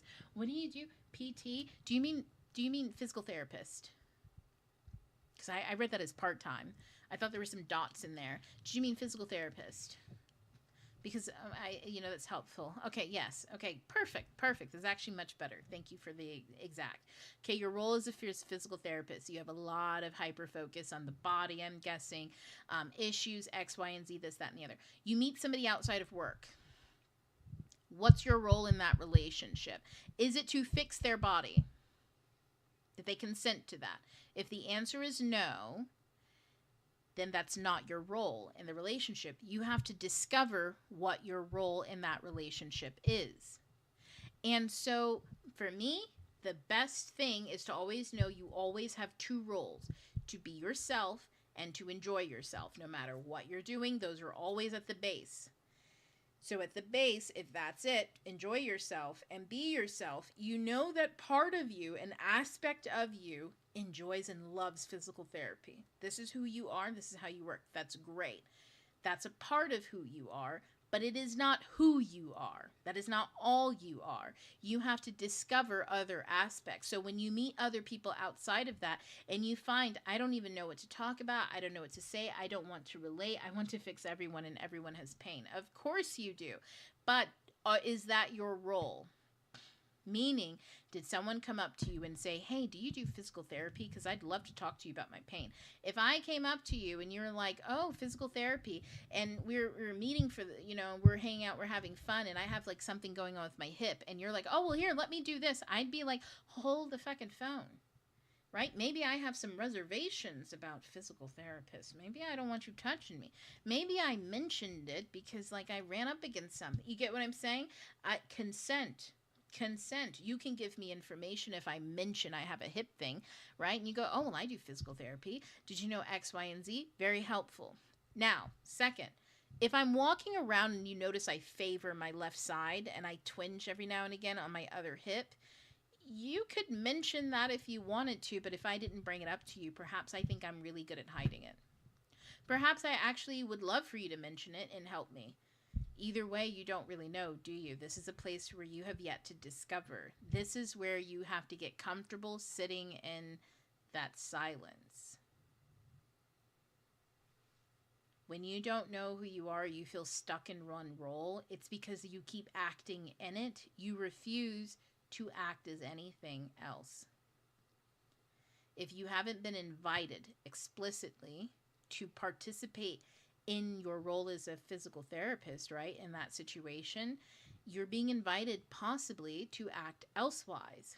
But you keep rejecting all other possibilities because the only one that's familiar to you right now and the one that's the loudest is the one that you are always using. I'm a physical therapist. I know how to help people, and people are in pain, and I can help. I can help relieve it. I can do that. I can help you with that. I have so much information on that, and blah blah blah. That's how you become a tool. The universe will use you as a tool. You will eventually find yourself surrounded by people who are only in pain, and then people who need you, but people who will not pay you for it, people who will not ask you for it, and people who will take you for it. They will take from you. And they will punish you for performing what they have taken from you. Because that's the relationship that you develop. You're a tool, and that's how people treat tools. They treat them as something to take. But I don't find anything else interesting. Not any hobbies. Never had a partner. You said you don't find anything interesting. The world is full of things. But see, here's my thing. Either it is a problem or it is not. If it is not a problem to be hyper-focused and to be just one thing, then you will not end up as a tool. You will, well, maybe you will, but you'll enjoy it. And you don't care. You will enjoy it. It fulfills you. And you don't have a problem. Or you have a problem and you also believe that this is the only thing that you have in your life. I feel like I'm Bashar right now. Where he's always like, it either is or it isn't. Now, but you see what I'm saying? Either you are stuck and it is a problem, or you enjoy this thing and it's not a problem at all. When I'm telling you this, when I enjoy things, when I'm living authentically in alignment with myself, I don't find my hyperfixations to be a problem. Okay? It sounds like you're channeling Bashar. I know. Every time that happens, I'm always like, God damn it, I sound just like him. It's the part where he's like, either this is or this is. That's it. But no, like if you're enjoy it, then there is no problem. If you feel stuck, if you're like, well, I haven't, that just means that you've yet to discover, you've yet to try, and not even try. It's just the yet to exist in the unknown and allow something else to come through. And sometimes that takes a while because you're so rooted in one way of being and thinking that allowing new opportunities to surface or to make themselves present to you, allowing other roles. Think about it this, guys, okay? Sometimes it takes a while. If you have spent your entire life pretending to be Ariel from The Little Mermaid,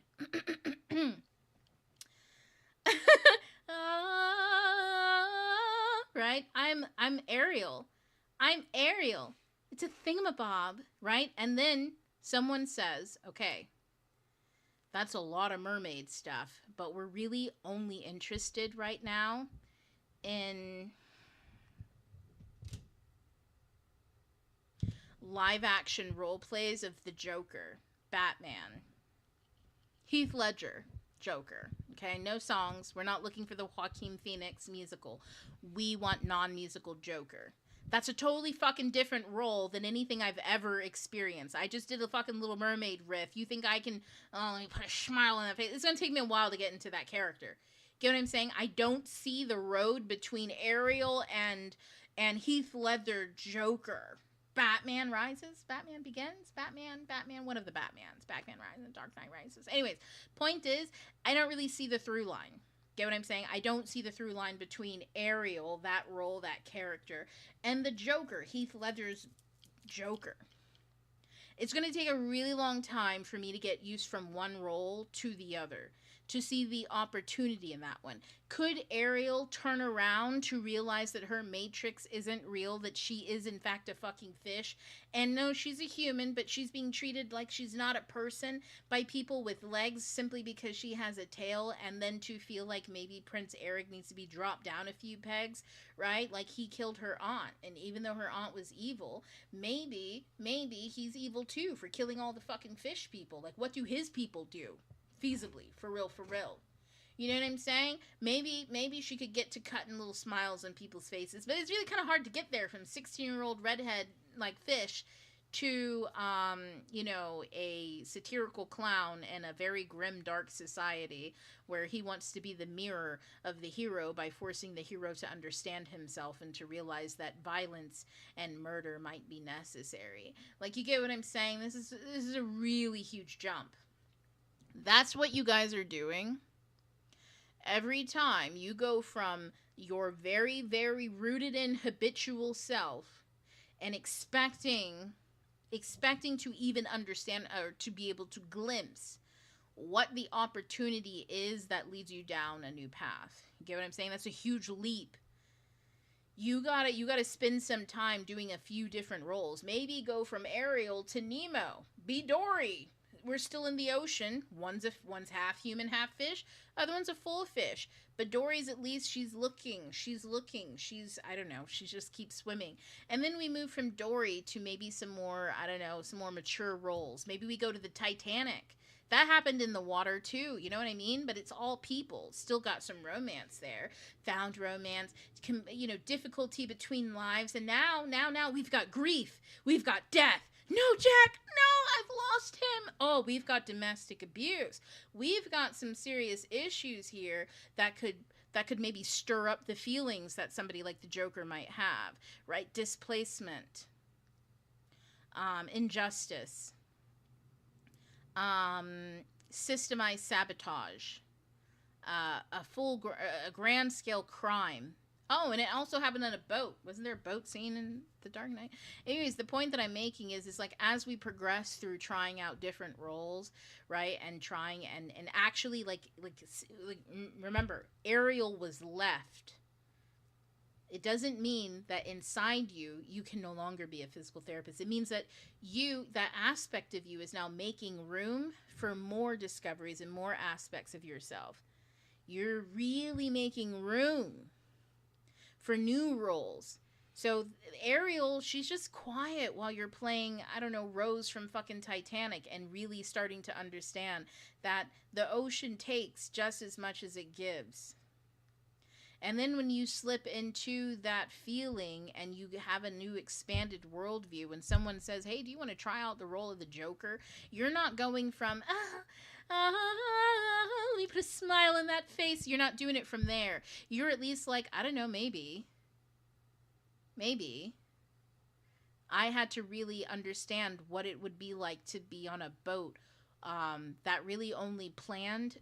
I have to know what it's like to be not only on a boat that's practicing systematic oppression on the ocean, while being domestically abused and forced into servitude via the laws of marriage underneath this colonial construct. And then I had to watch someone that I rapidly fell in love with, someone who saw me totally and busted open my world, my spiritual world, right? She went down, you all saw Titanic maybe. She went down and she danced with the folklore. That's what that was supposed to be.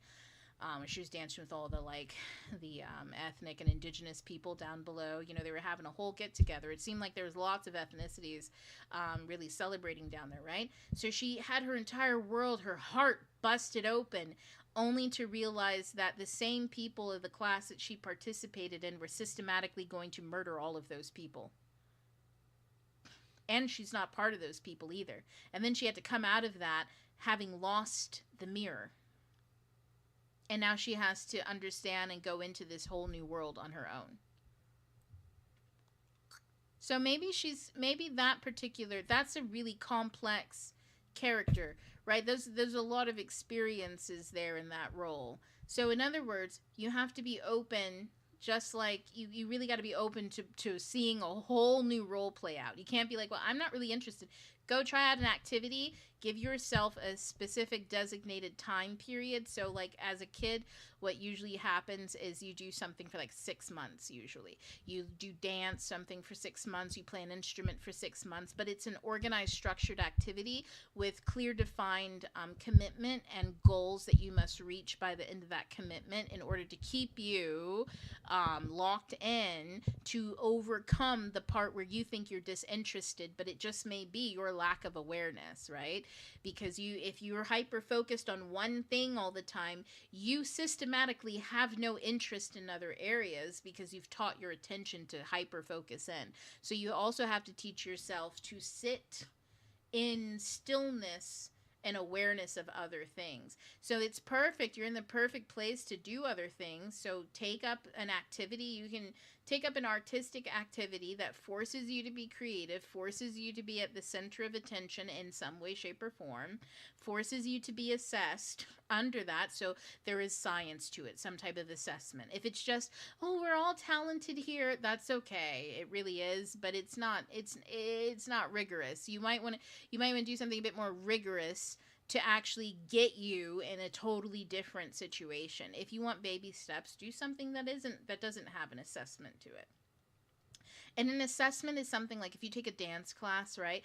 The assessment is when everybody does an improv dance at the end.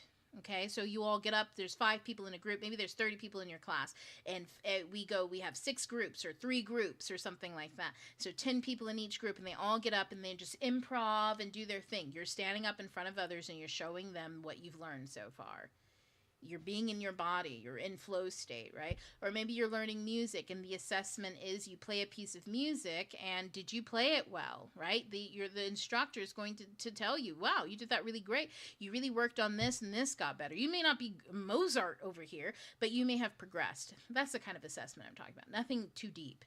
You know what I mean? Not like you have to go to college and get like grades and assessments. I can't stand those type of assessments, but just something that kind of like you have to be the center of attention, especially if there's some type of performance element to it that really forces you to take into consideration other people's experience other than your own.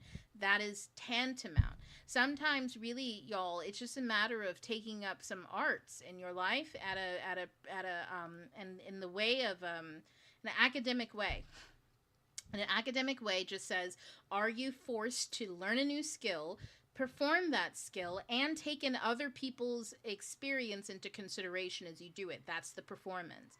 The performance says that I prepare to be up here, even for the mistakes that can happen because it's live, right? I prepare to come up here and get over myself enough to allow myself to be a mirror for other people to experience life, rather than me always taking from other people so that I can understand myself and my life.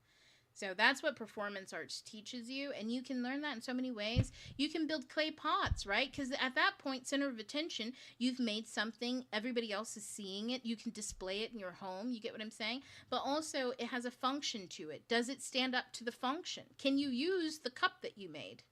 Do you use it? Do you love it? Do you enjoy it? That sort of a thing. So that's what I mean by like you actually have to let the role that you sit, like if you realize that you're stuck in a role and you want to open up to other roles, you have to be willing to go through that hard part where it feels like you're not in, it doesn't feel familiar at all. There's nothing really pulling you deeply in. But the only thing that I ask is that you do something based on initial interest or joy, something that is, and what I mean is, I don't want you all to go and like, you don't need to go to the AI and say, what kind of activities exist in the world, and then pick from a list. That's too impersonal. I want you to get your journal out, and I want you to start either go through, if you already have one, and look at what you talk about, or keep a journal and start asking yourself, what is it that I'm interested in outside of this? And list down all of the other things. What do you watch on TikTok? What do you like on TikTok? And I mean it like when you hear other people singing, do you just like music, such as I want to see a concert that someone else is putting on TikTok? You know, we see those videos, right? Clips from concerts, and it's great. Or do you like listening to people sing? Do you like watching people practice singing? Do you like art? Meaning you like it when people show you their finished art. Or do you like watching them create it? There's a total difference here, right? If you like watching the process, Methinks it's because you're interested in it. If you like the finished product, perhaps you are sharing in, or you're just exploring the world around you and looking at what's there. But if you like watching people practice, if you like watching people explain something about what they enjoy doing or what they like, try it out. You do not need to become a professional. You do not need to make it part of your life as far as like what you do, who you are. You don't need to do all that. Most of y'all have no idea the level of complete or practice or whatever it is that I do in most artistic realms, right? I talk about writing a lot. You also can see my books. I'm traditionally published, yeah. But I also talk about music.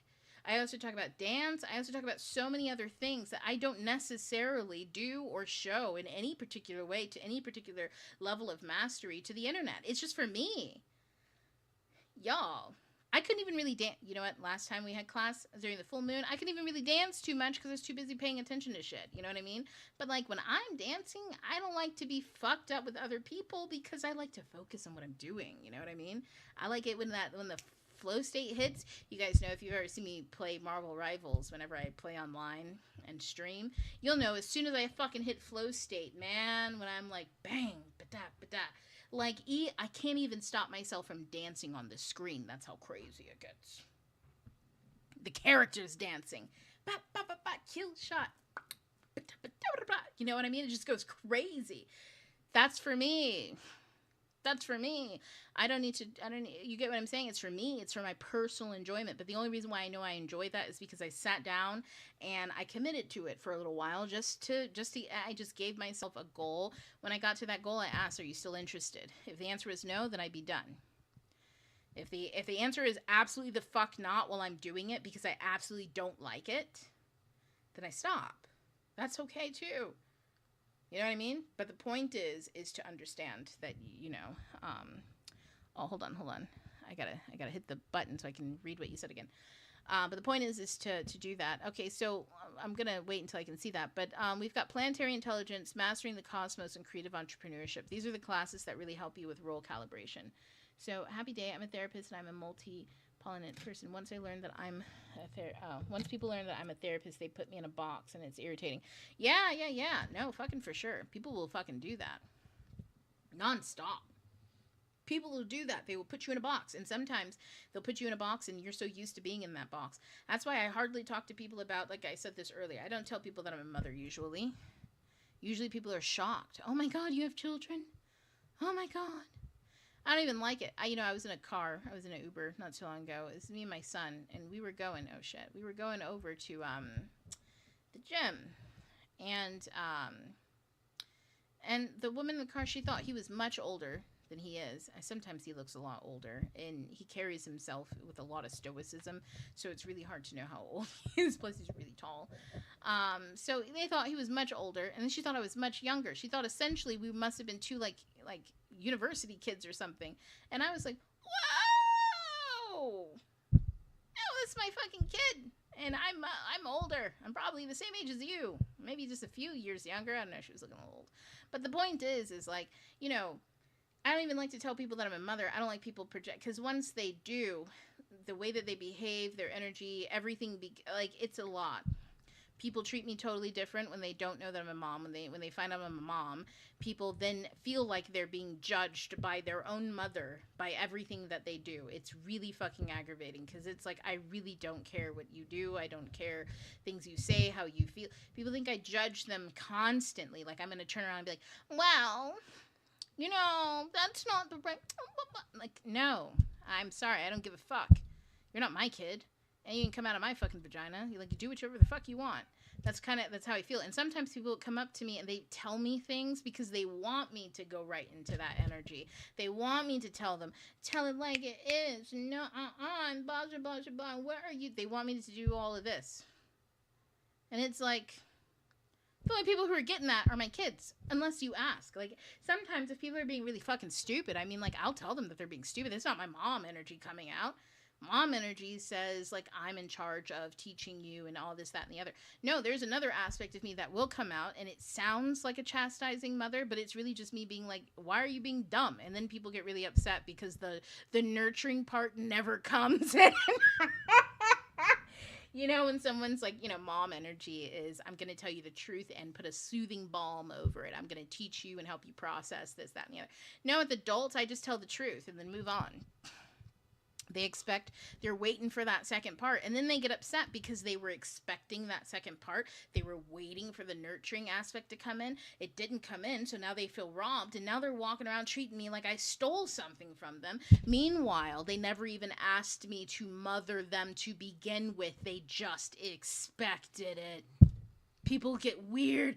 People also have all sorts of ideas in their head about what it means to be whatever you are. If you're a doctor, they think you're judging them based on every single choice they make. You're watching them eat. Now you're a nutritionist all of a sudden.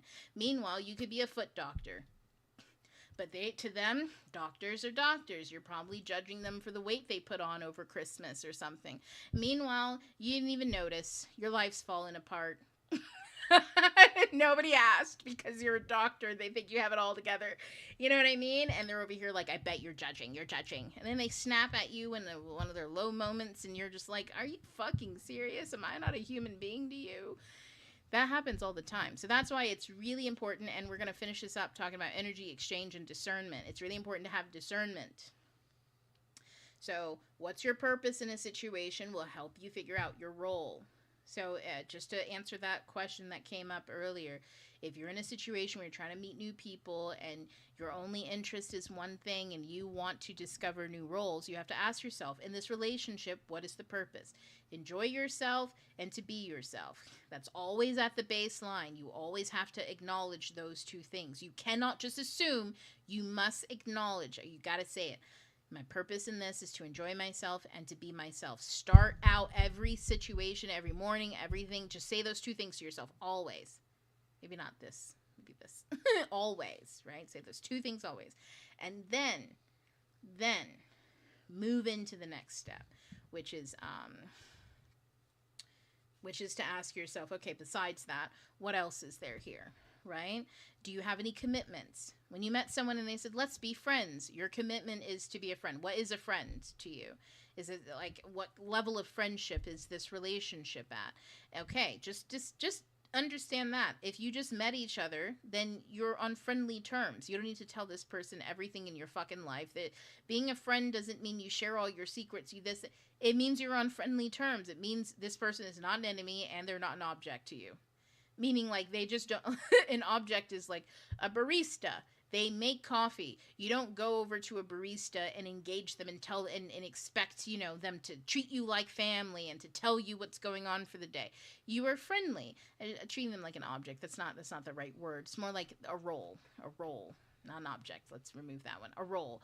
A barista is a role to you. You go there. There's certain rules that go in, right? You order. If you just go up to the barista and you refuse to order, you are violating the terms of the agreement of you two coming together. That is not a friend. You can be cordial. That means you can ask small talk, right? But a friend and being friendly is someone who is warmer than small talk. You are warmer than that. But that doesn't mean you're hot. You guys don't need to see each other naked just because you're friends and you like the way, you know, they smile and shit like that. Unless you want to and they want to. That's the point that I'm making, is like friendship can mean a lot of things. What does it mean to you? What are you interested in? Do you have any reservations? Are you nervous? What are your fears? Write all that stuff down so that you can be aware of it. When you're aware of it, you can take that into account in the next interaction. So in the next interaction, if you feel urgency and you feel like you don't know whether you should share this or share that, you know that all of this weird shit's coming from you and not them. You don't project it onto them. Or if you figured out all that stuff and you felt pretty cool and confident and like, you know, you're friendly, you're warm, and you're willing to see where it goes, and then you meet up and you feel weird, like, you know, there's some unexpressed things and some expectations and you're not sure, you know, all that shit's coming from them because you came in alignment and now they're and now it's weird, so it's probably not you. You can back up and let shit sort itself out. That's what I mean. Like, that's how you navigate, or that's what knowing your role helps you navigate, is the exchange between the two of you. Okay, how do you exchange energy? How do you know what's your energy and what's their energy? by understanding your role and your purpose and actually knowing that, because then you're an account of what is you. When you know your fears, your worries, all that kind of stuff, then you can sit and you can ask yourself, like, if you're carrying around worries and fears, you're going to fuck shit up. That's just what's going to happen. If you act with worry and fear inside your heart, you are actively going to fuck shit up. It's very, very, very difficult to act with and standing in the frequency of fear and worry and not fuck stuff up. The universe can sometimes counteract your fear and your worry, because fools know not what they do, and it's weak. Your worry and fear is a weak energy, but sometimes worry and fear can be very strong, right?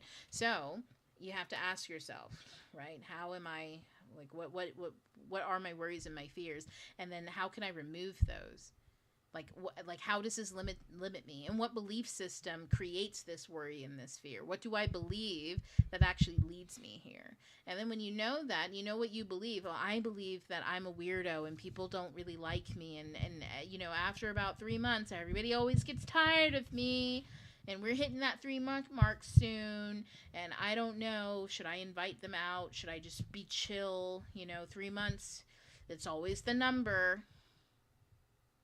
If you're doing all that and then you wonder why things are getting weird, it's because at 3 months you start acting weird. So other people don't know what happened and what changed, and you didn't communicate any of that. And then if you turn around and you're like, well, I'm going to communicate everything. At 3 months I have all these problems and this, and this, and this. And yeah, if you communicate that, there's a good chance that they can help you move past those fears and stuff like that. But you're asking other people to sort through with you your baggage in order for you to move forward at a normal pace, or at what the pace is for you. You get what I'm saying? You're asking them to help you do that. And some people can and some people can't. Some people think that they can, and it turns out that they can't. Some people don't want to, but they will because they feel bad. So you're putting people in a position to have to, and you're hoping that they are healthy enough to do this. You get what I'm saying? Sometimes they are, sometimes they aren't. You're going to find out. And that's information too. Some people aren't healthy enough to be around you. Rejection is protection. Meaning that you where you are in life triggers them to be a fucked up person. Do you want to be around that person? Because where you are in life, they act like an asshole. And it has nothing to do with you being a problem. You could be in a place in your life where you're just very wishy-washy, or struggling to identify what your purpose is in a situation. And that's triggering for them, because last time they had a partner who didn't know what role they played, they were backstabbed, betrayed, and left for dead for 3 years. And they've just overcome all of that stuff. So does that mean that you being confused about what role do I play here? How do I sit in silence? Does that mean that you learning how to do all of that is wrong? No, it just means you two aren't compatible. They're too sensitive for all of what you're doing. Some people that you meet are going to be totally nonplussed, totally just, they don't really care. They're not even paying attention to you that deep. While you figure out all that. You could be making mistakes, making a fool of yourself, this, that, and the other, and it rolls right over them.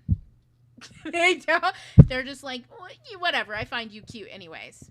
They're just like, you're fine, doll. I don't care. Oh, you're still struggling with that, girl. You're fine. I don't mind. People are like that. You get what I'm saying? You find somebody, they don't really care. You don't even pose a threat to their stability whatsoever. They don't even notice that you're having a spin out. And when you do spin out, they think that that's just you. They don't think that it's them. And they also don't think about you that deeply to really care about you spinning out. They care about you, but they don't go around ruminating about you. See what I'm saying? One person's compatible with you because it's not a problem. One person is not compatible. Neither one of you are to blame for any of this. It's simply compatibility. And that's why rejection is protection. That's why you just always go into it being yourself and to enjoy yourself. Those two things. Being yourself, you can be yourself and be a prick, an asshole, a fuck up, all that kind of stuff. But to enjoy yourself, you can't also enjoy yourself and be a fuck up at the same time. That's really difficult. It's really difficult. You have to repress the parts of you that fucks up, which means you don't enjoy yourself. Get what I'm saying? That self-hate part is part of that. And it's not that you are a perfect person, so therefore you will love yourself. No, it's the part where you're in alignment. And alignment has its ups and its downs. Alignment has its positives, its negatives. Alignment means that you get yeses and you also get rejected, which throws you into things. Alignment means that you go through hell sometimes, and whatever that means. Alignment simply means that you are in the direction of your purpose, whereas out of alignment means you are not in the direction of your purpose, and all of your energy is being used against you for whatever reason. All nature is against you. You're running in a direction. It's not working out. It's a mess. Whatever. Alignment has nothing to do with positive energy versus negative, or thinking positive or negative, or good things only happen to me or not. No, it's just you're in the direction that is towards your success or not. Failure happens either way. You're going to fail and fuck up and never succeed, and you're going to fail and succeed. Failure happens in both of those trajectories. It's just a matter of, at the end of this failure, is there success, joy, or at the end of this failure, is there more grief? And if you move towards grief, then you will move towards grief. If you move towards joy, then you will move towards joy. Okay? So those classes that teach you that, there's energy entrepreneurship, embracing the elements is there. Also planetary intelligence. That's there too, these three. Oh shit. Hold on. Oh no. How come I can't? Oh, there we go. I can't scroll. Okay, so just for everybody to see. So creative awakening. No, wait. I moved way too far. Okay, there we go. Planetary intelligence, Venus, creative entrepreneurship, and embracing the elements. Again, you'll see embracing the elements is here, and it was in all of the other ones too. So with just embracing the elements, you get acquainted with these tools and taught how to use them. Obviously, that deepens even more in creative entrepreneurship and planetary intelligence, especially Venus. Venus is all about energy and discernment, so that one's very heavy lessons there. So definitely, but that's just one video in planetary intelligence. Like I said, I always say that you should watch the whole series through, but I'm obviously not going to be like, oh, you only watched one of the videos that's relevant to this topic. Shame on you. I'm not going to say that. I'm going to say do whatever you need to, but yeah, embracing the elements. If you've watched that, you've already got tools and energy exchange and discernment. Role calibration isn't really so much talked about in there, but you do get, well, one clear action, kind of, a little bit, okay? It's not really heavy in embracing the elements. It's definitely heavy in these ones, creative awakening, creative entrepreneurship. But there's a little bit of one clear action because we talk about the fire element a little bit. So, but, you know, that one, and stimulus regulation, so stabilizing energy is all over. Embracing elements covers all of the tools in there. And slip detection, right? So like one course, this one's 4 weeks, so 1 month, one a week, you get an introduction to all of those things. So you see how the tools, they are present in class. You're going to get introductions to most of these tools in just one of the courses. But the tools have many different angles to them in many different ways and many different depths to them, and so they're covered in all sorts of different aspects in different ways in the other courses as well. And the other courses focus on different skills altogether. Embracing Elements focuses on your ability to observe and to recognize and integrate yourself, like your bodies, and seeing that reflected in nature and in elements. And Creative Awakening, obviously, is actually you working more as a magician. You're taking up the pen, which is your wand, your sword, your tool of measurement, to measure things, and you're writing. You're actually pouring data out onto the page that you can then observe, and you're observing it as you do it. When you write, the writing itself is the thing. That's you observing. You don't need to go back and reread. Funny enough, you can, and it'll give you insight, but you don't need to go back and reread. Writing itself. That's why we get you to write like 3 pages a day. Doing that is the learning process. You're essentially writing like little short essays, and they don't need to be structured or organized or anything. Just tell me how you feel and what you think, and just write that 3 pages every morning when you wake up. How do you feel? What's in your mind? How do you think they're connected? But most specifically, we have obviously lots of prompts and stuff like that. So you'll get the right prompt that to focus on each week, to really help you and really help you see that happening. But the act of doing it is enough. You don't need to do anything else except for the action of writing at least 3 pages in the morning, okay? Do you need to do that every single day for the rest of your life? No. Do some people? Yes. I'll show you how many pages I wrote. Okay, this is Thursday. So you see the blue line? The blue line tells you it's a new day. Okay, let me see. This was not all done in the morning. Most of this was done in the evening. Oh, shit. This part, I didn't even write the new day down, did I? Hold on. No, I did. That was Thursday. There we go. Today's not Friday. Today's Saturday. I didn't write this down, did I? Nope, this was yesterday. I just didn't write down the new day today, but I did write. Funny enough, I wrote some of this today. That's crazy. But I didn't write the date down. I got to do that. But you see, that's not a lot. That's not a lot. It's not even 3 pages. And the 3 pages, 3 pages is like 1,500 words. There's no way I wrote 1,500 words. When I do 3 pages on this, I'm just looking to see that I've actually written some stuff down. And by the time you start really doing it, what you get used to is going to the journal to write things down, to get things out, to organize outwards. So that way you can get it from the abstract in your mind to something tangible. And then you can say, oh my God, why was I even thinking about this? This is so annoying. Let me put it down. Sometimes that's all you need to do. Okay, so let me see. I think that's it, everybody. I've been taking your courses for about 4 months, and I'm working with Hecate. I was going to say you sound like you're channeling. Yeah. Dinner time. I gotta go for pizza. Thanks for class. Of course. I'm so glad. Okay, so that's it for us, y'all. In this particular questionnaire. Let me go back to the beginning. Yeah, so it's really just a matter of here, let's go up here.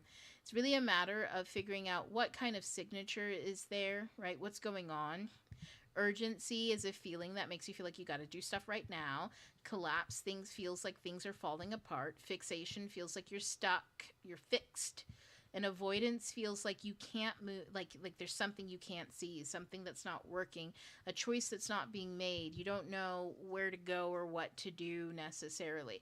That's oftentimes avoidance. I know we think avoidance is something we're actively doing, as in you're actively trying not to see someone or talk to someone. That's usually how we think of avoidance. But avoidance is sometimes things that happen a long time ago and you decided to turn a blind eye. and then your brain forgets and you forget to go back to it. Okay, there's plenty of reasons why you would turn a blind eye, plenty of reasons why you would just be like and forget about something. Like, let's not act like everything is done out of total defiance. Sometimes you turn a blind eye because you had to pee, and so you forgot about the thing that you were thinking about, and so now you're kind of you're stuck. You don't know what choice to make. You've dropped the threads of whatever you were working on, and you have to re-pick them back up again. But avoidance avoidance isn't always, in other words, so negative, like something people do for negative reasons. Sometimes it's something that happens. You turn a blind eye, and so you are avoiding something, and you don't even know that you're avoiding it. So writing helps to bring your focus back to that, and it also helps you get stuff off your plate so that whatever you don't recognize or whatever you're not paying attention to has the room to land in front of you so that you can bring your attention to it. And then you start organizing all that stuff, and your life gets so much easier. Okay, that's it, I think. So I'm going to go ahead and end the recording. There we go. Okay. So that is it, y'all. I think I ended it. Oh, yep, here we go. Okay, let me call it horse, dolphin, dragonfly, owl. Okay, and then I'll have this uploaded tomorrow. So that way we have what we need. Okay, there we go. Okay, so I stopped the screen share. Let me double check in the comments. Oh, thank you. Thank you for birthday wishes. Do you recommend reading through the journals afterwards or later on? You don't have to. You can if you want to. I say it's whatever you feel like. I sometimes like going through mine. I like having, that's why I like dating mine. Because astrologically speaking, sometimes I want to go back and look at a transit and see what was going on during that time, or what was the major theme. And when I do that, sometimes it's really helpful. Sometimes, you know, if a journal falls and it opens to a certain page, I'll just go and look at it, and funny. I just did that and I'm like, ooh. Yeah, but no, it's funny enough, something will be there that catches my eye that, like, you know, means something to me, and it helps me navigate. So, you know, it's helpful, I assume, but, like, it's not necessary. No. Everything that you need happens the moment that you write it down. That's what you need, is the action of doing that. Like, essay writing is a form of learning. It organizes your brain, and it tells your brain how to organize information, because otherwise your brain just, imagine all these cards. If I put them together, it would tell a story or something like that, right? Like if I were to actually like organize them out and stuff, and it'd be like 1, 2, 3, 4, 5, 6, and it tells a whole story if you read them, right? In your brain, if you just mix it up in your brain and just hold stuff in your brain, right? In there, it's all just whatever. But when you take it out of your brain and you start to put them down, now it's starting to make a story, right? And you're like, oh, this is what's going. Why did I do that? I had these I had these organized so that I could remember what they were when I do the post, because I like to do like a little write up thing. Here we go. And then I went and I just fucking and did all that. Okay, but yeah, you don't have to. That's what I'm saying. In other words, is you don't have to keep it. You don't have to read it back later. You can just use it in the moment, because that's how your brain is using it in the moment to help itself. There we go. To help itself organize and stuff, and to teach, and for you to integrate information and to like synthesize it and stuff. So just writing is necessary. That's why you can burn it afterwards and release it all, or you can keep it. It really doesn't matter. It's up to you. Joyce, thank you for all the birthday wishes, everybody. I really appreciate it. Okay, anybody have any other questions? In class, out of class? Tuesday we come back to meet for Peter Pan. I will be emailing out a Zoom link for book club.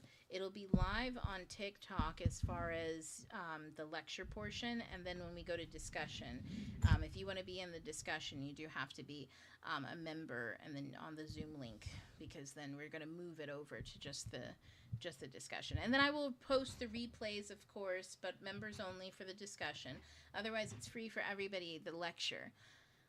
So everybody come join us. The book club is going to be wild. Oh my goodness. It's going to be so good. Peter Pan is crazy. A lot of people are saying, and I think something that's going to be really shocking for the general public, right, is Peter Pan is not an icon of white supremacy. Like, it is not a story of colonization and white supremacy and like what that looks like, and in packaging it up for kids and stuff. That's not how it's known or how it's discussed or talked about or even thought about. And that's what it is. It's like it's it's whimsy white supremacy. It just doesn't seem that way because it's from the inside, right? Like, from the inside, you don't go around thinking of yourself as the outside force. And people talk about white supremacy as an outside thing impacting others. They don't talk about it from the inside. It's work and it's cultures, and except for they do. It just doesn't look like it, right? It just looks like whimsy. It just looks like somebody just playing around in the world that they've been born into. And so anyway, so it should be lots of fun.